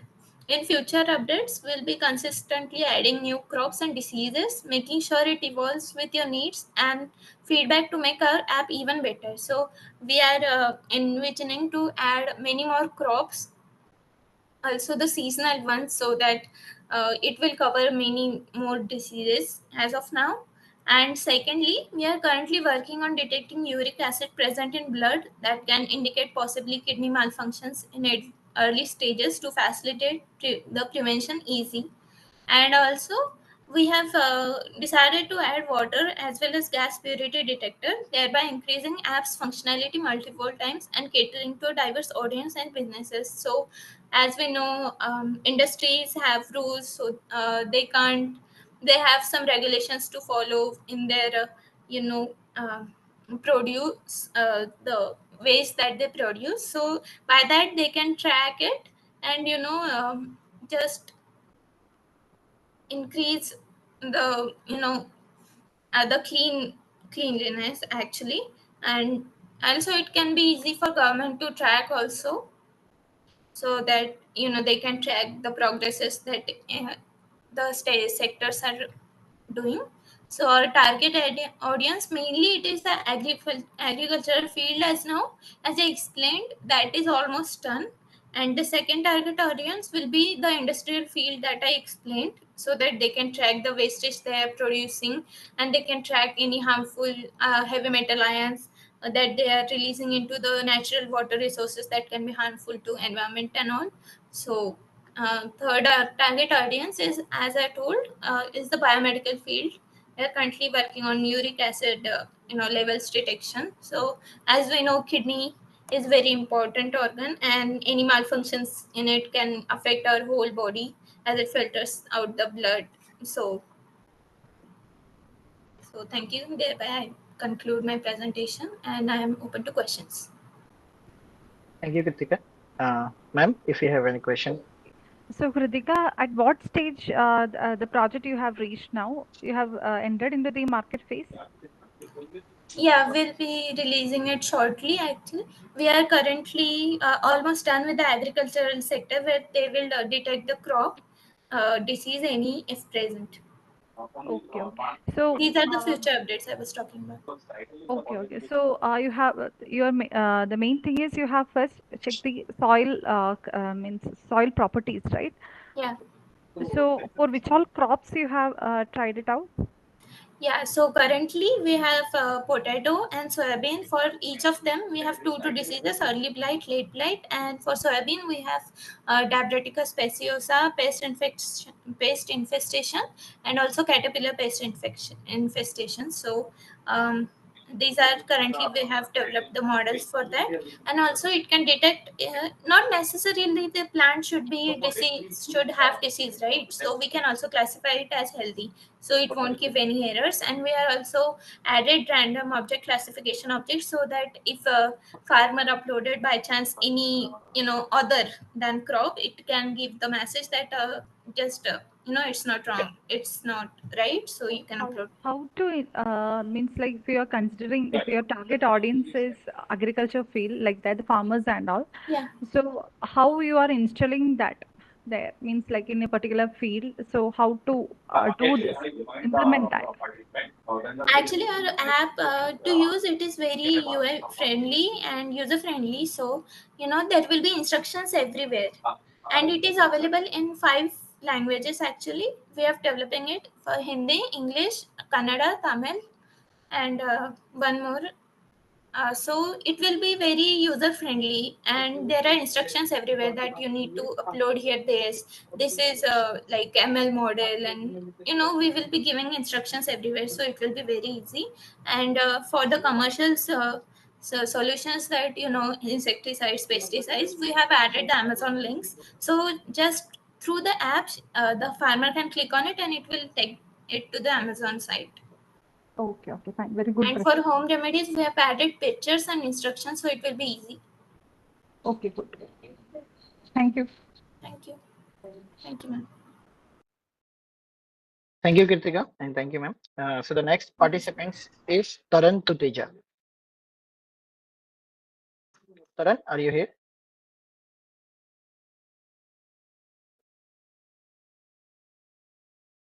Taran, I can see you are here. Can you hear me? Yeah. Yes, you can start your presentation. Is my audio video, visible? Yes, yes. Your screen is visible. Can you go to the presentation slide?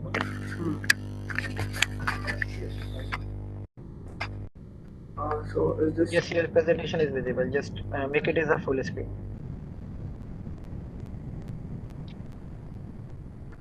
Okay. Yes. Should I start, sir? Please. Yes, yes. You can. So my name is Taran Tuteja. I'm a final year student at Blanche Institute of Technology, Europe. I have made this project regarding mental health and well-being analysis of students at pandemic times, and this was my project in my third year. So let's start. This project is basically based on machine learning.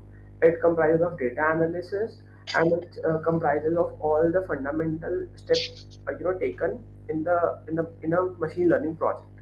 So these are the table of contents. Now we will understand that how this project will function. Firstly, the data was understood. The data which was given to us was a questionnaire data of students filled in a particular format. Like I think that like this was the data that was given to us. So like which was the gender, what was the year born, what the breakfast they had. This study was done basically for characterizing the emotional inabilities of students faced during the COVID times. So after this data was pre-processed into numerical data, and the data which can be provided, which can be processed into machine learning algorithms, then the model was chosen, then was tested, then was deployed, and then was monitored later. So let's see. This was the problem objective of the project, and this was the constraints. So the exam is the factor that determines the well-being for young children. So what this program outputs is it outputs a score from 1 to 12 or 1 to 10 in both the different categories, and we can characterize it later like that. Like if the student is good, if the student is on the borderline, or if he or she needs a clinical supervision. So this was the final objective of the task and the model. This was the technical stack used. After this, this is a diagram that I explained earlier. Like data was collected, pre-processed, analysis was done. Then features were sought out, like which top 10 features were important, because the data set consisted of 80 features, that we have to minimize the features and take the important ones that really skewed the answer. Then the model was built and it was deployed. This was the data collection was done in the form of questionnaire, as previously told. This was the data set. Like number of records were 987, number of attributes were 60 attributes. Some of the attributes I want to uh, tell you that what if they had a fizzy drink, if they had a home food, if they had a safe playing area. So on the basis of that, we were doing emotional difficulty and behavior difficulty, identifying these difficulties in a student. So this was the data set. Like we pre-processed this. This was the data dictionary, like which was the discrete data. Most of the data was the discrete and continuous data, but all of the data was in the characterized form, like nominal, nominal, nominal, nominal, nominal. So we have to transfer it into in the numerical form of data, so that it can be pre-processed. After that, this was whole 2 pages of data sets. After that, some more data pre-processing was done in the time of like sleeping tactics was taken from this to this. Like this was a part of feature scaling and feature identifying, so that we identify new features from the given data itself. After that, different data pre-processing were done to take out the outliers, and so that we have the correct data, as this data was the student data and it was to be used practically, so we couldn't just leave the outliers. We have to we have clean the outliers and made it to the finest. Like then this discretization was done. Like we had a different type of inputs from the students. After all, the inputs were from students, from children, actually from classes 6 to 8. So this was the type of options we had. So we characterized them and discretized them into specific specific categories, so that we can later replace them with 0, 1, 2, 3 or something like that, so that we have something solid and we have something unique. And then this type of discretization was done numerous times, like in the breakfast time, then the type of place timing, like in my house, in my garden, so we identified it at home, and the street in the woods near my house, so we identified it as nearby place, like this. Then this was the output scale, where output came, like if the student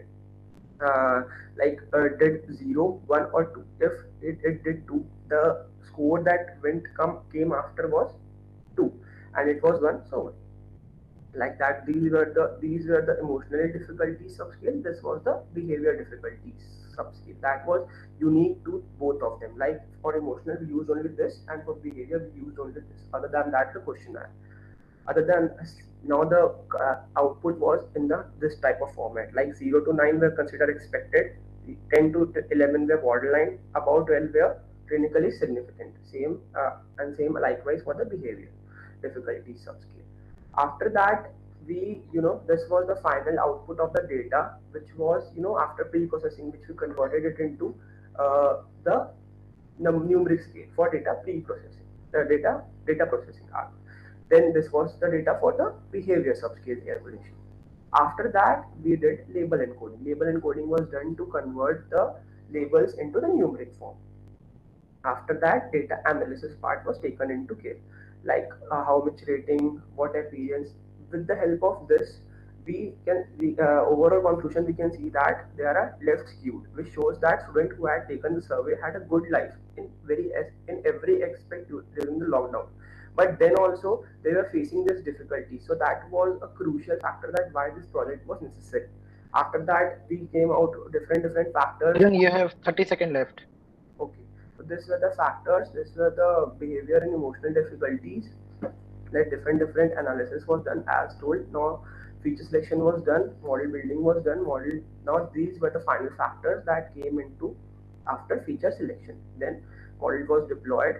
This was the deployment procedure. We also deployed this message app on Heroku, but Heroku is down, so we can't I can't share it. But yes, it was uploaded and it was tested. So in this, conclusion was taken, factors which are necessary, and hence this project consists of all data analysis procedure, model development, data pre-processing, and all the key procedures developed used in machine learning and in any machine learning project. Thank you. Thank you, Tarun. Ma'am, if you have any question. Yeah, Tarun. Which age group you have means like we have done for this? Classes 6 to 8. No, which age group? From classes 6 to 8, 6 to 8. Okay, classes 6 to 8. So how you conducted the survey? So Means this like survey, so any particular zone area or like that? no, this survey was a partner with our institution, with a school, so that every student had to fill that questionnaire as just as a part of feedback or anything else after when the school reopened after COVID. So that's how we got the data from actual students. So how many schools you got that from? How many schools you got the data? Like we only got to know that how much was the data, which school I didn't know, like around 5 to 6 schools in that particular area. Like the data was from Hyderabad, so I think schools from the area of Hyderabad. Okay. So what was your conclusion from that after analyzing and this and segregating and all these things? From that, what from the results, what was the conclusion? The three we came to find out three conclusions. Like from data analysis part, we found out some key factors which were not known to everybody, but was intriguing for the student itself. So we found some key factors. Second thing, we found out that it was an automated procedure. Like if a child fills this form of 10 columns, he or she might get diagnosed from a problem that their parents or the child itself doesn't know. So and the third thing was that this program received a very high number of accuracy and also won various competitions. So hence the subjugated that our project is right, and that's how we got the confirmation. Okay, that's fine. Thank you. Well, Okay, thank you, Tarun. So the next presenter is Sri Aurobindo Panda.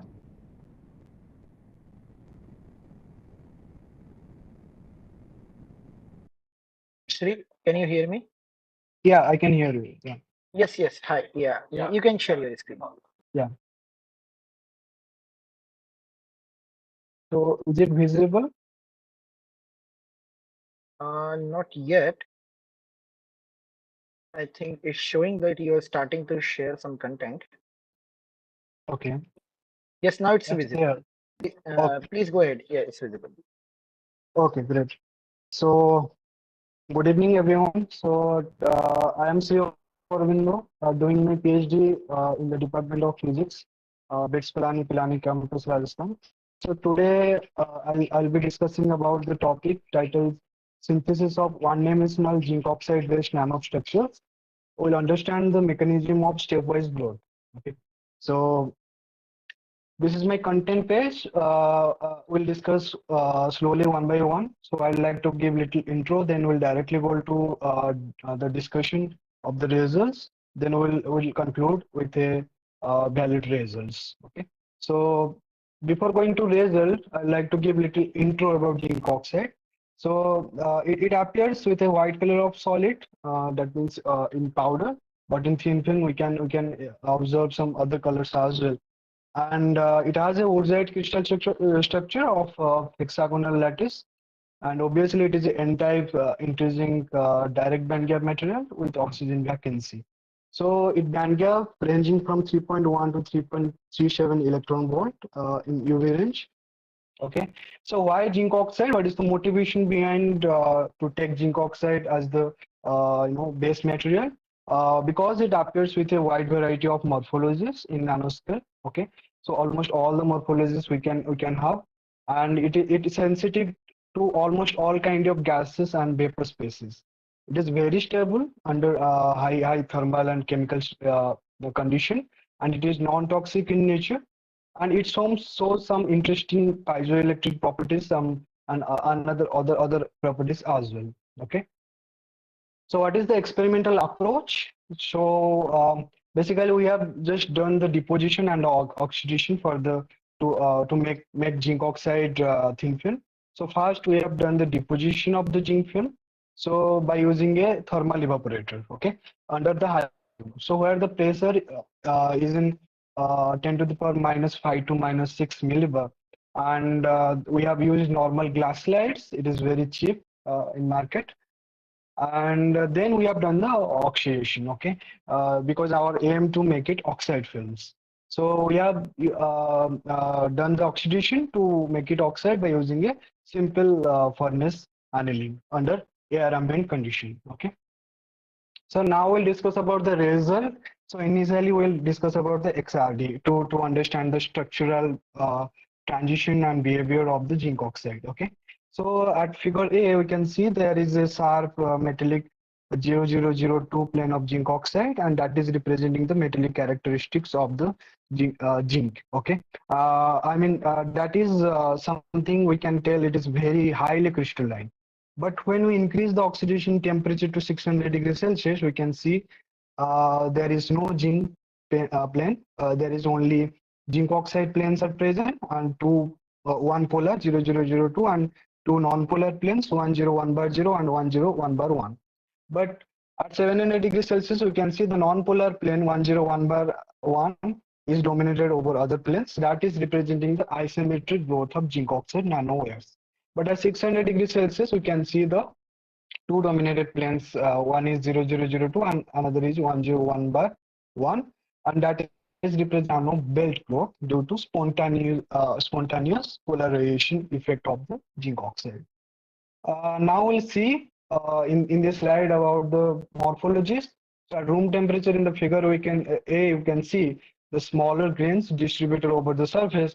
But at 600 degrees Celsius, we can see the nano belt formation. Okay, but at figure C, you can see the nanowire morphologies of zinc oxide due to the nonpolar plane domination of the zinc oxide.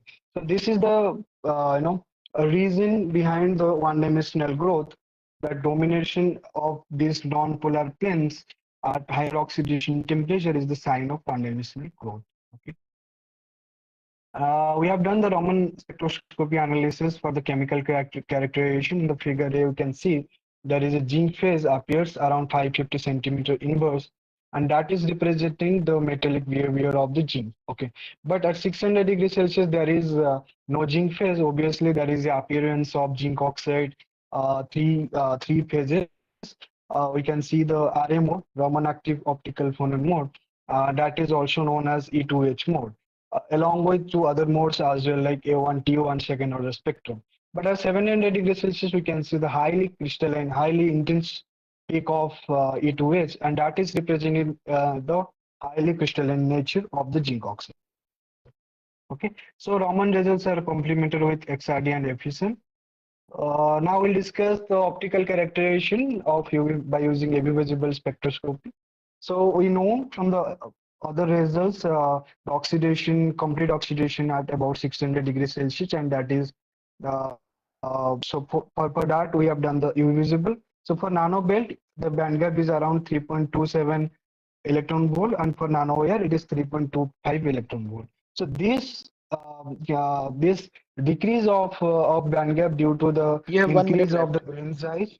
Okay. So yeah, increase the oxidation temperature and the larger grain size. Okay, and this is also you can relate with the decreasing oxygen vacancy. Once you increase the oxidation temperature, the oxygen vacancy also decreases. Okay. Okay, so now we'll conclude. So this highly dense one-dimensional zinc oxide nanostructure, one is nanobelt, another is nanowire, with a very high aspect ratio. That means the length is about 30 to 40 micron, and the diameter is about 100 to 150 nanometer. We have successfully grown in between 600 degrees to 700 degrees Celsius by following step oxidation process. So due to its high surface to volume ratio, it would be a very potential candidate for the gas sensor at a low operating temperature and better selectivity. So the future plan is we'll do the selective sensing study. That is my problem in PhD. So of various VOCs and gases by using this noble idea of modulating this one-dimensional structure or one-dimensional morphologies in a very narrow scale of zinc oxide. Okay, so these are the references I have followed to make this PPT. Finally, I would like to acknowledge my supervisor, Professor Subhasis Gangopadhyay, Professor Arnabhazra, my co-supervisor, nanoscience group members, and DST Shaw for the funding. Thank you. Thank you so much. Thank you. Ma'am, if you have any question. Yeah, what are the challenges in this implementing this zinc oxide nanowires in the sensor applications? The challenges, like you are asking about the problems. Yeah. Yes, there are few problems like zinc oxide. Obviously, will have all the morphologies almost from starting from the 1D to 3D. But the only problem we will face the less resistance, I can say. We can't face the same problems with other metal oxide like cobalt oxide, let's say, or nickel oxide or tin oxide. But this less resistance somehow will face in the lower oxidation temperature. Yeah, for the zinc oxide.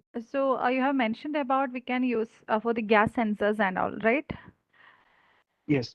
So as per literature, which all means like which for which type of gases it is more sensitive? Ma'am, it shows more sensitive towards like hydrogen gases, so let's say, or methane. But the VOCs now we're dealing with VOCs. It is shows high sensitive towards the formaldehyde or methanol or ethanol or acetonazole. Okay, okay, fine. That's good. Thank you, ma'am. Thank you so much.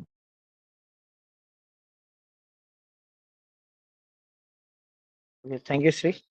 So the next participant is Nadim Tariq Beg.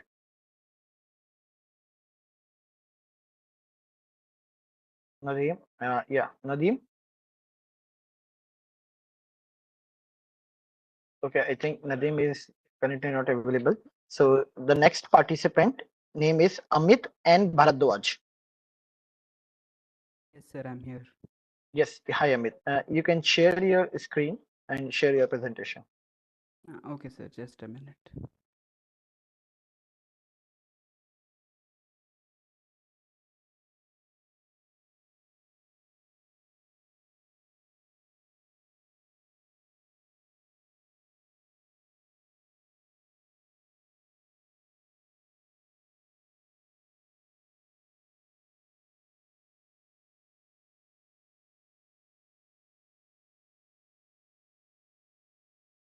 Yes, we can see your screen. You can start your presentation.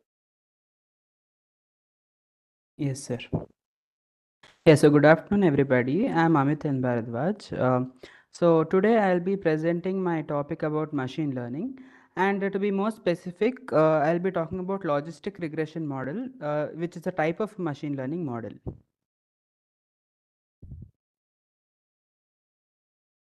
So what is machine learning? As we all know nowadays, artificial intelligence and machine learning is taking over the world. So it is important for us to at least know a few basics about machine learning and AI. So it is a branch of artificial intelligence and computer science engineering. So it enables computers to learn and make decisions without being explicitly programmed. It also uses some statistical techniques which learns from the previous data and identifies patterns and gives outputs. So it is like when you need an output or you need the computer to make a decision, you always don't have to program the computer every time. So if you just program it once, and feed it to the machine, and every time it gets the data and gets output, it learns from those techniques, and also helps us to give a valuable output for the current input that we give. So there are mainly 4 types of machine learning. One is supervised learning. So in supervised learning, the machines are trained using a particular labeled data set.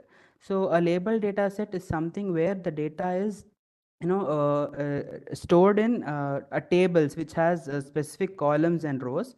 So it will be easy to keep track of all the data, and based on the training, the machine predicts the output. So based on that labeled data set and how the machine is trained, the machine gives output. So unsupervised learning. Unsupervised learning is nothing but where the data is not labeled. So means it's not organized into tables or any other thing. So it's just like a raw data set which is fed to the computer, and the machine tries to predict the output. And the next comes semi-supervised learning. Semi-supervised learning is kind of like an added advantage of supervised and unsupervised. So it is able to give outputs for labeled data as well as unlabeled data. As we know, labeled data is quite expensive and hard to get. And when it's feasible, we can use labeled data. Or when we don't have proper labeled data, we can also use unlabeled data. So the last one is reinforcement learning. Reinforcement learning is nothing like you have to give particular data and then the machine has to learn. It is completely based on experiences. So as and when you give data and it gives outputs, and based on the correctness, the machine will learn on itself whether what kind of outputs to give. So a few applications where machine learning is used is image recognition, speech recognition, e-commerce product recommendations. Example, when you try to search a particular product during online shopping, the machine will recognize that this person is interested in this particular field, and it tries to notify us with similar products that are available online. So as we know nowadays, there are many self-driving cars. How machine learning is used here is the self-driving car should be trained to stop during a red signal, or to move forward when the signal turns green, or when an obstacle is detected, it has to stop immediately. So all such things cannot be programmed again and again. So once it's programmed and fed and the machine is trained, so it will be working correctly. So also catching email spam, when it detects words like promotions, offers, or anything like that, it may identify it as a spam email. So supervised learning has mainly 2 types: regression and classification. Regression is used when there's a fixed relationship between the input variable and output variable.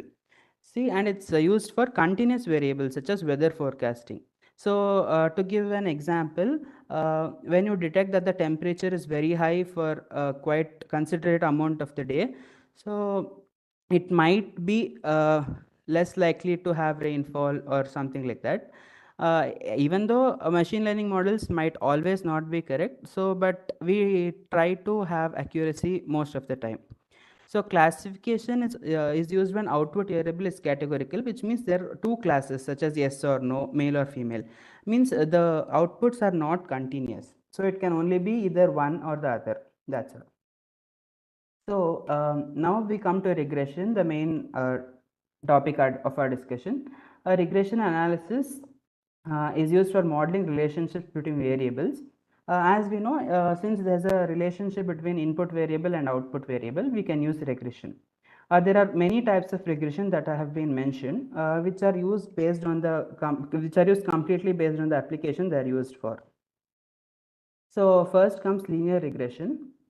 Linear regression technique is used when there's the dependent variable is dependent I on think I have 1 more minute.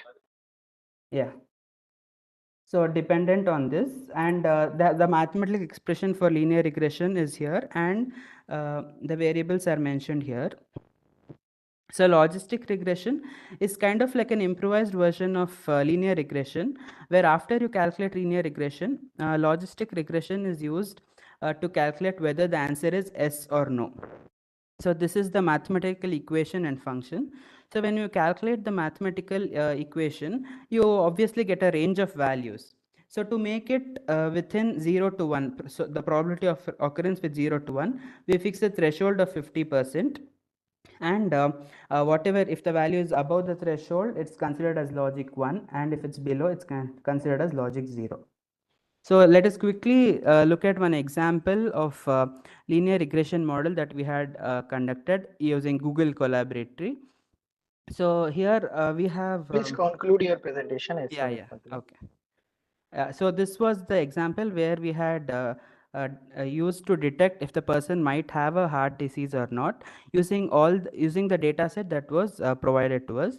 So the points highlighted in blue are all the commands that were used to do the same.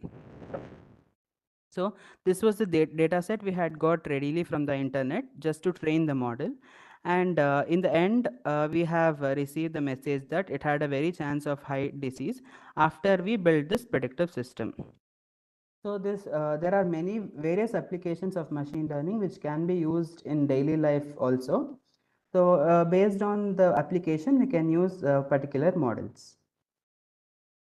Yeah, thank you. Thank you, Amit. Ma'am, if you have any questions. So Amit, so for which application you have used this algorithm? Ma'am, this was completely, this can be used in medical fields. So I know you have shown the last slides, you have shown the heart disease prediction and everything, right? Yes, ma'am. So you have done that in that particular topic? Yes, ma'am. Actually, such applications are generally used for apps when they provide medical apps for which can be accessed through our mobiles, right? So for such, if we enter the data or like our blood sugar levels, cholesterol levels, such algorithms would have already been fed in the app so that the person can have a brief idea, like whether he should take some precautions or is he quite healthy, like those things. Okay, okay. So one more question, that this concept of the machine learning and everything was emerged in the mid of the 20th century, right? Yes, So ma'am. why it took this much time for the implementation phase? Ma'am, as we all know that any a machine learning model, whatever it happens, it is just a machine. It's not based on any analytical thinking or so. It is completely based on past experiences. So to have a greater accuracy of the model which we have built, so it is better that it has more number of trials and more training is required for the machine. So to have they're trying to achieve for 100% accuracy, but we have almost reached 99% accuracy. So based on all this time after the invention, the models have been trained to work effectively, ma'am. So it is taking a bit long time. Okay. Thank you. Thank you, ma'am. Thank you, Amit. So the next presenter is Nadeem Tariq Beg. Hi. So, Yeah, hi, Nadeem. am I audible? Yes, yes, you are audible and you can start sharing your I'd like screen. to share my screen. Yes, thank you. Okay.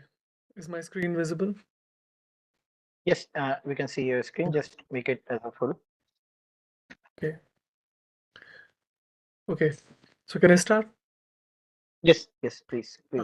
Hello, everyone. I'm Nadeem Tariq Beg from the Department of Electrical Engineering, IIT Delhi. I'll be presenting my work on machine learning assisted hybrid transduction nanocomposite based flexible pressure sensor matrix for human gait analysis. We have recently published this work in Nano Energy. The basic motivation of this work comes from Internet of Things. As we all know that Internet of Things is a network of connected devices wherein numerous sensors are connected which are exchanging data and executing tasks. Since Internet of Things is a booming sector and we know that the basic unit of IoT is an IoT node, and the most important part of an IoT node is a battery or a power management unit. So looking at the predicted growth of IoT, we can see that by the year 2025, we'll be having around 100 billion connected devices. And that 100 billion connected devices means 100 billion batteries all around us, which is not at all environmentally friendly. So that was the basic aim of this work, and we wanted to understand how we can replace the batteries and develop cell-powered sensors, wherein we have less dependence on these environmentally non-existent batteries. So what we have been looking towards is energy harvesting as a solution to chemical batteries. And among that energy harvesting, we are looking towards mechanical energy sources, which are present all around us. We can see automobiles, environments, even humans and industries as being a source of vibrational or mechanical energy. And how do we transfer this energy into usable electrical energy? We have different types of transduction mechanisms such as triboelectric, piezoelectric, electromagnetic, and hybrid of all these technologies. In this work, we have targeted piezoelectric nanocomposites, which are a combination of polymer and piezoelectric nanofillers to generate a very high efficient polymeric nanofilms known as nanocomposites. The problem with conventional piezoelectrics is that they are incompatible for flexible applications, are highly stiff, have a high resonance frequency, and usually crack at higher amplitude accelerations. But if you want to go towards MEMS scale, you have to deal with high frequency, low power, small active area, and cost. So we had to look out at some of the new techniques wherein we can develop some kind of a material that has deposition techniques which are different from current techniques of sputtering, PECVD, e-beam evaporation, or thermal evaporation. So the main aim of this work is to develop a large area, low cost, effective transduction, CMOS biocompatible nanocomposites for sensing and energy harvesting applications so that we develop cell-powered sensors. In this work, we have tried to understand the concept of dual transduction, which is having both piezoelectric and triboelectric transduction in a single nanocomposite film. For this particular work, we have been using BTOSU8 photopatternable nanocomposites, which have been reported for the first time to develop as a piezoelectric sensor. So in this work, sorry. So in this work, we have tried to understand a very simple, low-cost, rapid design of a piezoelectric, triboelectric dual transduction sensor, which can be used as an in-soul piezoelectric gate analysis sensor. So the process flow of this sensor is very simple. We start with a polyimide film and we deposit copper on top of it. After patterning the copper, we develop and we deposit this nanocomposite, which is a combination of barium titanate, which is a piezoelectric filler, and SU8, which is a very well-known polymeric photoresist. So the combination of these two materials results in a formation of a very novel photopatternable piezoelectric films which have not been reported before. After depositing the BTOSU8 nanocomposite film on top of the copper, we cover it with spacers and finally we attach a top contacting film of PTFE, ITO and PET. The reported process flow is very simple, low cost, rapid, CMOS and biocompatible. It has reduced cross-talk inertness and has a large sensing area. The best thing about this design is that it has photo paternability control and dual transduction. So before going into further analysis, we had to establish the sensor response. For that, we developed a 2 centimeter by 2 centimeter film of this nanocomposite on top of a PET ITO coated PET sheet, and we used a piezo tribo imparter to impart periodic stress or periodic pressure on top of it.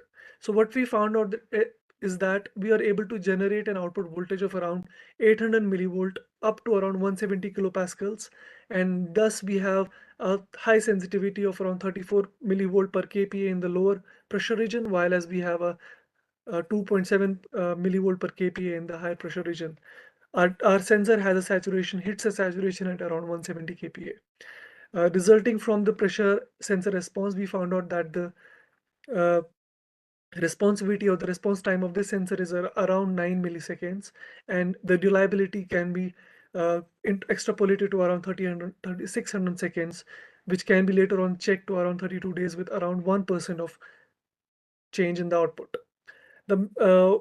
After developing the sensor, we integrated it with some machine learning algorithms known as CNN2D, wherein we try to understand, can we use this sensor, this pressure sensor, as a hint for deformity detection sensor. What do we mean by that is, when a person walks or runs or jumps, there is a different set of pressure that he applies on his hind foot. So we wanted to understand, can we differentiate between a normal person and an abnormal person based on the hind foot. So using the data from 36 different sensors. Nadeem, you have 1 minute left. Yeah, sure. So using this data from 36 different sensors, we are able to differentiate between a normal and an abnormal hind foot using the same algorithm and same sensor design. In the second application, we used a normal human activity monitoring, wherein we compare different sets of activities of a human like walk, run, jump, and rest. And we were able to differentiate and achieve a higher accuracy from the CNN models based on the dual transduction, which used to be lower when it's only single transduction. For the third application, we used a palm strength assessment system wherein we attached a sensor to the palm and we had tried to understand what is the pressure distribution when a person is injured or when a person is normal. So using this data, we're able to identify what is the extent of palm injury rehabilitation or how much a person still needs to rehabilitate. When comparing with the state-of-the-art pressure sensors, our pressure sensor stands out because of its dual piezoelectric triboelectric transduction as well as a higher sensitivity and dynamic range. And the best thing was patternability, which was not reported ever before. Thank you so much.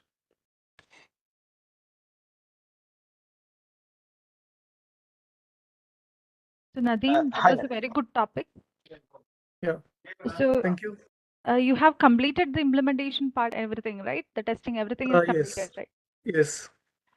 You have mentioned about the crosstalk effect is reduced in this piezoelectric. Yeah, exactly. Right. So can you explain that how it is reduced? Yeah. So what we have done in this design is that we have uh, we have patterned the electrodes as well as the active layer. So what is usually done in conventional layers is that you have a common bottom electrode and you have a patterned layer, or you have a patterned electrode and you have a common active layer. So in both the cases, when you use piezoelectric or triboelectric transduction, the problem is that when you hit at one single point, the charge is distributed throughout the film or the electrode. But in our case, the activation of the nanocomposite or the thin film is separate, so it does not interfere with all other cells. So that was the basic idea, that crosstalk is completely removed because all the cells are separately placed. And this is only possible when your active layer is photopatternable, which is not the case in other conventional thin films. Okay, fine. Yeah. Anyway, it's very good. All the best. Thank you so much. Okay, thank you, Nadeem. Yeah, The next presenter is Ananya M. Kashyap.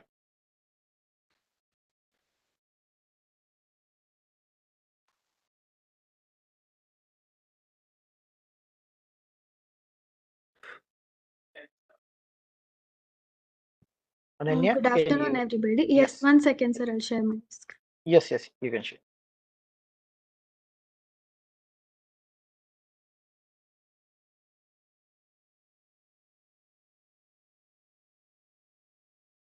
Can you see my screen?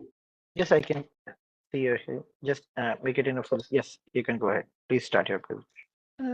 Good afternoon, everybody. I'm Ananya M. Kashyap from 7th semester, Electronics and Communication Engineering from NI Mysore.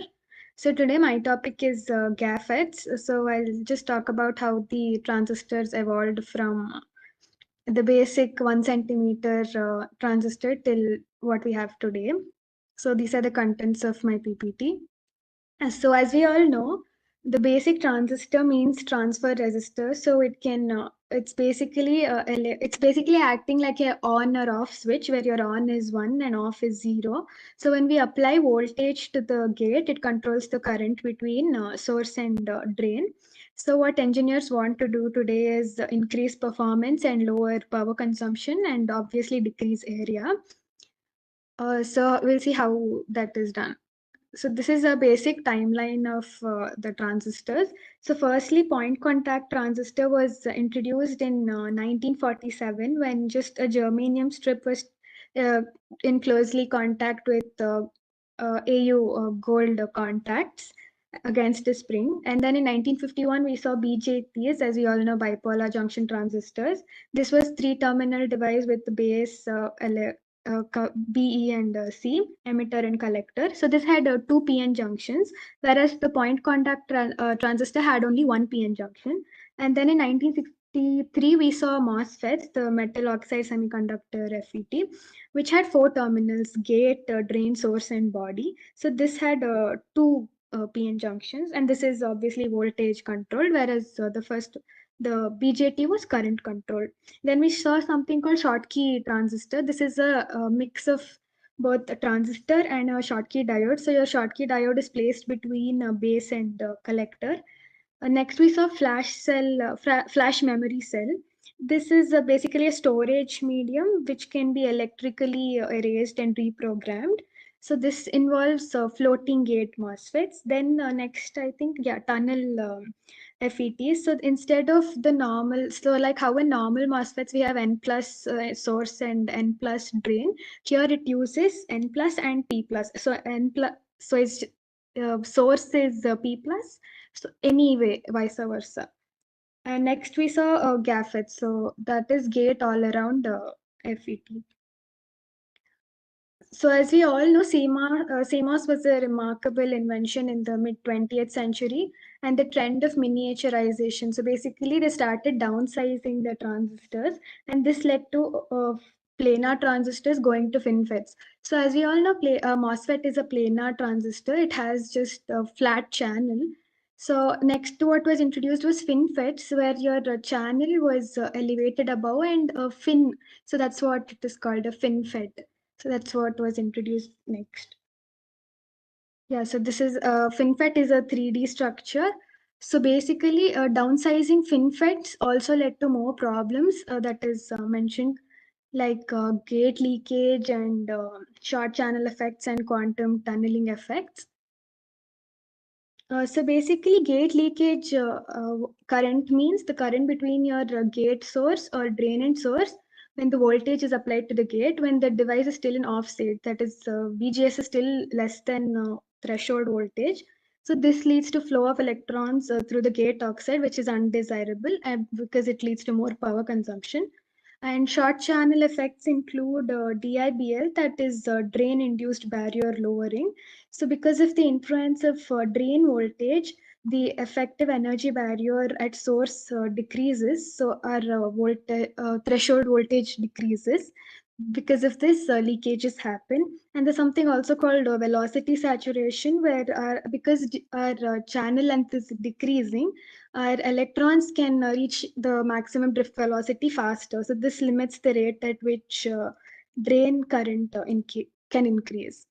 So next, when we see quantum tunneling leakage, that means as we go towards like decreasing the size, the thickness of the gate oxide is decreasing. So as we all know, the gate oxide is a insulating layer between the gate and the channel. So now electrons can tunnel through the oxide barrier because the energy barrier is less. So as we can see in the picture here, it shows a planar FET, FinFET, GAFET, and now what is recently introduced called MBC FET. So as we see in the planar FET, it is a flat channel. So there's only one channel. In FinFET, the channel is elevated above. So it's a 3D structure and the gate surrounds all the three sides of the channel. So obviously because of this, more channel control can be done. And what we discussed now was GAFET. So we can introduce more channels here, as we can see, by vertically stacking it upon each other. So the main disadvantage of the FinFET, so why we moved from FinFET to GAFET was because FinFET we could use from 22 nanometer to 16 nanometer. And after that, we saw problems. So as we can see, if we want to increase the speed of FinFET, we have to stack it parallelly, like in the picture above. Like Ananya, you have 1 minute left. Yes. So in FinFET, we have to stack it next to each other, whereas in GAFET, we can just parallelly stack it above each other. So while comparing FinFET and GAFET, as I told you, GAFET is obviously the better choice because it decreases area. We can just stack it vertically. And as it's surrounded by all the four sides, we have better channel control. So as I already mentioned the advantages, now the new concept is MBC FET, which is a multi-bridge channel FET. So this has, as I showed, it has many channels on top, and this is more flexible.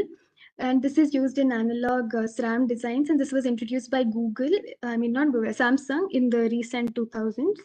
And this allows, so this as it's shown in the picture here, it's a nano sheet, so you can control the width of this channel for better control.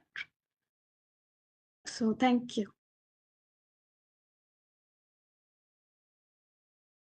So, Ananya, which are the materials we have to prefer for the GA fit and the MP fit?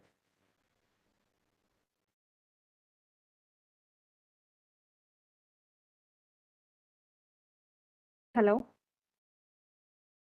Hello, can you hear me, ma'am? Yes. So you have mentioned about the FinFET, the advantages of FinFET and the problems in that FinFET, and then about the GA-FET, right? Yes. That is gate-all-around FET.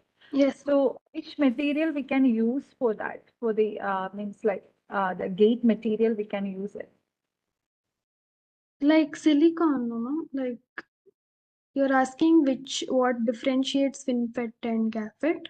No, because we are miniaturizing the size when you go towards the nanometer scale and the feature size when it reduces. So we cannot use the conventional materials there. So, We have to use any high dielectric material because as our gate becomes thin, gate oxide becomes thin. As I told, there are problems of leakage, like electrons passing from through the gate oxide. So have to use any high dielectric material.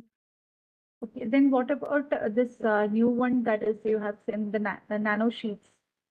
So nano sheets, I didn't get much information about it because it's very new, like very recent innovation by Samsung. Okay. Yes. Thank you.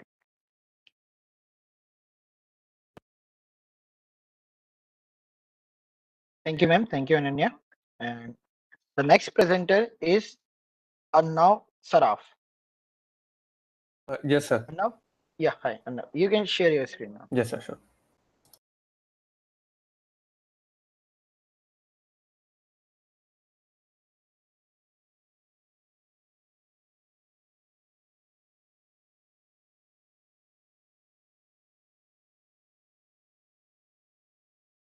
So are you able to see my screen? Yes, we can. Okay. See your screen. You can just share your presentation. Yeah, make it full screen. Yes, sir. Is it Yes, visible? fine. You can start. Yes, you can Yeah. start. Yes, sir. So very good afternoon to everyone present. When I was in my second year, I was trying to figure out what kind of field I would like to work in. And I am an undergraduate student from the 2020 batch, or as we are fondly called, the COVID batch. So being from such a different batch, I wanted to work on something different and make a difference to our world. So that's when I came across a research article on wearable flexible sweat sensors, and I finally knew what I had to do. So since the pandemic, there has been a renewed interest in the development of wearable point of care devices to make healthcare more accessible for everyone. And I have a similar endeavor and have been working on projects to develop a wearable medical device of my own. So currently my work is focused on modeling a compact modeling of an IGZO TFT as a biosensing element. And in this presentation, I'll take you all through the gaps which I'm trying to fill through my work, my current progress, and what ideas I have to take my work further. So before I jump to the results of the model, let me just, I feel it is important to answer these three questions of what, why, and where. So I've already told you all what I am working on, and I would like to move to the second part of it, which is why I'm working on it. So as you can see on the screen, there are three graphs which are present. These are the trends for publications in various topics. So towards the top right, you can see the trends of publications for IGZO over the past decade. And there has been a sustained interest. And as you can see, the publications are almost above 300 for nearly around 8 years right now. And recently also in the last 2 years, there has been another surge in a number of publications. Similar is the trend for the TFTs which are using IGZO. And if you look towards the left, we have the sensors which use IGZO. And you can see, even though the publications are not as many, but they're steadily increasing over the years, and hence I feel there is a lot of potential in this field. So now that we have the answer for the first two parts, let me try to tell you all where we are in this compact modeling of bio sensing TFTs. So there are a lot of good papers on, there's a lot of good models on the modeling of compact modeling of TFTs. But I feel that there is still more need to involve more physical and chemical concepts as backing, because most of these models are based on empirical results or on basically mathematics. And another thing I feel is that many of these papers often tend to treat the TFT as an isolated entity and not as a part of an entire system. Therefore, I feel there is more need to think from a practical perspective, and hence I'll be working on developing more physically significant and measurable sensor output for my device. So I'll be talking more about the physical and chemical concepts which I'm trying to introduce towards the end of the presentation. Now let me move on to the MATLAB implementation of an independent dual gate IGZO TFT which I've done. It is based on the reference paper which I've mentioned here. It's also at the end of the slides. So towards the left of the slide, you can see the Poisson's equation. It is a single dimension equation across the width of the IGZO film.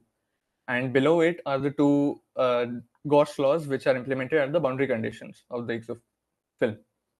So using these three equations, I found out the numerical solution to the surface potential using a basic Newton-Raphson method algorithm in MATLAB, and which in turn is used to find out an expression for the drain current using the continuity equation, which is given right below it.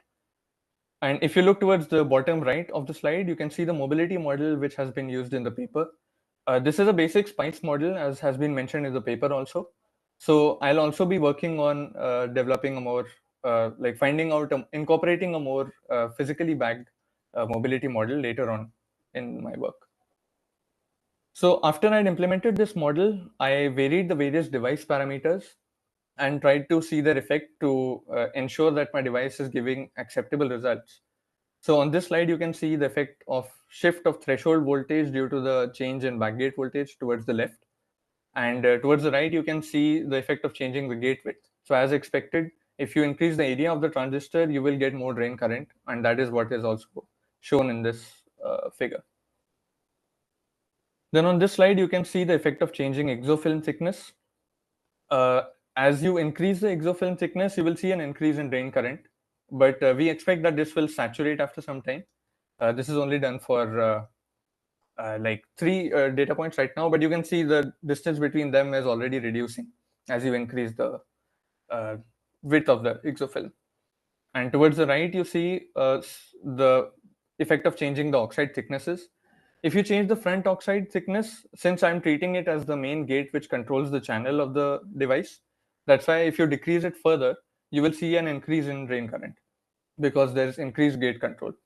And below it, you can see the back oxide thickness variation, which has the opposite effect.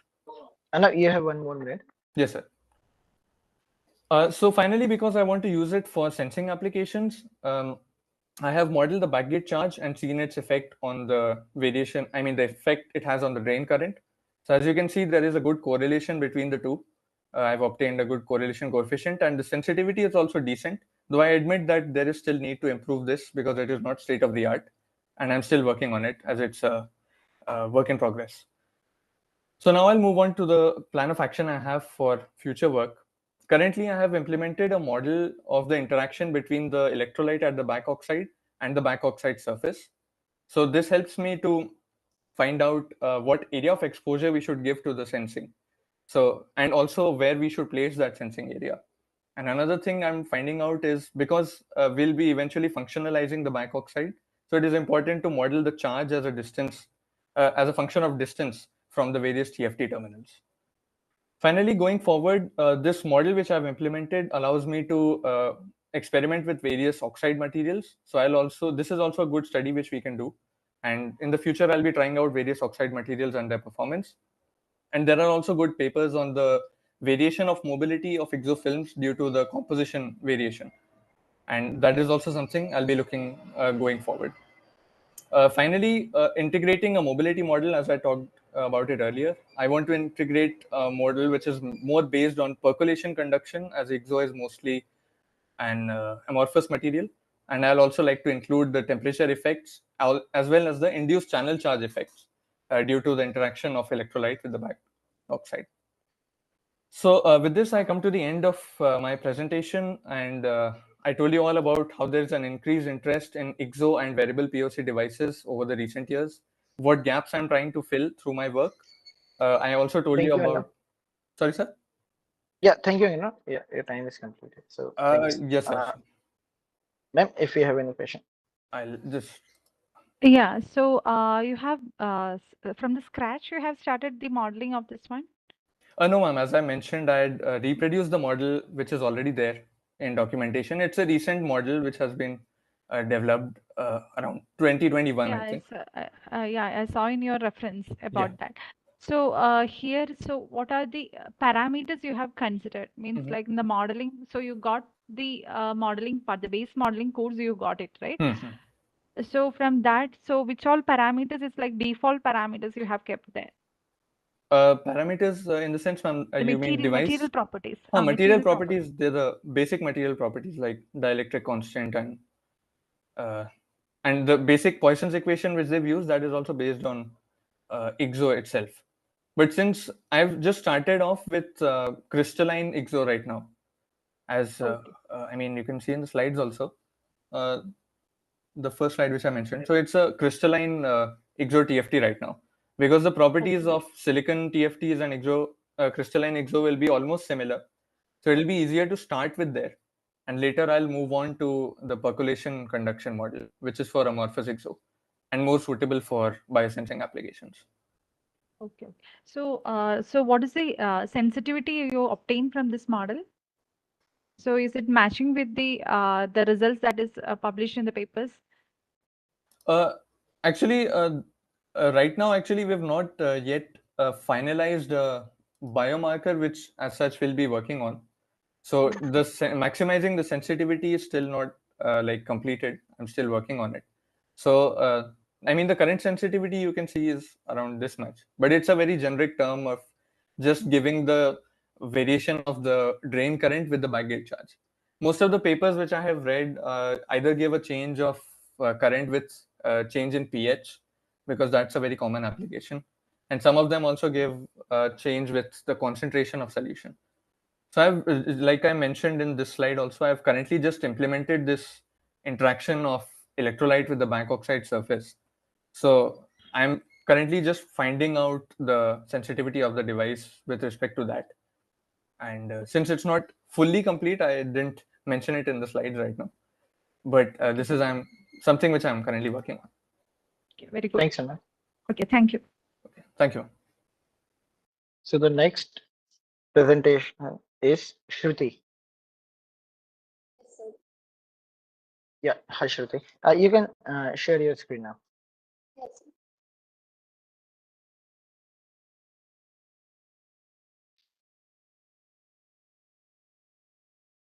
So is my screen visible to you?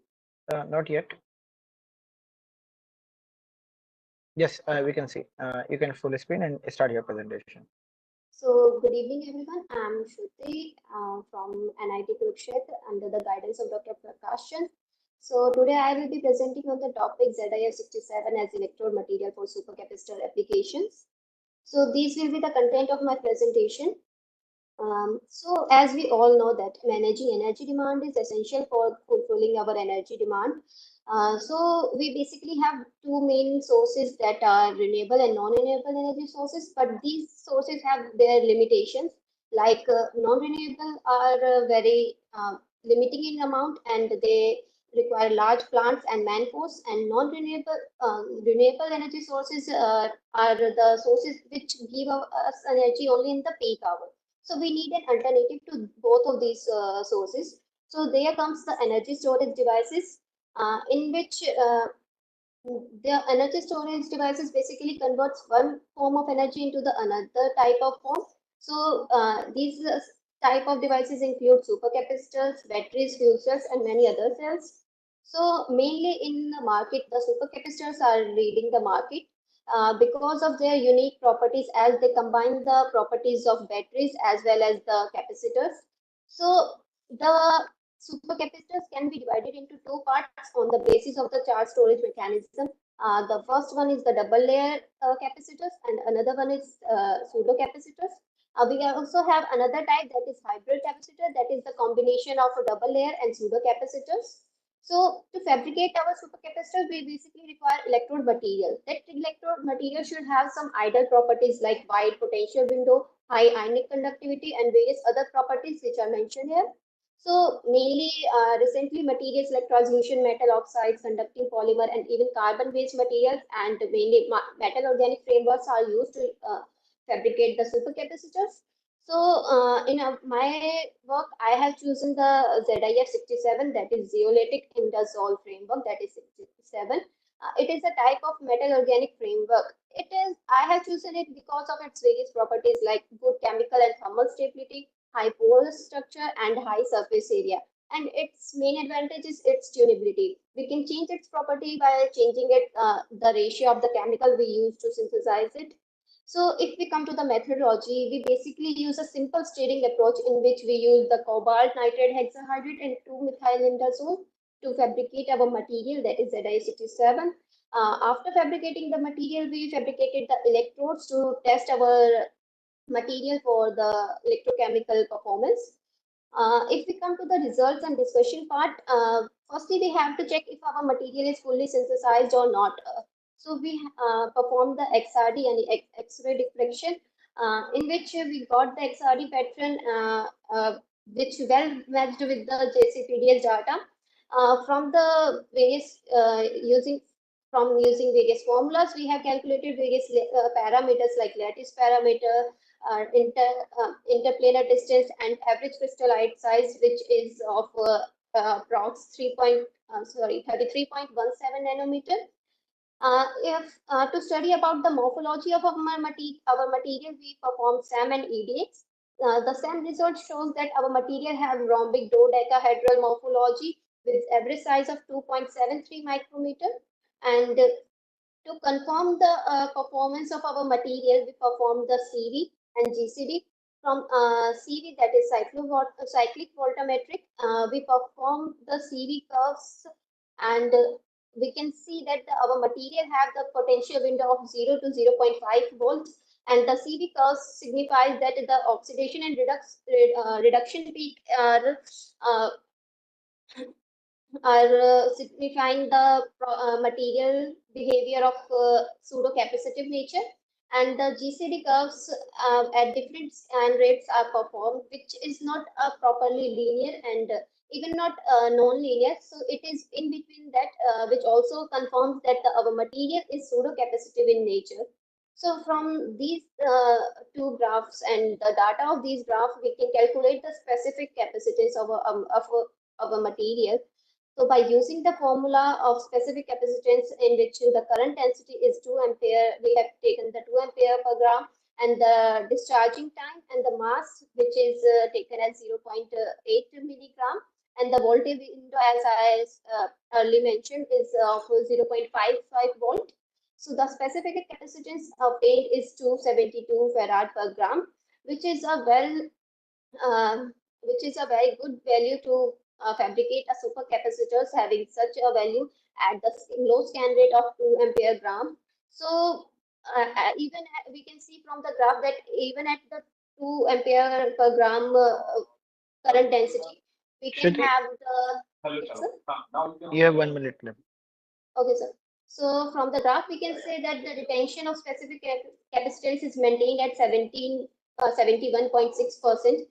So in conclusion, we can say that even without using any chemical process and a very bulkier process, we can simply use the steering approach to fabricate ZIS-67 and can have good morphology and have high performance of a specific capacitance, which can be utilized in अच्छा उसको एक को industrial बोल रहा होगा applications. So ये these are रामकश्यप the यहाँ join कर लिया references from where I have taken the reference, and this is all about my presentation. Thank you. Right? The means like efficiency of the ideal capacitor means like when you compare with this one, what is the efficiency of this one? So ideal capacitor can have the specific capacity above 100. No, not ideal, but a capacitor which can be a material which can be utilized in supercapacitor can have above the 100 farad per gram capacitance. If that is lower, then we cannot apply it in practical applications. So it should be above 100 farad per gram. Okay. So what's as per now, what is the value you are getting it? I got the 272 farad per gram for crystalline ZIS-67 without any doping. Okay. So this is experimental analysis or with the models you have done it? Experiment, no. Okay. We have the electrode setups. At that, I have performed all these. Okay, okay, fine. Thank you. Thank you. Thank you, Shruti. Thank you, ma'am. The next presenter is Pratibha Pansari. Yeah, hello, I'm audible? Yes, you are audible, and you can start your screen. Okay, sure.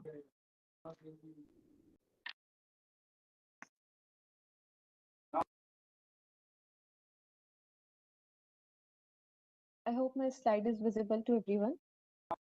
Yes, yes, right. Yes. Yeah, good evening, everyone. Firstly, thank you for giving us this opportunity to present our work. The title of my talk is Engineering Carbon-Based Photonic Nanoarchitectures for Their Potential Bioimaging Applications. So as the title states, this refers to the fluorescent carbon structure, which is known as the carbon dots. So this is the for the biomedical application. Actually, I'm not able to change the slide. Just a minute. There's some issue.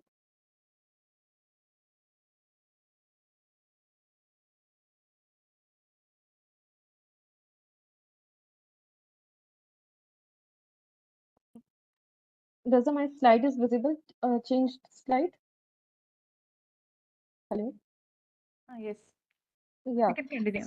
Yeah, so these are the presentation content which include introduction to the material and method, result discussion to the conclusion. So here is the introduction specifically for the bioimaging application. So we have heard about the use of organic dyes and organic dyes. Pratibha, can you make it the full screen?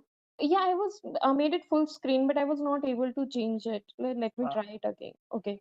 So yeah.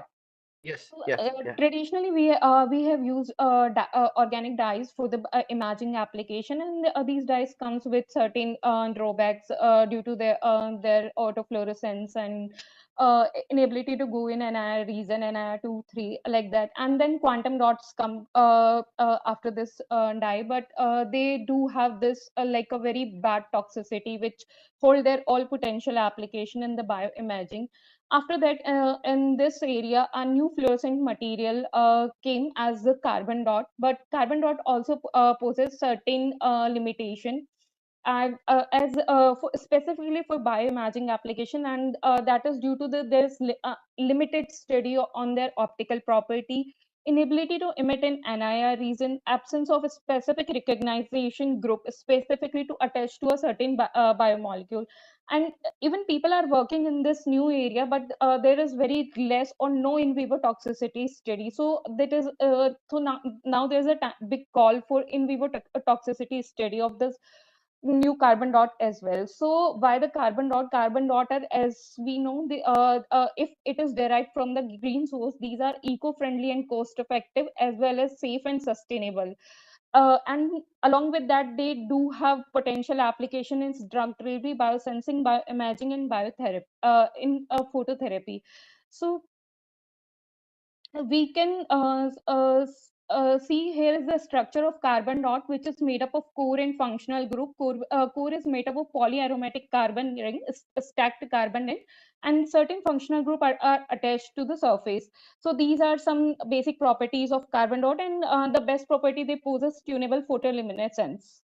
So further, we synthesize carbon dots using cysteamine and Rulelia simplex. So the purpose of using Rulelia simplex flower was to use it as the carbon material, and cysteamine to have the certain surface moiety in the name of surface functional group to make any kind of attachment with the biomolecule. So that was a typical synthesis scheme of the bottom up synthesis under the hydrothermal, where all these bigger molecules turn down to be the smaller one, the precursor, and the polymerization happen, and after that the ring formation happen, which leads to the formation of carbon dot, which is a typical structure of the benzene rings at the center or the core, and the surface different functional group at the surface. When we synthesize carbon dot at the 200 degrees Celsius for 24 hours, we have found that the carbon dot give green emission under the UV light. So after the formation of carbon dot, actually we have formed two type of carbon dot. One is the normal carbon dot, one is cysteamine functionalized carbon dots using the same material. So we found the difference in both the carbon dot, that after with the XPS analysis, we are able to trace the presence of sulfur in relative functional group, which clearly state that the sulfur functionalization is done. Along with that, there was a small change in the oxygen content. We found that after the surface functionalization, the content of oxygen increases and the carbon content decreases. So let's see what was the possible reason for this thing. With further characterization, we found that there is the addition of thiol group or sulfonyl group on the surface of cysteamine carbon dot, which clearly state that the surface functionalization has been done using the cysteamine. And these are the TAM images which show a very good dispersion of the carbon dots with the size of around 3 nanometer for the both series. These are the optical characterization results of carbon dot, where they show their absorption at 277 and 281 nanometer, with both where both the C dots show excitation dependent emission. And we can see the change and shift in the intensity at the different excitation. And we obtained the quantum yield is 2% and 2.4%. We found that after the surface functionalization, there were increase in the quantum yield of the carbon dots. So further, we calculated the energy bandgap, and we found that after the surface functionalization, the energy bandgap slightly decreases. Pratibha, you have 1 minute left. Yeah. So these are the results. And further, we have done in vivo toxicological evolution using the Drosophila model, and we found that both the carbon dots show non-significant toxicity. Further, we incorporated crawling assay, tryptophan blue assay, and even in these results, you can see that there is no sign of any kind of significant toxicity.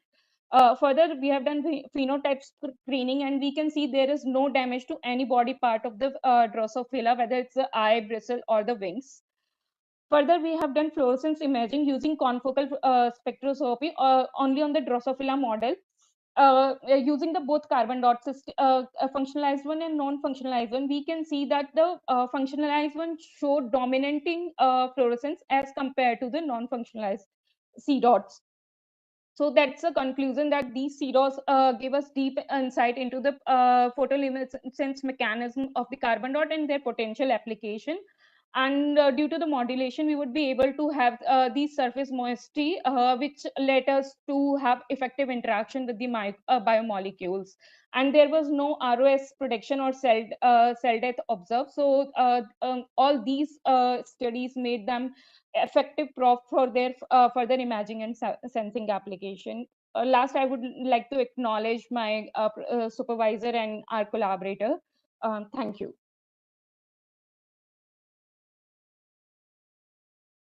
So, okay, Pratibha, so you have mentioned about the properties of the carbon dots, right? So, Are you able to hear me? Yeah. So in the so what is the range, diameter range? It will be considered as a quantum dot. Ma'am, quantum dots or the carbon dots? Sorry, carbon dot. Ma'am, actually the size should be the less than 10 nanometers for the fluorescent materials, specifically when we talk about the carbon dots. But initially when there was study, people were referring it with the properties of quantum dots, and they were talking about the quantum confinement effects as well. Okay, but with the reference of new study, there is no role of quantum confinement effect in the case of carbon dots. So the fluorescence property is mostly dependent on their stacked carbon ring and the surface group attached to this thing. So these are the possible origin of fluorescence rather the size of the C dot. Okay, okay. So in your experiment, so what was the dimension of your carbon, means like diameter of your carbon dot? Ma'am, mine one was around of 3 nanometer in the both series, 3 nanometers. Okay, okay. In that range it was okay. Yeah. It's fine. Okay, thank you. Okay, thank you, ma'am.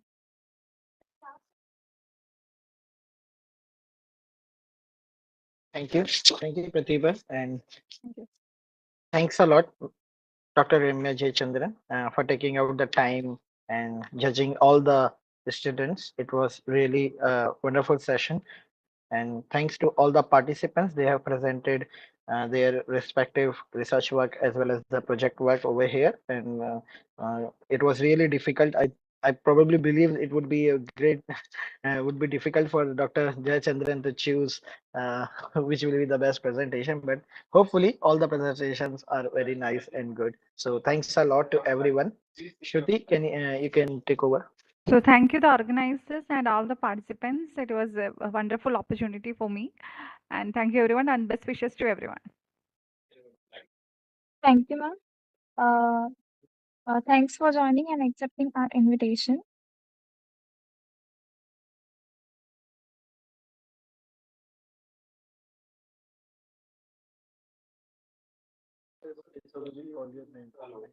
Let us start with session 2. We will be starting in 5 minutes at 5 p.m. So,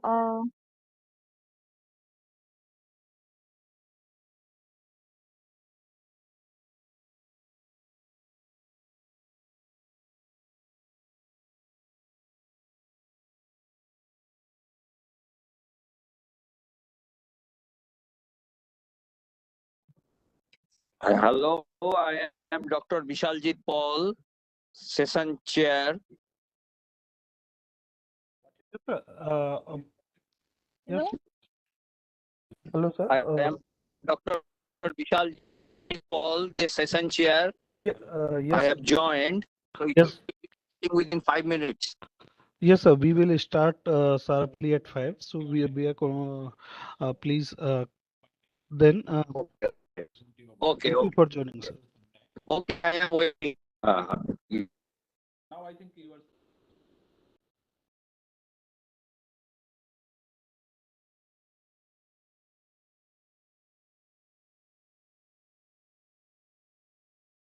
No, not yet.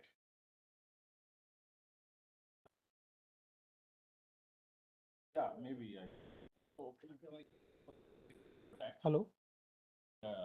Hello. If it is Hi, Ashwini. Now, or if you require some more time. Yeah, मैं सुमित बोल रहा हूँ IT तो आपका presentation था ना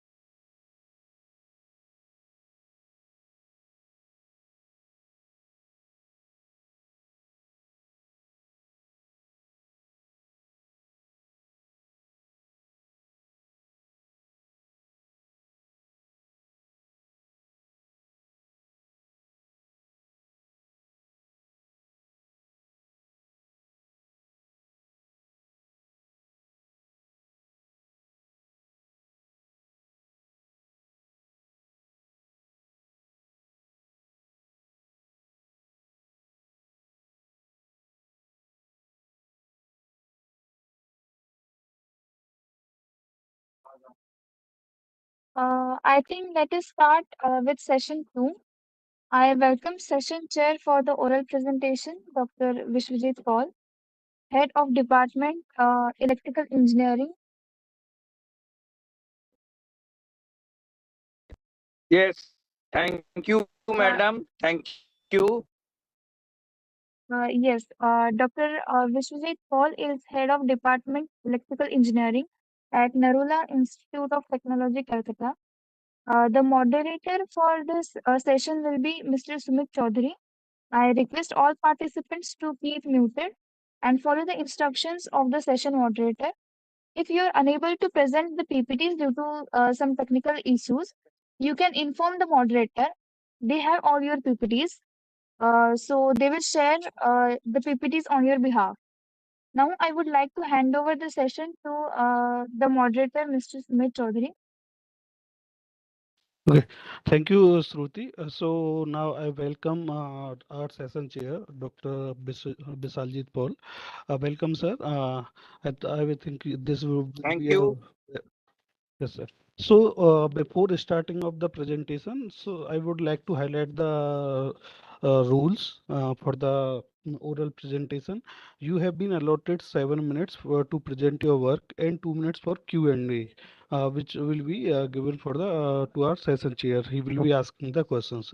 Please respect your time, presentation time, and at the time of presentation, please switch on your audio and video as well. And I would like to request all the attendees, except the presenter, please keep in the mute mode. Thank you. Shruti, can you? So now I would like to invite our first speaker, first presenter, Ashwini Dubey. Ashwini Dubey, are you present? Yes, I am present. Yes. So I request you to please share your slides and switch on your video. Yes, sir.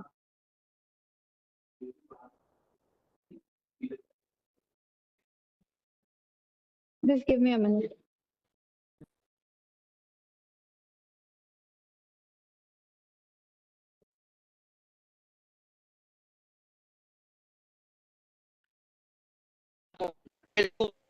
Am I audible?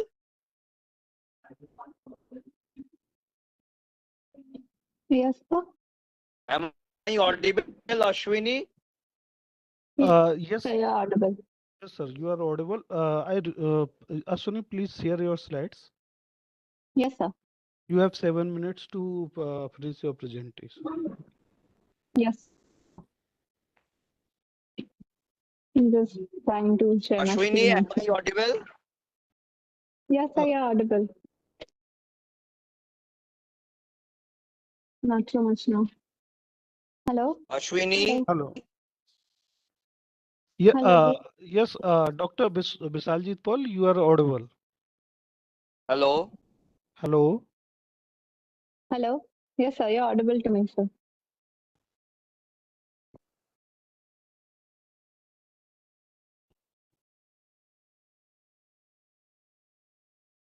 So, Ashwini, please share your slides.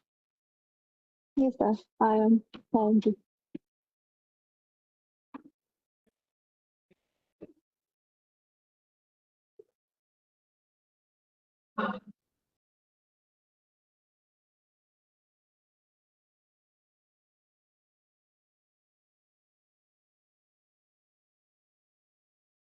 Ashwini, can you? Hello? Vinny, are you Yes. using your laptop or mobile? I'm using my mobile, sir. Okay, so there must be an option, Am I the audible? three dots regarding share. Yes, sir, you are audible. Okay, okay. So please, Ashwini, maintain your timings well. Yes, sir. You can start. Okay, sir. I'll start first. Yes. So, good evening, everyone. I am Ashwini Dubey, and today I'll be presenting about sustainable development in pharmaceutical packaging. Ashwini, your slides are not visible. Okay, so just give me a second. I'm trying to.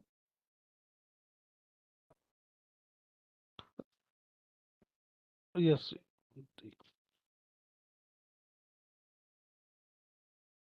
Ashwini, if you are facing any problem, then I am sharing you the slides on your behalf. Okay, yeah, sure.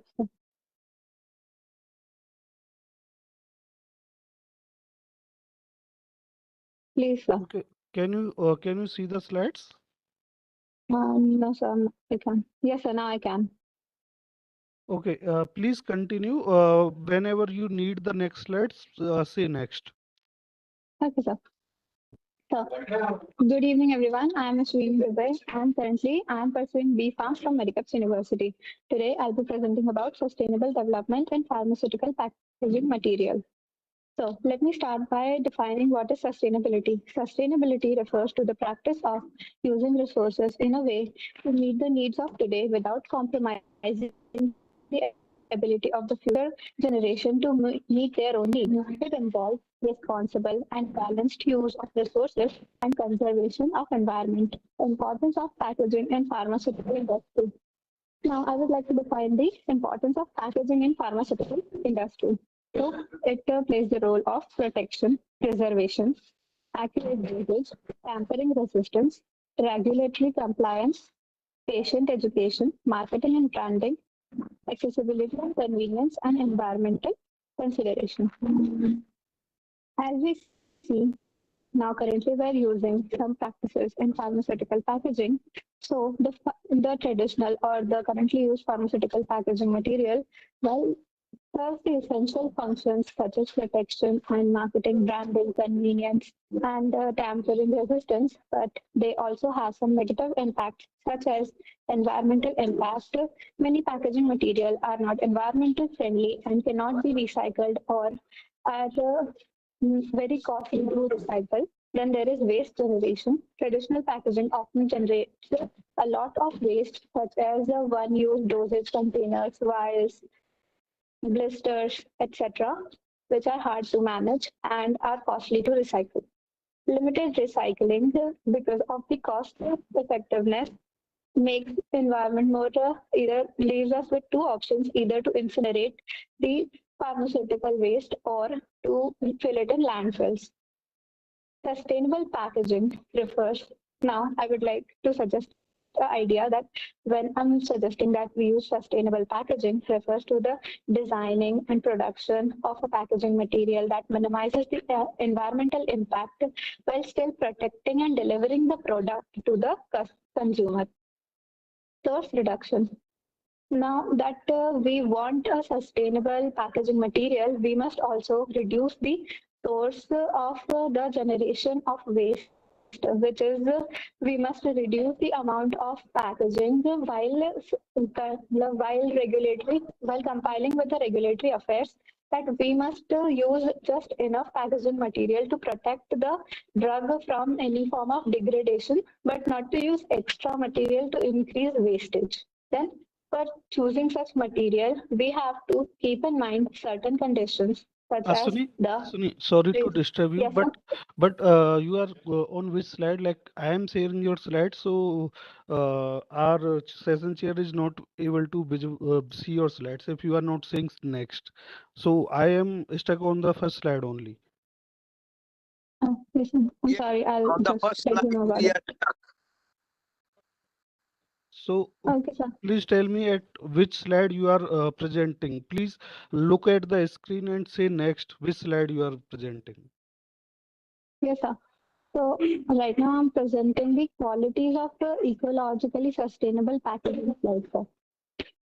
That would be number 4. Whenever you are going to next slide, please say next. Okay. Yes, sir. Yes. So the certain qualities that we require in our ecologically sustainable packaging material include barrier protection, biological protection, physical protection, information communication, identification, security, and convenience, and marketing. We also require these materials to be recyclable, biodegradable, minimize toxicity, consumer education, and innovation. These materials should be able to protect the drug while also conserving the environment. Now, I would like to suggest a few materials that might be suitable for next slide, sir.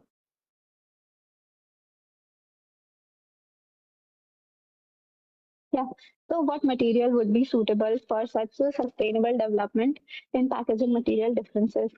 So, in that case, I would like to suggest that we go for more natural-based polymers such as starch, cellulose, xylene, and proteins. Deriving from these materials, we have developed some of the polymers such as PLA, which is polyacetic acid, which is derived from starch, which is fermented, and then primarily cornstarch is used. It is similar to that of plastic and it can be molded into a transparent and opaque form.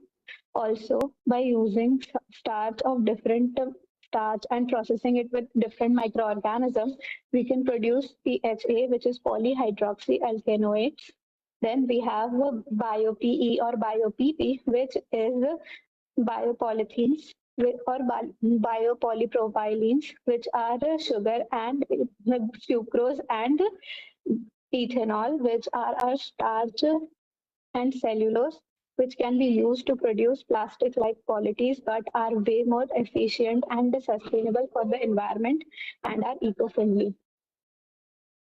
Next section. General properties and environmental issues.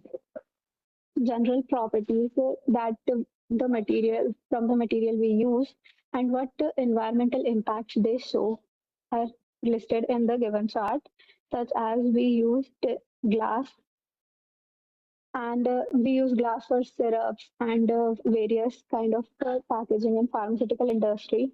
It stands several advantages such as heat resistance and protection of these materials, but it also has certain disadvantages such as subject to closure and easily breakable.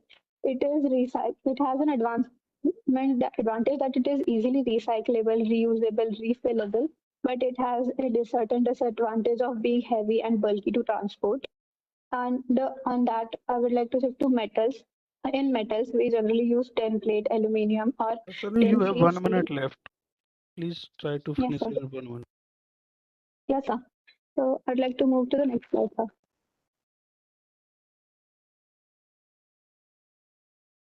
So what measures do we take to promote the sustainability in the environment friendly, sustainable advancement of our packaging material is to eliminate the challenges which are cost effectiveness, material availability, compatibility, and consumer development. And for this purpose, we would reduce, repurpose, and recycle the packaging materials we have. So to reduce, we would use the minimum amount of packaging material required. We would repurpose the material used and we would use more bio or eco-friendly material or biologically derived material for packaging of pharmaceutical drugs. And to recycle, we would mostly try to recycle plastics and bottles and different types of packaging materials and metallic materials to cycle the metallic ions back into the ecosystem. Thank you, sir. So, Ashwini, thank you very much. One thing I want to tell, am I audible? Yes, sir, you're audible. Yes. So one thing I want to tell, one or two slides are written too much. Your slide content should be very few things and your speaking power should be more. And moreover, I am not seeing your slide numbers. At least slide numbers you must be providing, you must be giving. Yes, sir. Okay. I'll keep that in mind, sir. Thank you. Okay, thank you, Aswini. And now the next presenter is Bhargav Dantapur. Yes, sir. Present here. Please share your slides and start your presentation.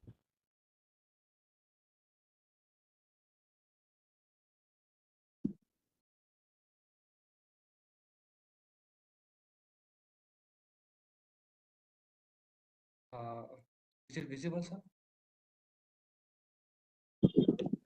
Yes, it's visual. Please continue. So, good evening, one and all. I am Bhargav Dantapur.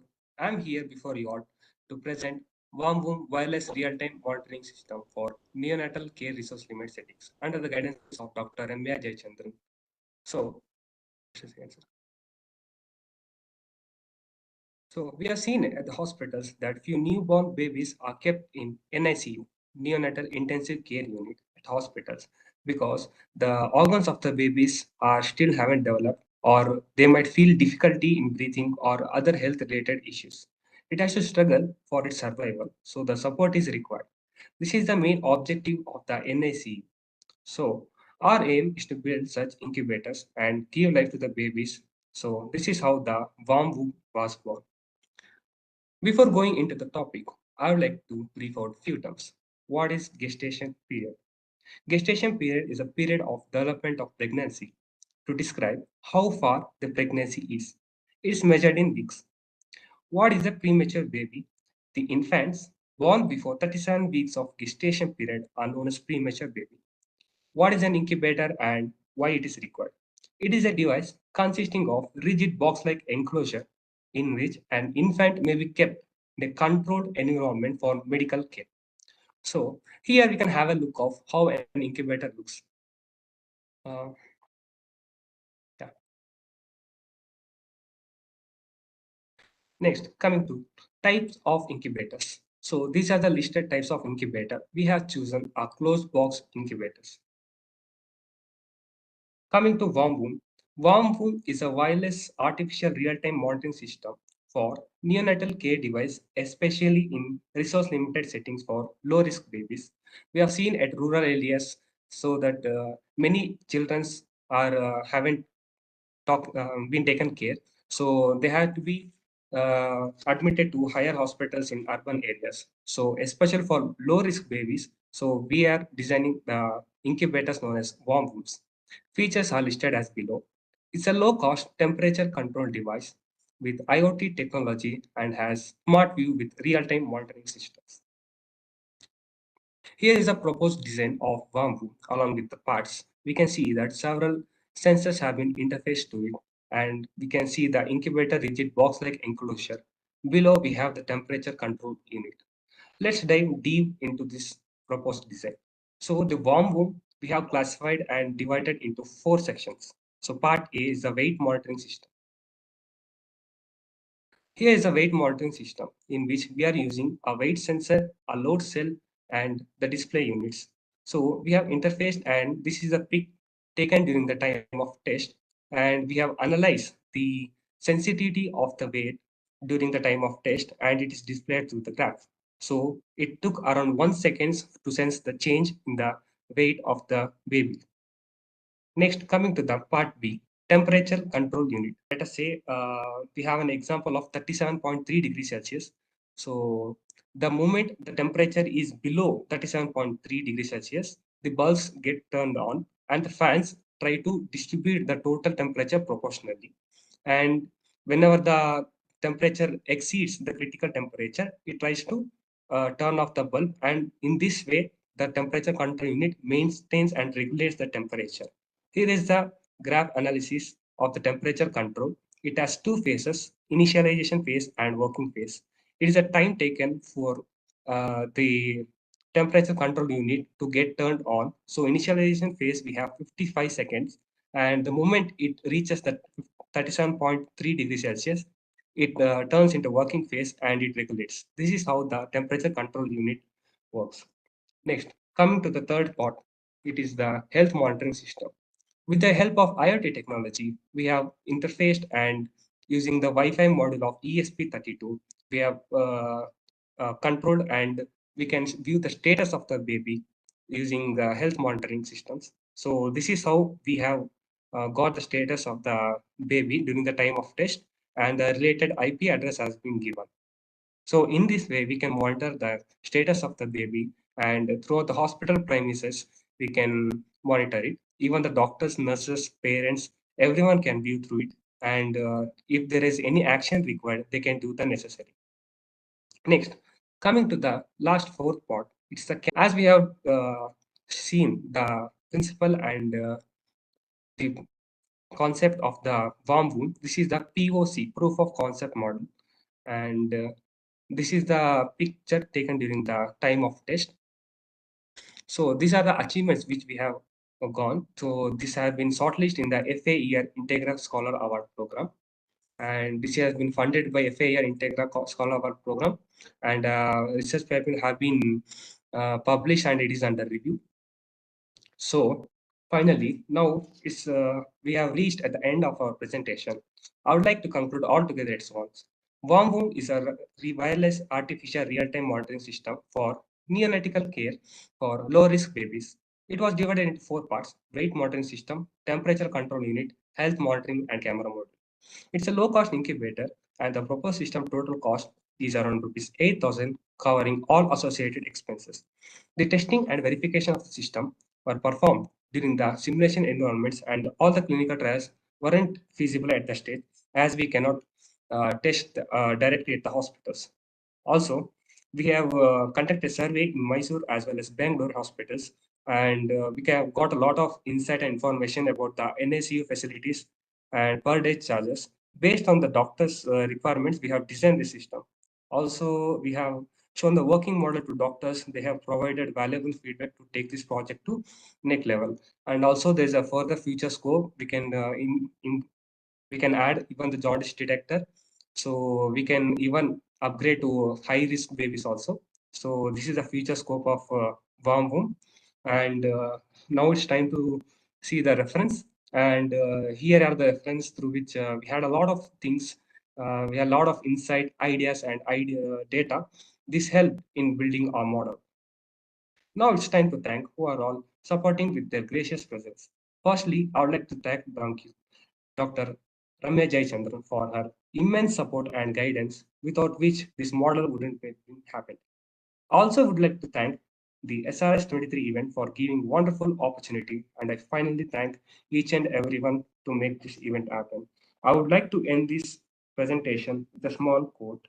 It's a smile of baby that makes life worth living. So let's help them to get into our real world. Thank you, one and all. Have a great day ahead. Okay, thank you, Bhargav. I request our session chair for Babies during their birth time are having jaundice. Yes, So sir. how you can test through the sensors about the jaundice, and how much time it will take? So their So, sir, phosphorus level is also very high at that time to be at the newborn baby. So are there any techniques to check the phosphorus level and jaundice and many things, many shortcoming diseases which are, and by due course of time it will be okay. So any such model you have prepared? Sir, actually, our objective for now was to design for low risk babies. Also, the future scope we have designed for the jaundice detection as well. Currently, we are still researching on that. So, but the right now, actually, we have contacted the hospitals and all. So they have given few data. So we are actually still trying. We actually have real time jaundice meters and detectors. It costed too high. So currently, based on principles as well as, so we are trying to use the sensors. So based on that color chromatographic value, so we are either using GC or like that to the head of the baby. If we keep that chromatography sensor, so based on the color detected, it can show us jaundice level, and through that principle, we can design our own jaundice sensor. So it can detect the jaundice. So we can interface that as well. So that was the future scope for this.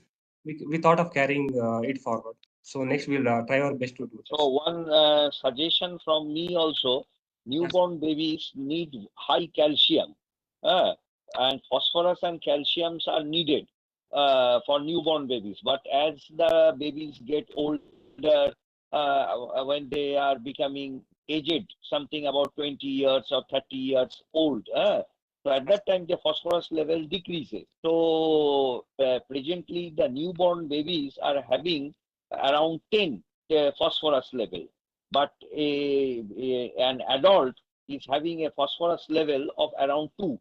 So this 8 difference is due to the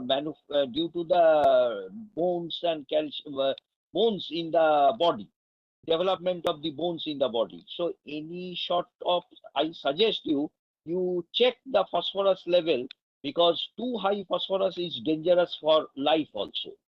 So this is also one option you can take, as you are doing a lot of modeling and sensors and all these things. Yes. So you can practice this one, because Definitely. the phosphorus level is also very important, jaundice and phosphorus, Okay, sir. We'll as well definitely as the calcium. sir. Okay. Thank you for your suggestion. Thank you, Ananda. Okay, thank you, sir. Bhargav, so our next presenter is Savendra Goswami. Savendra, Yes, sir. please share your slides and start your presentation.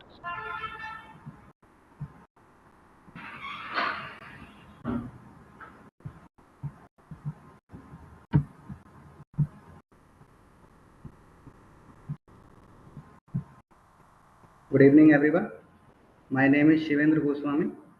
I am pursuing PhD degree from Department of Mathematics and Statistics, Gurukul Kangri, Team to University, Haridwar.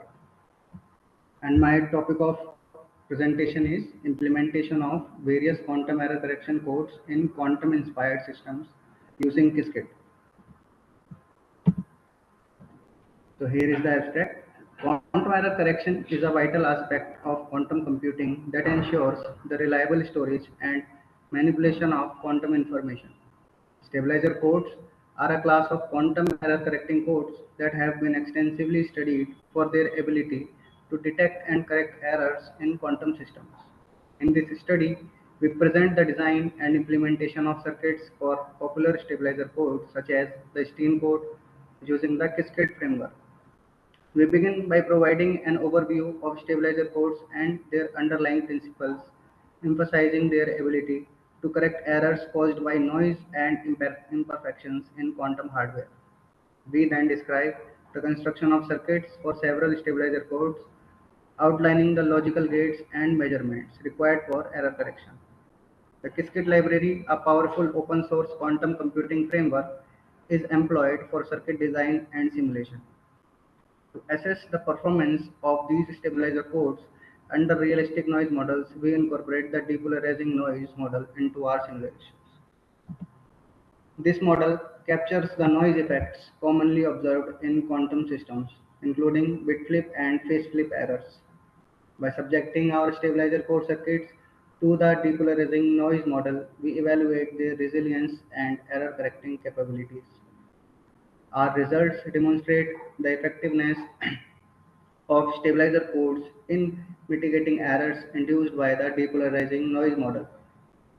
We analyze the error rates and compare the performance of different stabilizer codes, shedding light on their suitability for practical quantum computing applications.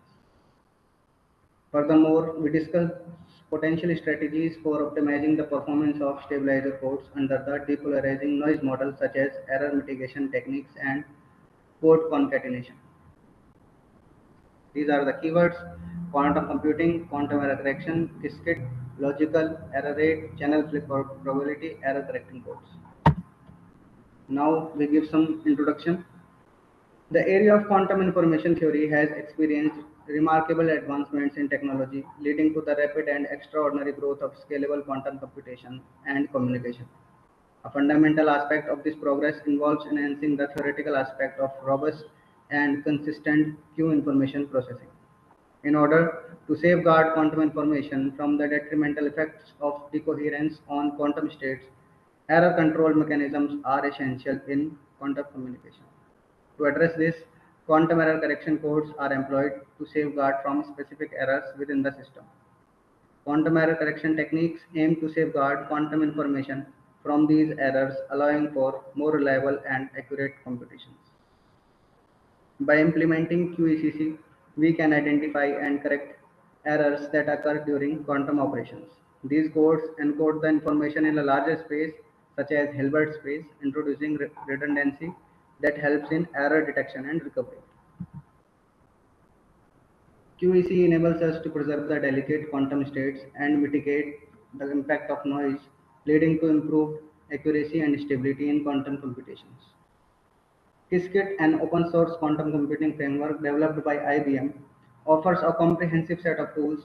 It provides a set of tools and libraries for programming, simulating, and executing quantum algorithms using different backends, including real quantum hardware.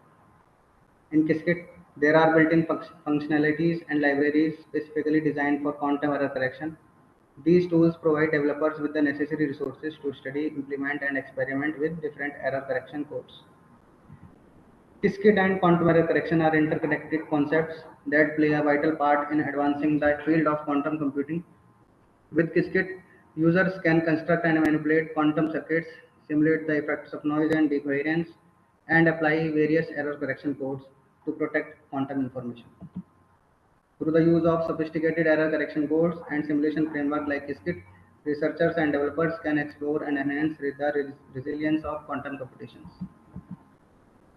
Now is the implementation work using Qiskit. The main feature of the implementation method is to originate the encoding and decoding Qiskit programs given the information of the quantum error correction codes in terms of its circuit and its error correcting capabilities. Our initial state is either 0 or 1 with equal probability.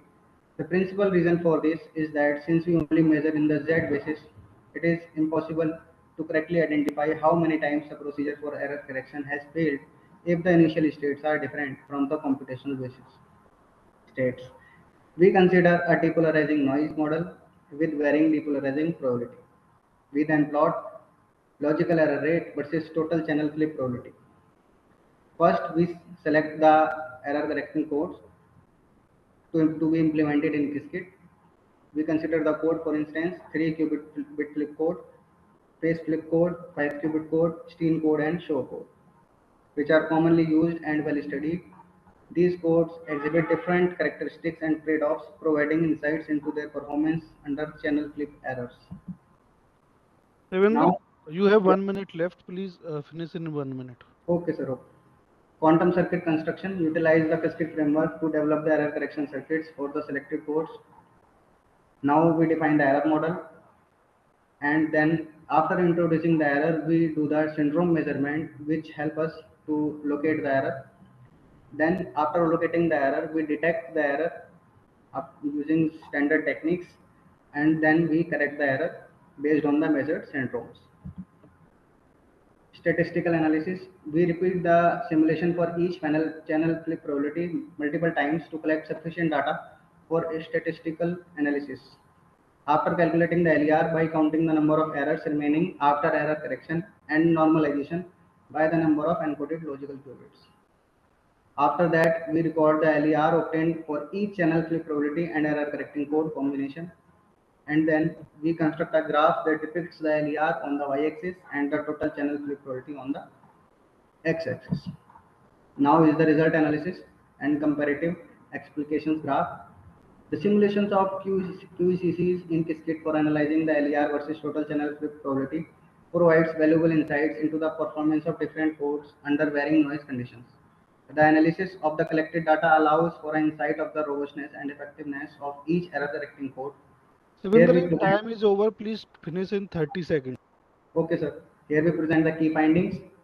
This is the comparison between some quantum error correcting codes. First one is 3 qubit bit flip code. Second one is phase flip. Third is 5 qubit code. And fourth is steam code. And last one is short code. So the conclusion, our result demonstrate the varying effectiveness of different error correcting codes in mitigating errors and preserving logical qubit states. We observe that with higher code distances generally exhibit lower LER, but at the expense of increased circuit depth. So using Qiskit, we can simulate and implement our error correcting code on real quantum computer hardware. These are the references. Thank you. Shivinder, one thing Yes, sir. I want to tell you one thing. Yes, As sir. you are presenting the slides. First of Yes, all, sir. the slide numbers you have not given. Number one, and number Okay, sir. two, in each slide, too much of writing you have written, so that is not permissible. The writing should be keywords only in a slide, in a single slide. There must be at least 5 to 6 keywords, and you must be explaining. Lots of things are written on the slide, so that doesn't mean a good presentation. So you check this in the future. And regarding one question, as your Yes. topic is very nice, your topic is very marvelous. This is the new era of the dimension of the quantum computing and all these things. So one thing I want to, basic fundamental question I want to ask you, what do you understand by vigilance? Uh, Suppose a disturbance is there, a Yes. perturbation is there. So what do you understand by vigilance? Sir, by meaning of the disturbance, we are considering the temperature of the environment or some noise or some sound in the quantum system. And by resilience, we are talking about the capability of the photons to absorb these noise or to function in present of these noise without occurring any error. Okay, okay. Okay. Yes. Uh, So though there are some noises or disturbances, they will be functioning as well. Yes, sir. Without They any will error. absorb the disturbance, they will absorb the disturbance as well as they will be again functioning. Yes, sir. Okay. so thank you, Savinder, for the Thank you, sir. presentation. Our next presenter is Akash Rathore. Yes, sir. Akash, please share your slides. Yes, sir. There is too much noise from your side. Please share your slides Okay, sir. and start your presentation. Please try to complete in the given time, 7 minutes. Okay, sir.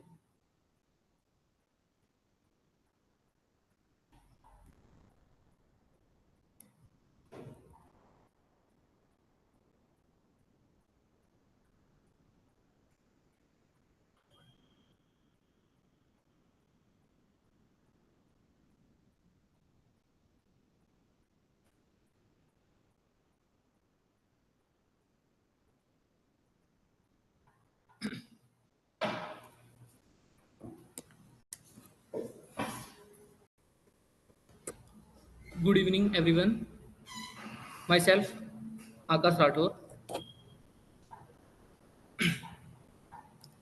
I am I am pursuing my PhD degree in the Department of Mathematics and Statistics, Gurul Kangred University. My presentation topic is complete isogeny analysis over Hessian curve model. We will start with abstract. This study present an analysis of Hessian form curves about isogeny-based cryptography. The cost for computing the Hessian curve building sections is investigated specifically when compression functions are used. Hessian form curves are treated using the square root value formula, and entirely novel formula is provided for calculating curve coefficient on particular point on Hessian curve. Our result shows that operational cost of Hessian curves and Montgomery curves is comparable. Additionally, we established the Hessian curve hybrid method model by optimizing Hessian seed and determine the coefficient for the codomain curves using the Edward curves. According to our results, IBC can be implemented by using Hessian curve. IBC meaning isogeny based cryptography. These are the keywords. Next one is introduction. With the emergence of quantum computers that can execute SOAR algorithm upon the horizon, post-quantum cryptography methods that may substitute the existing public key cryptography are becoming more and more necessary. IBC is the best of PQC primitives that are being actively researched due to its potential to provide fewer key lengths and relative to another PQC primitives. The CRS methods was created as result of Crystal Banow's rediscovery of covariance, initial application of isogeny for post-quantum cryptography. The CRS technique, however, is vulnerable to quantum sub-exponential attacks. Therefore, the algorithm is ineffective for real-world application. There are many ways to express and elliptic curves, including the Weierstrass, Edward, and Hessian, and other forms. group computation was investigated on twisted Hessian curve by Bernstein et al. Using a twisted Hessian forms curve, Zhang Tao presented Kuiper isogenic estimation. Next one is my proposed model. Let E is described affine Montgomery form, and the polynomial n0, n1, and n2 are described as follows. We develop the succeeding biquadratic polynomial expressly for the form of for Hessian curve to implement the square root value formula. Similarly, the corresponding between a point omega coordinate on a Hessian curve can be estimated in this manner.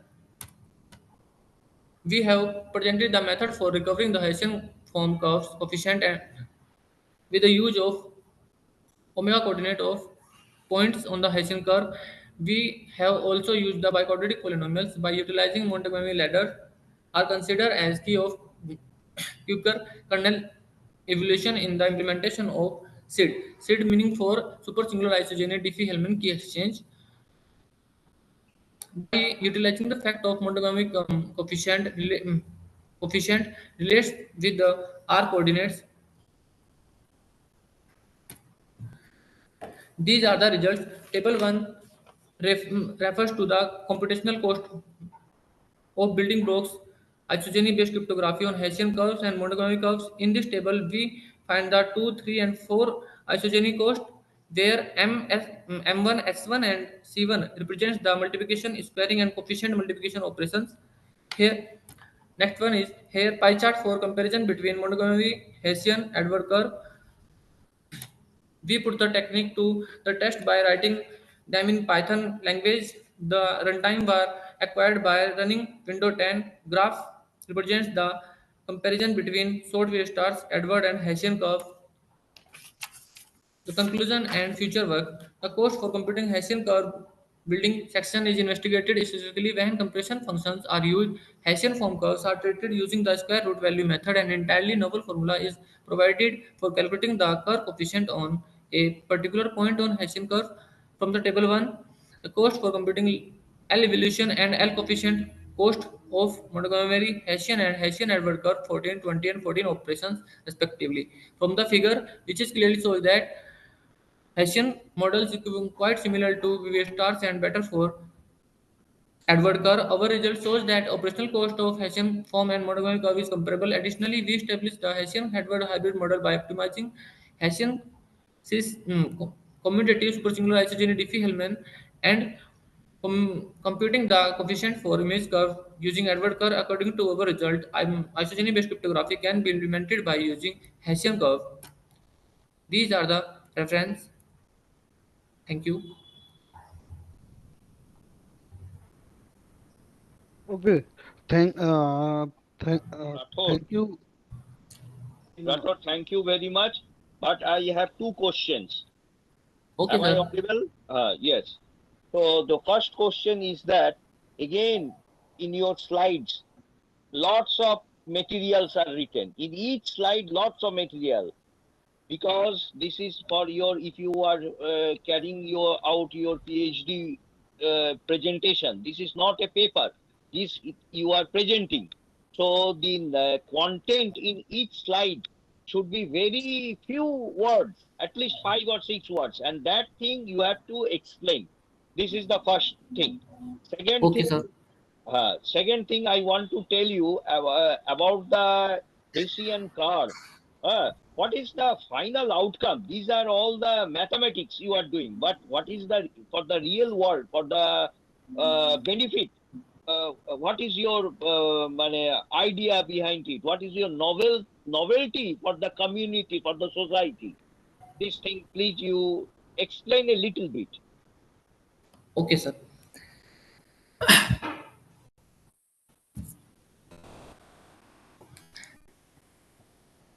My in my scheme, we use the Hessian curve, um, Hessian curve with Edward curve, um, and that use the elliptic cryptography, जो in quantum computers. um, in my scheme, use of my scheme.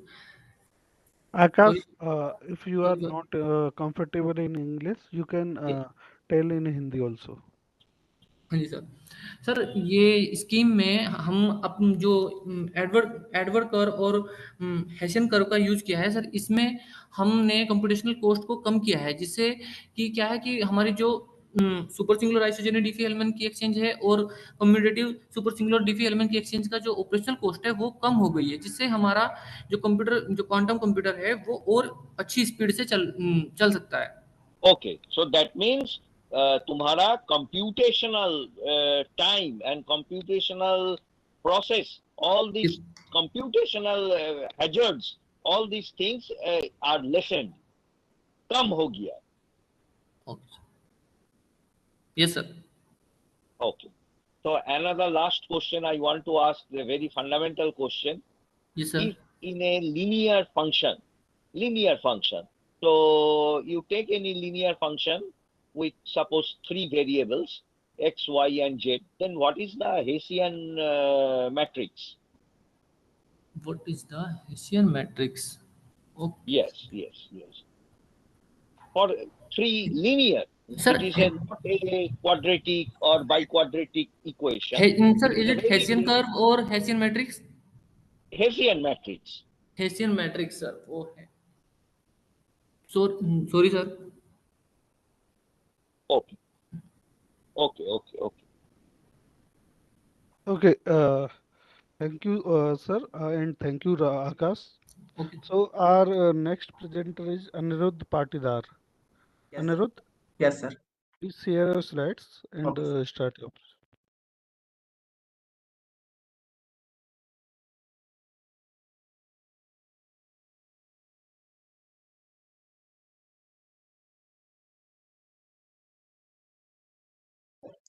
Hello, sir. Myself, Aniruddha Patidar. Continue, please.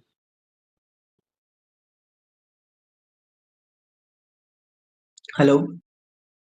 Yes, Anirudh, continue, please. You are audible. You are Speak audible. quickly. Hello, sir. Myself, Aniruddha Patidar. I am a third year student of IIT Indore, Electrical Engineering Department. My presentation on the topic of instruments, measurements used in a ship. The direction of the true north, not the magnetic north. They are unaffected by ferromagnetic materials, such as in a ship steel hull, which distort the magnetic field.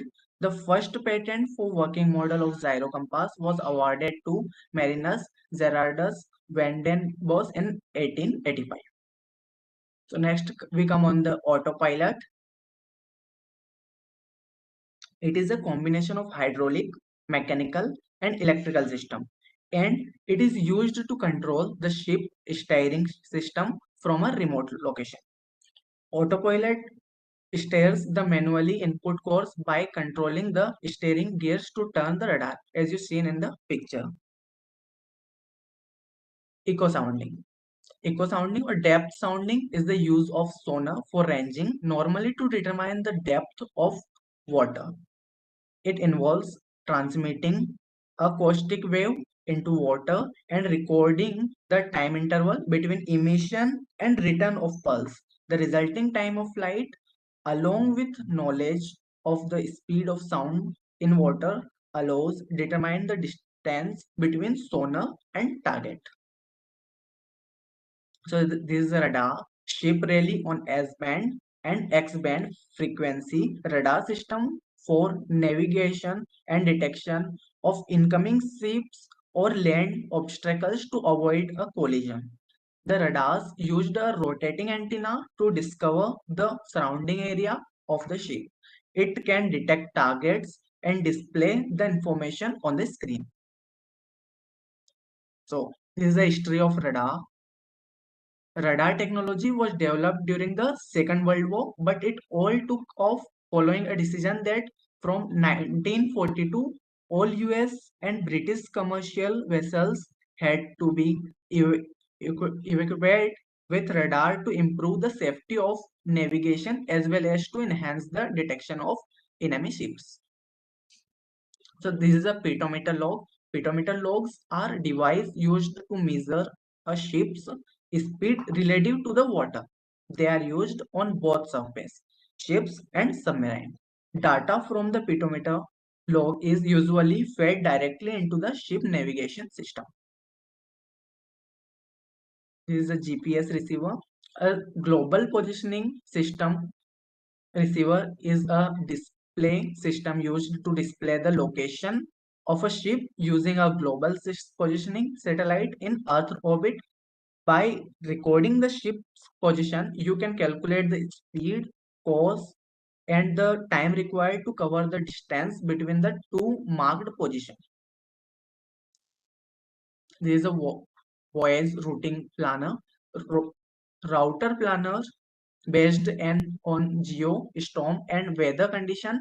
It lays the optimal route not only along the shortest route but also use data on the storm, geo, currents, waves, and other weather conditions to calculate the safest and most economically route for the ship to the port of destination.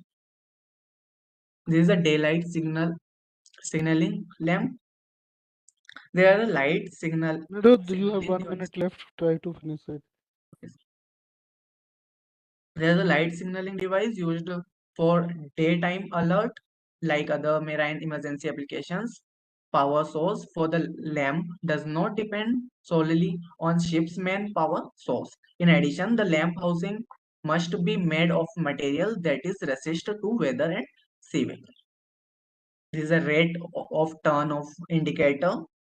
It is a two type, that is digital analog, and it is most commonly used in analog type because it reads the rate of turn very fast. This is ARPA, automatic radar pilot AID. An ARPA is an automatic radar pilot. AID is a system that used for creating trails with the user of radar contacts. This is a forecasting bell. A forecasting bell is a kind of alarm that brings and provide a warn when there is fog or bad weather around the ship. It is used in case of emergency.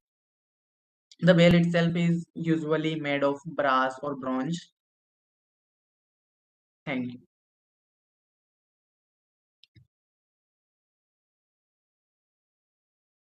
Okay, thank you, Anirudh. Now I request our session chair to kindly ask the questions. Anirudh, yes, sir. Okay, one question, very simple question I am asking you. You have talked about S band and X band. So, what is the range of the frequency in S band and X band?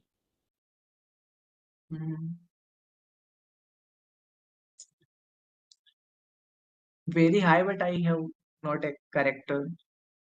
Very, no. What is the range? I don't know, sir. Okay. Okay, thank you, sir. Now our next presenter is A. Sivraj. Anirudh, you can answer. Okay.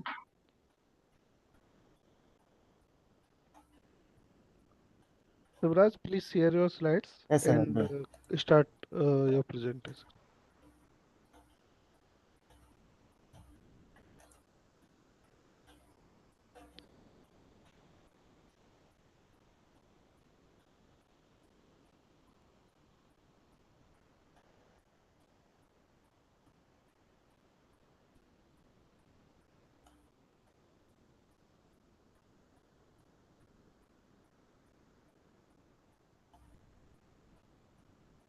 Sivraj, please share your slides. Yeah, I'm doing, sir. Yes, 1 second.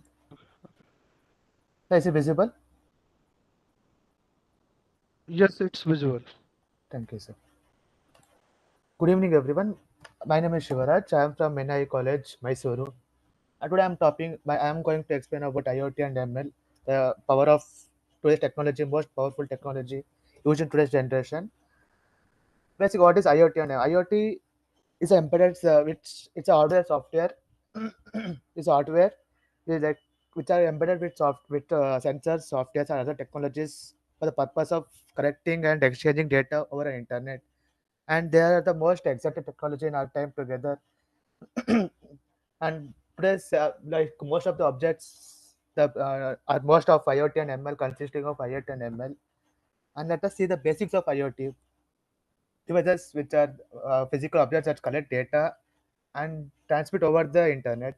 There are sensors. There are many types of sensors depending upon the shapes, sizes. They used to gather the data and from the data from temperature to high level sounds. Applications are like fitness trackers and smart homes nowadays. Uh, homes in IoT objects are mostly in smart homes. Next, the basics of ML. ML is algorithms. ML algorithms are a set of rules that enable computers to learn from data. They are used to identify patterns and make accurate predictions according to the user requirements. And they make even make the decision making. Like models, same set of they make accurate predictions and classification of new data. And applications are like speech recognition, computer vision, NLP, and many more things in this. And let us see the real world examples of IoT and ML, like in smart farming. They use many sensors in fields like to optimize the resources and detect problems and increase the fields for the farmers. And renewable energy. They collect the weather data from IoT sensors, and ML models can use to optimize energy production for the sources like wind and solar power. And even transportations, they are used to control the traffic flow and transportation routes uh, uh, based on the sensors. And how IoT and ML come together in smart solutions. Efficiency. Main first thing they see is efficiency. How efficient the technology is in today's generation. Like IoT sensors collect the data. ML algorithms can learn to make perfect, accurate decisions and process the data, and so that we can save the money and time. And personalization. IoT collects the data from individuals. ML algorithms can use this data to personalize and based on their individual requirements. And safety. Safety is like during hazardous and some gas leakages in house. IoT and ML are the most are used to detect this and other some other safety risks. What are the benefits of IoT and ML together? And they're used to improve the decision making, personalized experience, and real-time monitoring for physical and digital assets to a new view. And what are the challenges? Like security vulnerabilities and privacy. The most thing is privacy and reliability issues are few challenges to be addressed during the IoT and ML system, deploying of IoT and ML systems. And solutions is to prioritize built-in security and transparency about data collections usage. And like applications of IoT, smart homes, like we can control the fans, TVs from our mobile phone itself by using a single app, and even in healthcare, IoTs enable solutions for transforming the healthcare industry by allowing remote monitoring of patients and real-time analyzing of health data. And in retail shops by providing a easy and for customers asset some personalized recommendation and optimized store layouts. And application of ML in marketing. ML algorithms are used to personalize marketing and advertising content. They also enable real-time analyzing of consumer sentiment to recreate targeted campaigns of product recommendation. And there is no fraud detection. Main thing nowadays, we're getting more number of fraud calls and everything. ML are used to detect the ML models are used to detect this and the future trends and possibilities. Edge computing. Instead of edge computing is used enables IoT devices to perform some all data processing locally. They are used instead of cloud because their speed, latency, and security. And artificial intelligence of things is a new concept where IoT and AI can work by allowing IoT devices to take actions and act autonomously. As smart cities, the combination of IoT and ML can help cities more efficient, livable, and sustainable from traffic management to waste management to energy systems optimization. A conclusion at last. Like artificial intelligence, IoT, ML are the most powerful technologies and they are the shaping future of India, of the world. And the, as we continue exploring the potential to these technologies, it's clear that they will play a crucial role in driving Advancement in various industries, embracing AI and IoT can lead to a smarter decisions making, enhanced productivity, and more connected world. Okay. Thank you, sir.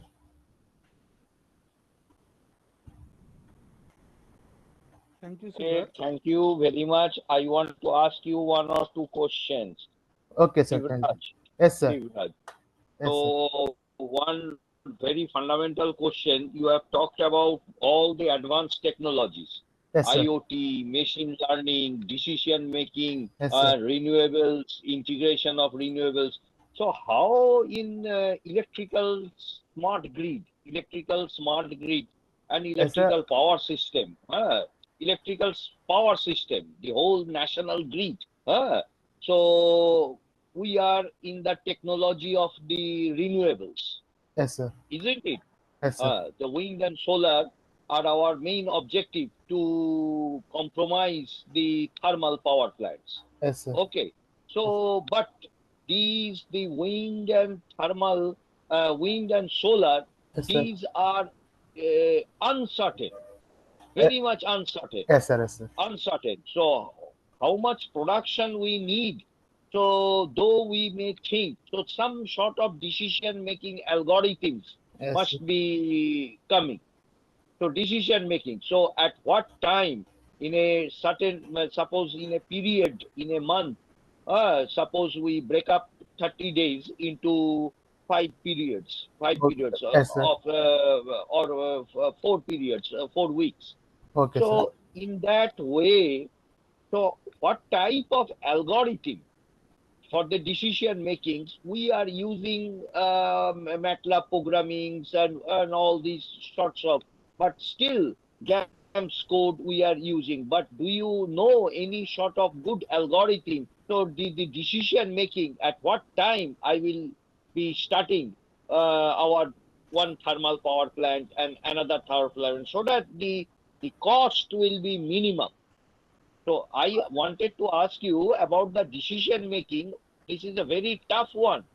So what type of algorithms and what softwares are you using to inculcate these decision makings? Software.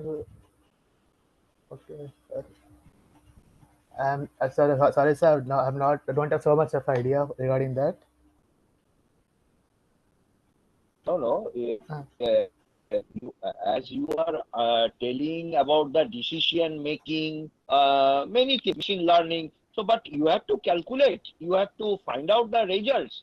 So the yes, sir. algorithm must be there as well as your programming skillness. Yes, So sir. what software are you using? So this is my question. I am an electrical person. I generally use MATLAB and GAMS code in our institution. So there are Even the all many students such use MATLAB. softwares. Yes, sir. Yes, Yes, sir. yes. Yes, Pardon, sir. pardon. What software you are Yeah. using? Even our college will use MATLAB, sir, usually, as usual. MATLAB. So Yes, sir. decision As usual. making, okay. So Okay. recently we are using R23B MATLAB. Okay. Yes, sir. Yes, sir. R23 in our institute we are also using. This is some sorts of new areas of data science and all these things. But the Yes, sir. real world application must be, and you may be knowing that in a smart grid, the whole national grid is Yes, sir. as it is becoming smarter and smarter. Uh, Yes, sir. Previously, some 50 years ago, it was only thermal and hydro. Right. Yes, sir. Now the grid technology, grid advancement has become more crucial. Yes. And due to pollutions and all these things, we want to use solar and wind. Very good. That is a very right thing. But Yes, sir. the question is the solar and wind are stochastic. They are Yes. very uncertain. Yes, sir. Uncertain. So the uncertainty, that is a one of the probabilistic case that is a very much troublesome for the supply of the energy Yes, to sir. the world, to the customers. Yes, sir. So at what time the algorithm must be so powerful, because you have to take the decision within 2 minutes or Yes, rather than less than 1 minute yes, also, yes, sir. I have to in because seconds. the generation and generation, the production and the supply must balance each other. Otherwise, there will be a disturbance in the frequency. So my question is that, as you have talked about the decision making and all these Yes. decision making, the last one, whether you will or not take or not take. I'll take, So sir. that is Yes, the sir. decision. Yeah. That is the final decision. Yes. So lots of national grid means how many generators, buses, which generator to start and which generator to stop. That decision, the algorithm must be very smarter, very robust Yes. enough so Yes, that sir. it can cope up. So in your institute, what algorithms and what program softwares are you using? You are also That using this MATLAB software. MATLAB. Have you? Okay. So have you tried to calculate what are the, suppose with 10 variables? Have you tried which one will be zeros and ones? Just I begin this project now, sir, but I'm further exploring Okay. more than more as usual. My project Okay. is based on IoT itself. Now I'm doing. It's a Okay. beginning of. I'm starting the what's from basics. Okay. After So got are deep. you a PhD student? Are you a No, sir, no, sir. PhD Actually, student? I'm still a BTech student. I'm pursuing my BTech still. BTech student. Yes, First I'm year? pursuing still. Okay. Fourth year, final year, sir. My Oh, project is based on final IoT and ML. year. So, yes, sir, final year. Okay. So you are in Okay. the electronics branch. No, yes, electronics and communication. Okay. That is why ETC branch. Okay. Very Yes, sir. nice. Uh, Thank you, sir. thought process. Thought process is Yes. very good. Okay. Thank Yes. you. Thank you, sir. Thank you, sir. Okay. Thank you very much, sir. Now, the Aditi Sharma is not with us because she has informed us. So next speaker, next presenter will be Vinita. Vinita, are you present? Yes, sir. Sir, am I So audible? yes, you are audible. Please share your slides and Yes, sir. start your presentation. Yes, sir.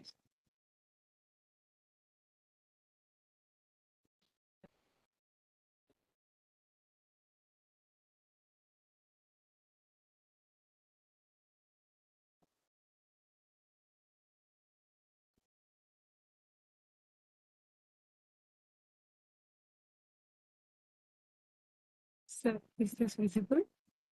Yes, it's visible. Vinita, please try to Yeah, finish your yeah. presentation Yeah, within yes, sir. given Yes, sir. Yes, sir.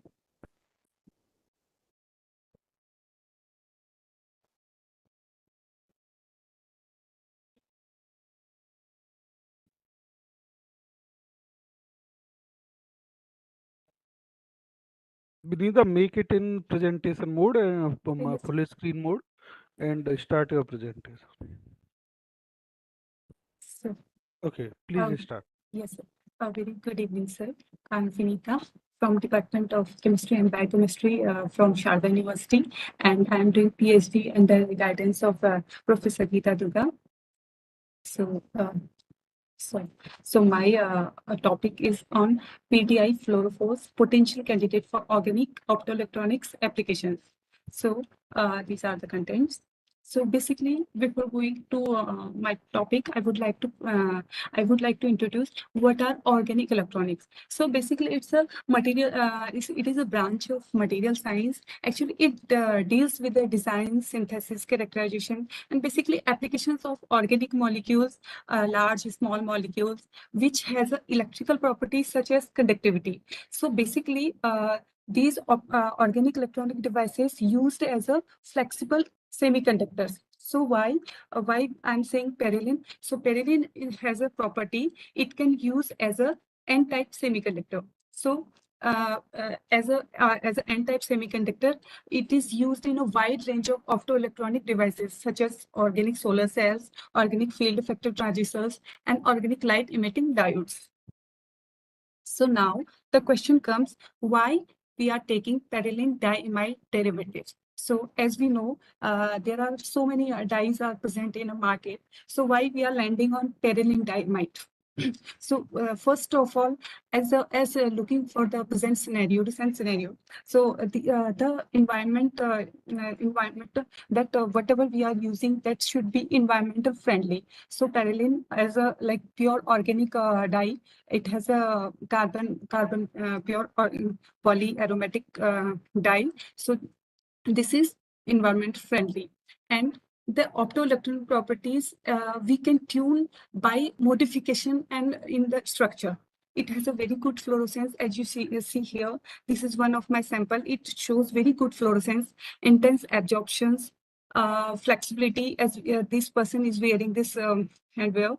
So, and no doubt the lightweight, because it is pure like film based. We can print on anything, so it has a very lightweighted also. And according to market demand, it is low cost manufacturing also. So this is the basic skeleton of Parylene dihydride. So we have, I'm saying modification in structure. So basically modification in structure, as we can see here, there are at the bay position, this is called bay position. So at the ring positions, we have 8 places to be substitute, and there there are 2 anhydride positions also. Here also we can substitute by different substituents. So now we comes on material and methods. So how we are going to functionalize, or we are getting this dye. As I would like to tell you, as a commercially available PDA has no optoelectronic properties, no thermal, no electronic, nothing. It's a simple dye which can use for a coloring purpose. So firstly, whatever structure we are going to optimize, first we optimize the structure by gauze, in gauze, then we start synthesizing. So firstly, we are taking Parylene dihydride, and abromination or halogenation we are going to, because as we know, aromatic compound we can't substitute anything like same. So firstly, we are going for halogenation. Then at the imide positions and bay position, we are going to place any electron withdrawing or any electron donating group. So after separation, because obviously we are not getting the pure substrate, as we know. So the separation is the most crucial or most important step, I would like to say, I would like to tell. And after that separation, we are going for characterization by the following organic methods. And this is the bromination. So firstly, we are taking PDA. So it actually, this reaction is basically temperature dependent. So at the 85 temperature, if we are taking 85 temperature, 85 degrees centigrade, then we are getting 2 dibromo and 1 tribromo product. So this is 17 and 16 and 167 tribromo PDA. So now, at this stage, at this stage, we can't separate it because it can't dissolve in any organic or inorganic solvent. So now, immediately after that, we are going for imidization. So imidization basically cause solubility. It enhances the solubility of a PDA. So after imidization, we are going by any primary amine we are taking. So this imidization we are doing, again, we are getting the three products, 3 Parylene diimides. So 17 dibromo Parylene diimide or bismide, we can say, and accordingly. Now the question comes to separation. As I was telling you, this is the most important step. So it depends, as I have worked with a different imide substituent and base substituent. It is actually separation is depends upon the substitute. So it's not that one separation will be perfect for other one also, and it can be followed with for the others can't be. So for different substituents, for different imides, for different base substituents, we have to apply different separation method. Sometimes it's by separating oxalate, or by dissolving method, or crystallizations and column chromatography, column methods. So these are the separation methods. Now that base substitutions comes. So base substitution, as we can see, electron donating and electron withdrawing group we are placing at the bay position, the 16 and 17. So basically we are for base substitution, as the imide, as I earlier told, imide is for the enhancing the solubility, and bay for tuning the optoelectronic and thermal properties. So these are here I have taken one example of my compound, one of my compound, that is I'm just writing 17P. It's a diphenoxyparylene dianhydride as a PDA, parylene dianhydride, and 16. I'm denoting by 17 and 16P. So as we can see, from NMR, from proton NMR spectra itself, we get the different results. So for 17, it's the aromatic area patterns is like doublet, and singlet. Whereas for 16, doublet, singlet, and doublet pattern we got. From here we can estimate that we have Your time is over. Please finish in 30 and seconds. for same as mass spectra, both these are radioisomers but give different fragmentation pattern. This FTI for both same.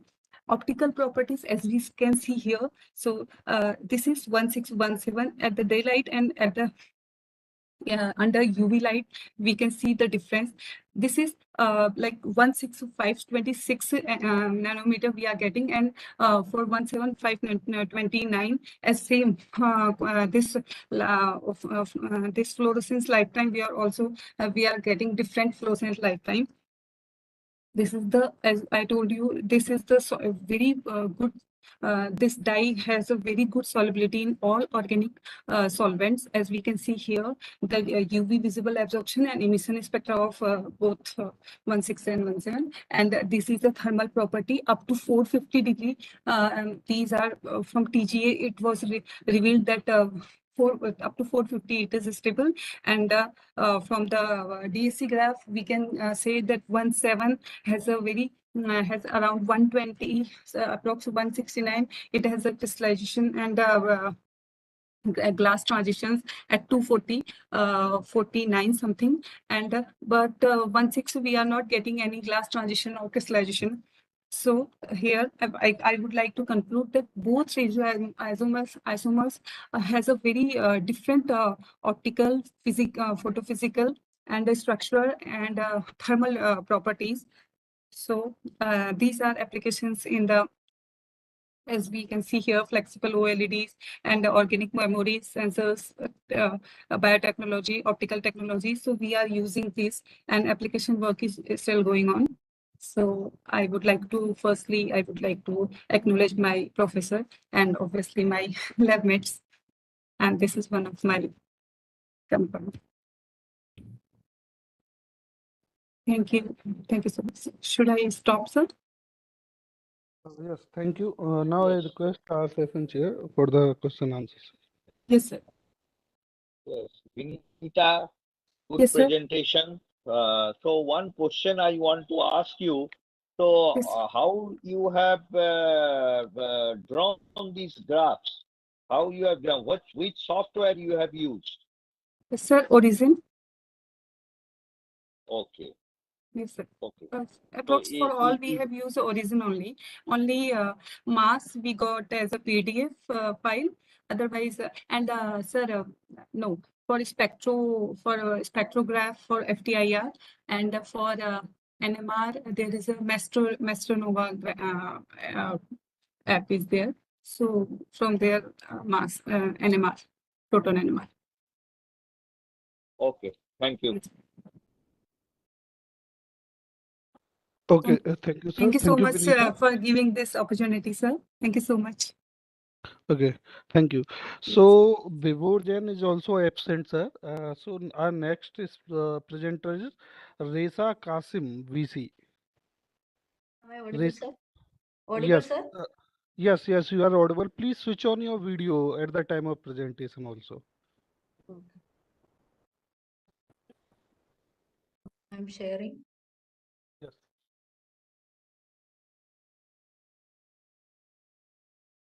Is it visible, sir? Yes, it's visible. Please switch on your video also.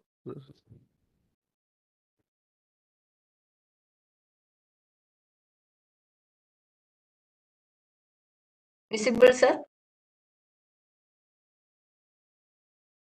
Yes, it is visible. Yes, it is visible. Kindly start your presentation. Okay. Good evening. I am Rasha Kasim, a research scholar from Kerala. The topic of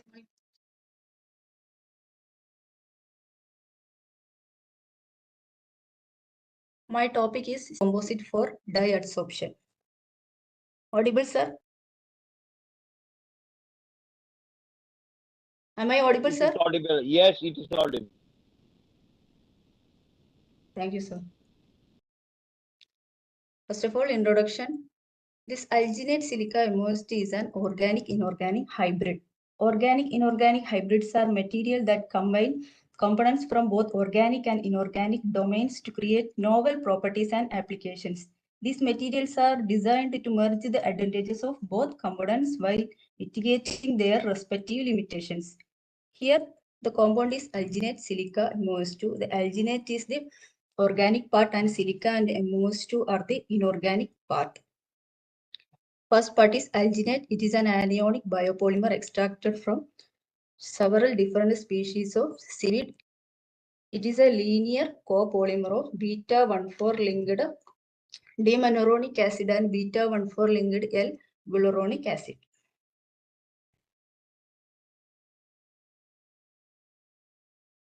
The second part is silica. It is a most promising inorganic material with high porosity, biocompatibility, low thermal expansion, and fairly high melting point. It has several applications like chemical industry, textile, packaging, biotechnology, agriculture, etc.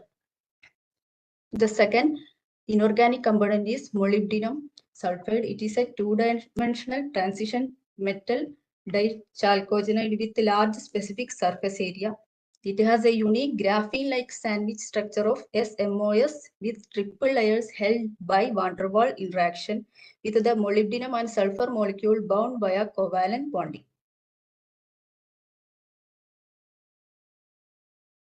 Synthesis and characterization. Here, the very interesting fact is the silica was isolated from locally available rice husk. Rice husk contain 15 to 17% silica. For the process of isolation of silica from rice husk ash is produced by combustion of rice husk in an electric furnace at 600 degrees Celsius. Then treatment with NaOH and H2SO4 gives silica. Next, synthesis of the compound alginate silica MOS2. Alginate silica MOS2 compost was prepared hydrothermally at 200 degrees Celsius in an autoclave using sodium alginate, silica, thiourea, and ammonium molybdate. Here is the FTIR spectra of silica, which clearly represent the successful production of silica. The band shows SiO-Si asymmetric stretching, symmetric stretching, and 703 centimeter inverse shows the bending vibration of SiO-Si. There is the comparative FTIR spectra of alginate silica, and alginate silica MOS2. The additional peak at 513 centimeter inverse clearly represent the presence of MOS2 in the composite. The XRD analysis shows that in the alginate silica MOS2 composite, the additional peak at 2 theta equal to 33.4 and 2 theta equal to 58.3 represent the successful intercalation of MOS2 in alginate silica composite. The surface morphology of the rice husk and silica was examined with SEM. The outer surface of rice husk is uneven and highly roughened, while silica has smooth surface with nanoscale size. SEM image of alginate silica MOS2 shows a three-dimensional flower-like structure which owns large surface area, which is significantly beneficial to the effective adsorption. The surface charge or zeta potential of the material was measured and it was found to be negative 19 millivolt.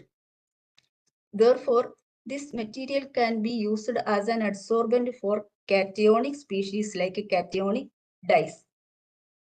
Organic dyes are one of the significant contributors to water pollution caused by discharge of effluent from various industries such as textile, plastic, painting, etc. The necessity for the removal of dye from water is very urgent. Here the prepared composite is a promising adsorbent. Methylene blue is an important cationic dye which is highly toxic and carcinogenic, which have to be removed from water. So our compound can be used for the adsorptive removal of methylene blue from water.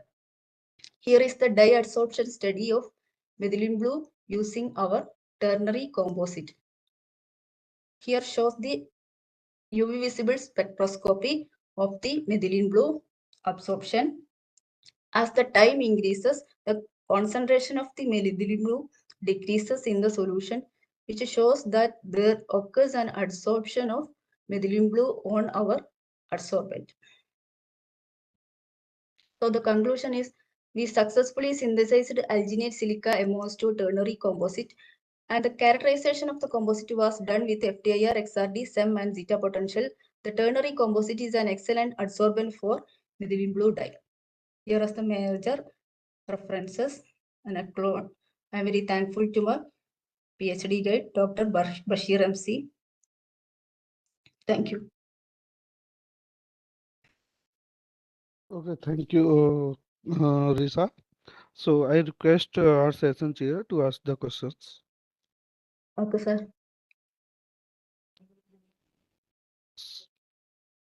Hello, sir. Yes. So no questions for this. Okay, thank you. Any audience is having any questions, please ask.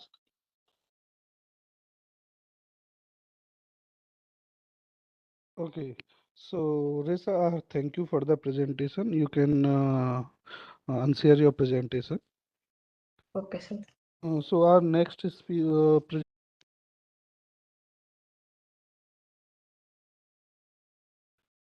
Vishnu.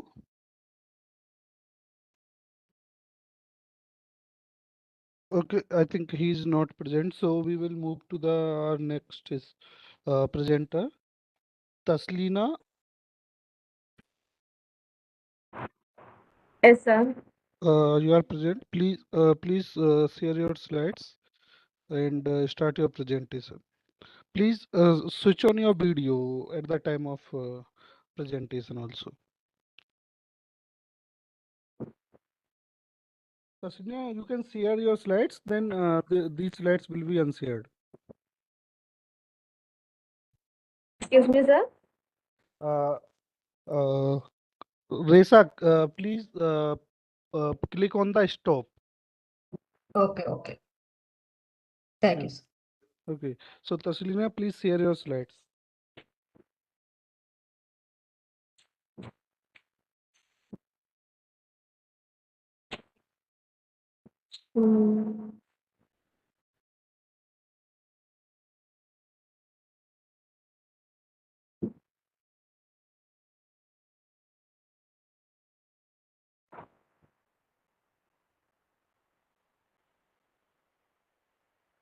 Taslina, your screen is visible. Please share the slides.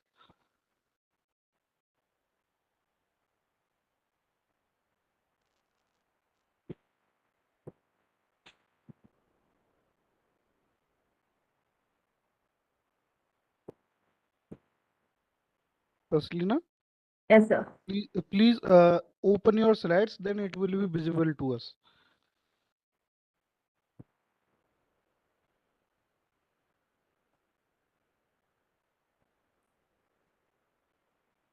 Is it visible, sir?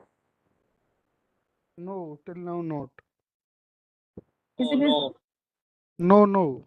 Slides are not visible. If you are having problem, then I can share the slides.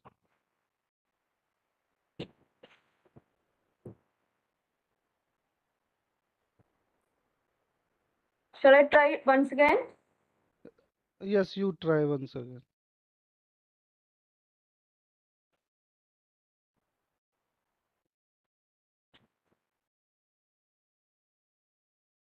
Now it's visible. Is it visible? Yes, it's visible. Please continue. Thank you, sir. I'm Taslina Panakkal, as a scholar to Department of Chemistry, PSMO College, affiliated to University of Calicut, Kerala. The topic of my presentation is biosynthesis of nanocrystalline hydroxyapatite from eggshell for absorptive removal of methylene blue.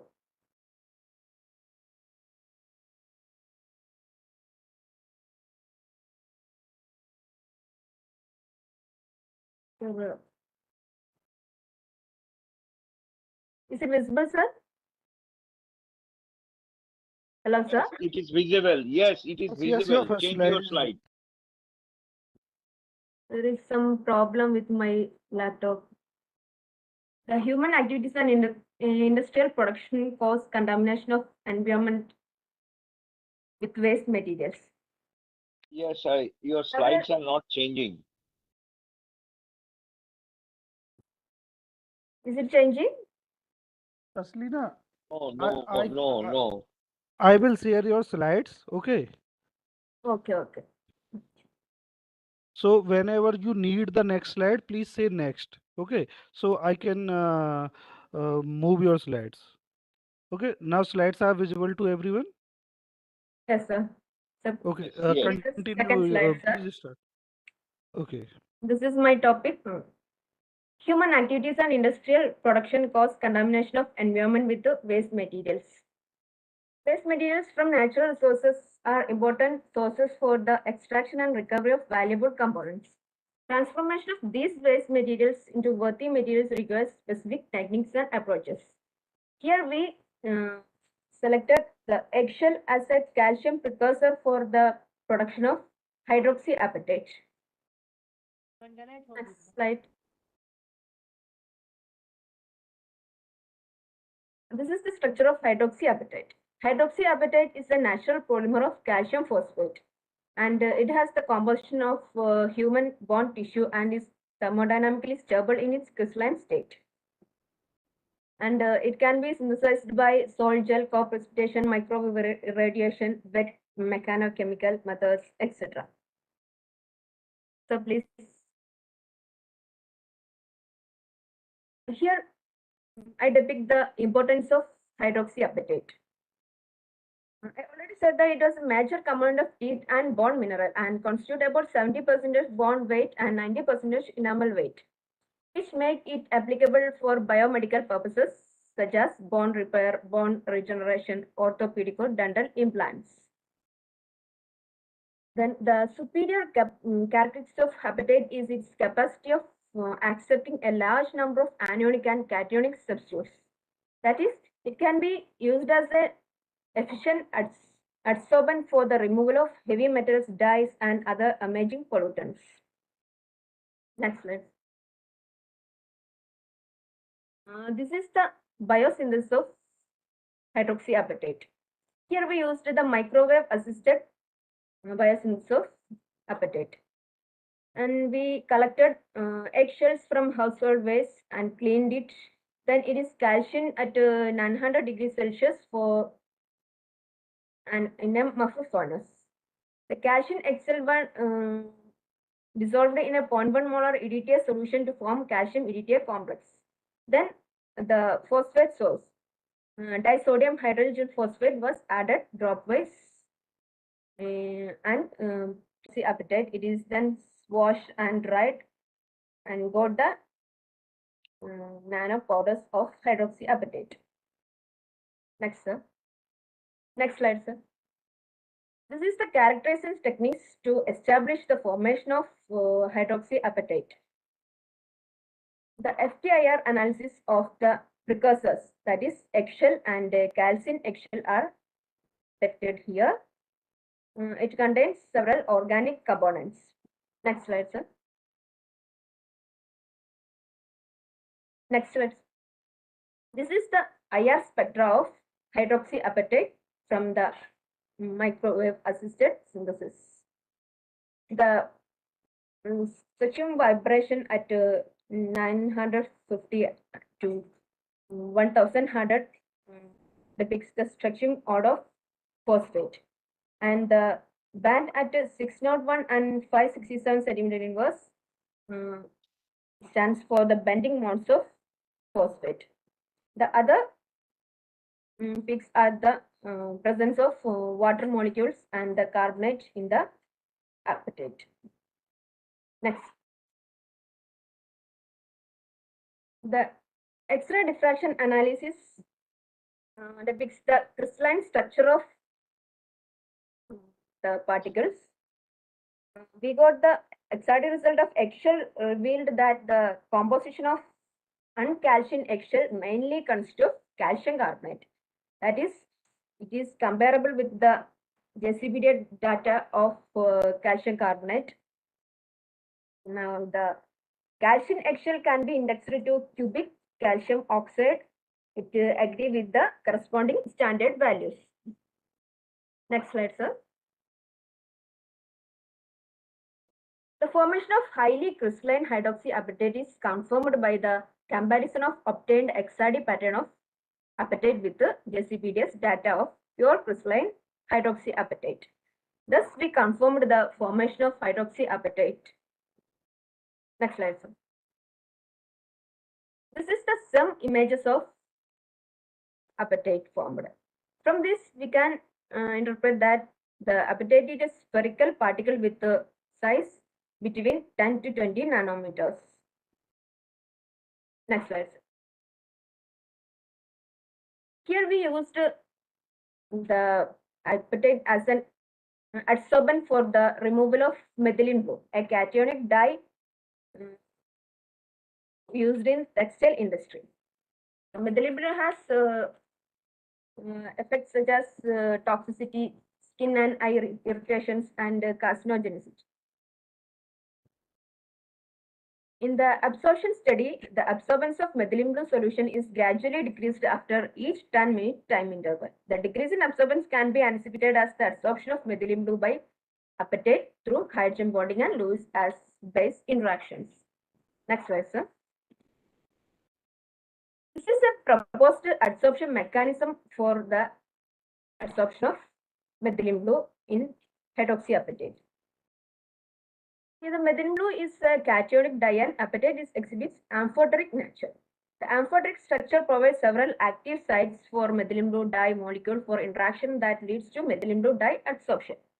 Strong hydrogen bond interaction between the phosphorus OH group of apatite and the nitrogen atom of methylene blue molecule may contribute to the adsorption of methylene blue dye molecule. The nitrogen atoms of methylene blue dye molecule may also interact with the calcium group of here depicted is here calcium nitrogen interaction via Lewis acid base interactions. Next slide, sir. Here moving to the conclusion. The production of apatite from cost-effective substrate like eggshell waste in turn help in integrating the concept of waste valorization into the cost-effective production of commercially important biopolymer. The present study suggests recycled chicken eggshells can improve the ecosphere by reducing the need for waste management. Furthermore, these eggshells can provide useful raw materials for nanomaterials. The as synthesized apatite is proven to be effective for adsorptive removal of the common textile dye molecules. The scope of the study is the modification of apatite using several biopolymers can improve the adsorption characteristics of apatite. Next slide. Next slide, sir. These are some of the references we used, and thank you. Thank you, sir. It's over. My presentation is over. Okay, very much. Thank you. So one question I have, what is your outcome of your work? In very short words, you tell. We used the bio waste eggshell yes. for preparing the bio waste you have used. Okay. For preparing the hydroxyapatite. It is very important in biomedical field as well as adsorption, and that is wastewater treatment. Okay, wastewater treatment. So how you have drawn these graphs? What software you have used? Pardon, sir? What software you have used to draw these graphs? We use the origin software. Okay. Okay, thank you very much. Thank you, sir. Okay. Okay, thank you, sir. Thank you, Taslina. So our next presenter is Aryan Kumar. Aryan, are you present? Oh, I think he's not present. So let's conclude our session. Thank you, sir, for the your time. So in conclusion, I would like to thank our session chair, Dr. Basanjit Paul, for the valuable time and the suggestions he gave to the presenters. Now I hand over to the Shruti. Shruti.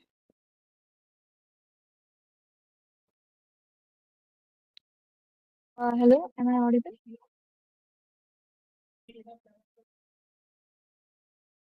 Uh, Thank you, Professor Vishalji. The winners of the oral presentation will be announced on day 2 uh, at 7:20 p.m. So I request you to join at 7 p.m. for the same. Okay, okay. Now we,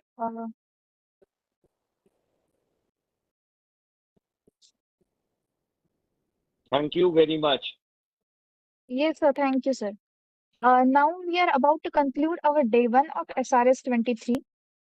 We had a day filled with insightful discussions and captivating presentations. I hope you have enjoyed every moment as much as we have. Before we part ways for today, I want to make a moment to express our sincere gratitude. Thank you to all our participants, speakers, sponsors, and volunteers for making day 1 of SRS event a success. These are uh, these are our advisory committee, event organizers, and publicity team, as well as the technical team of SRS'23. I thank each of them for their efforts. These are the sponsors of the event: Pencil International Private Limited, IEEE MP Section, Context L2M Private Limited, IEEE Young Professionals, Excel Instruments, Rudraksh Technologies, and Optimized Solutions Limited. Hence, we are at the end of day 1 of SRS'23. Thank you for attending the event. Have a good day. Thank you very much. Thank you very much. Thank you, sir.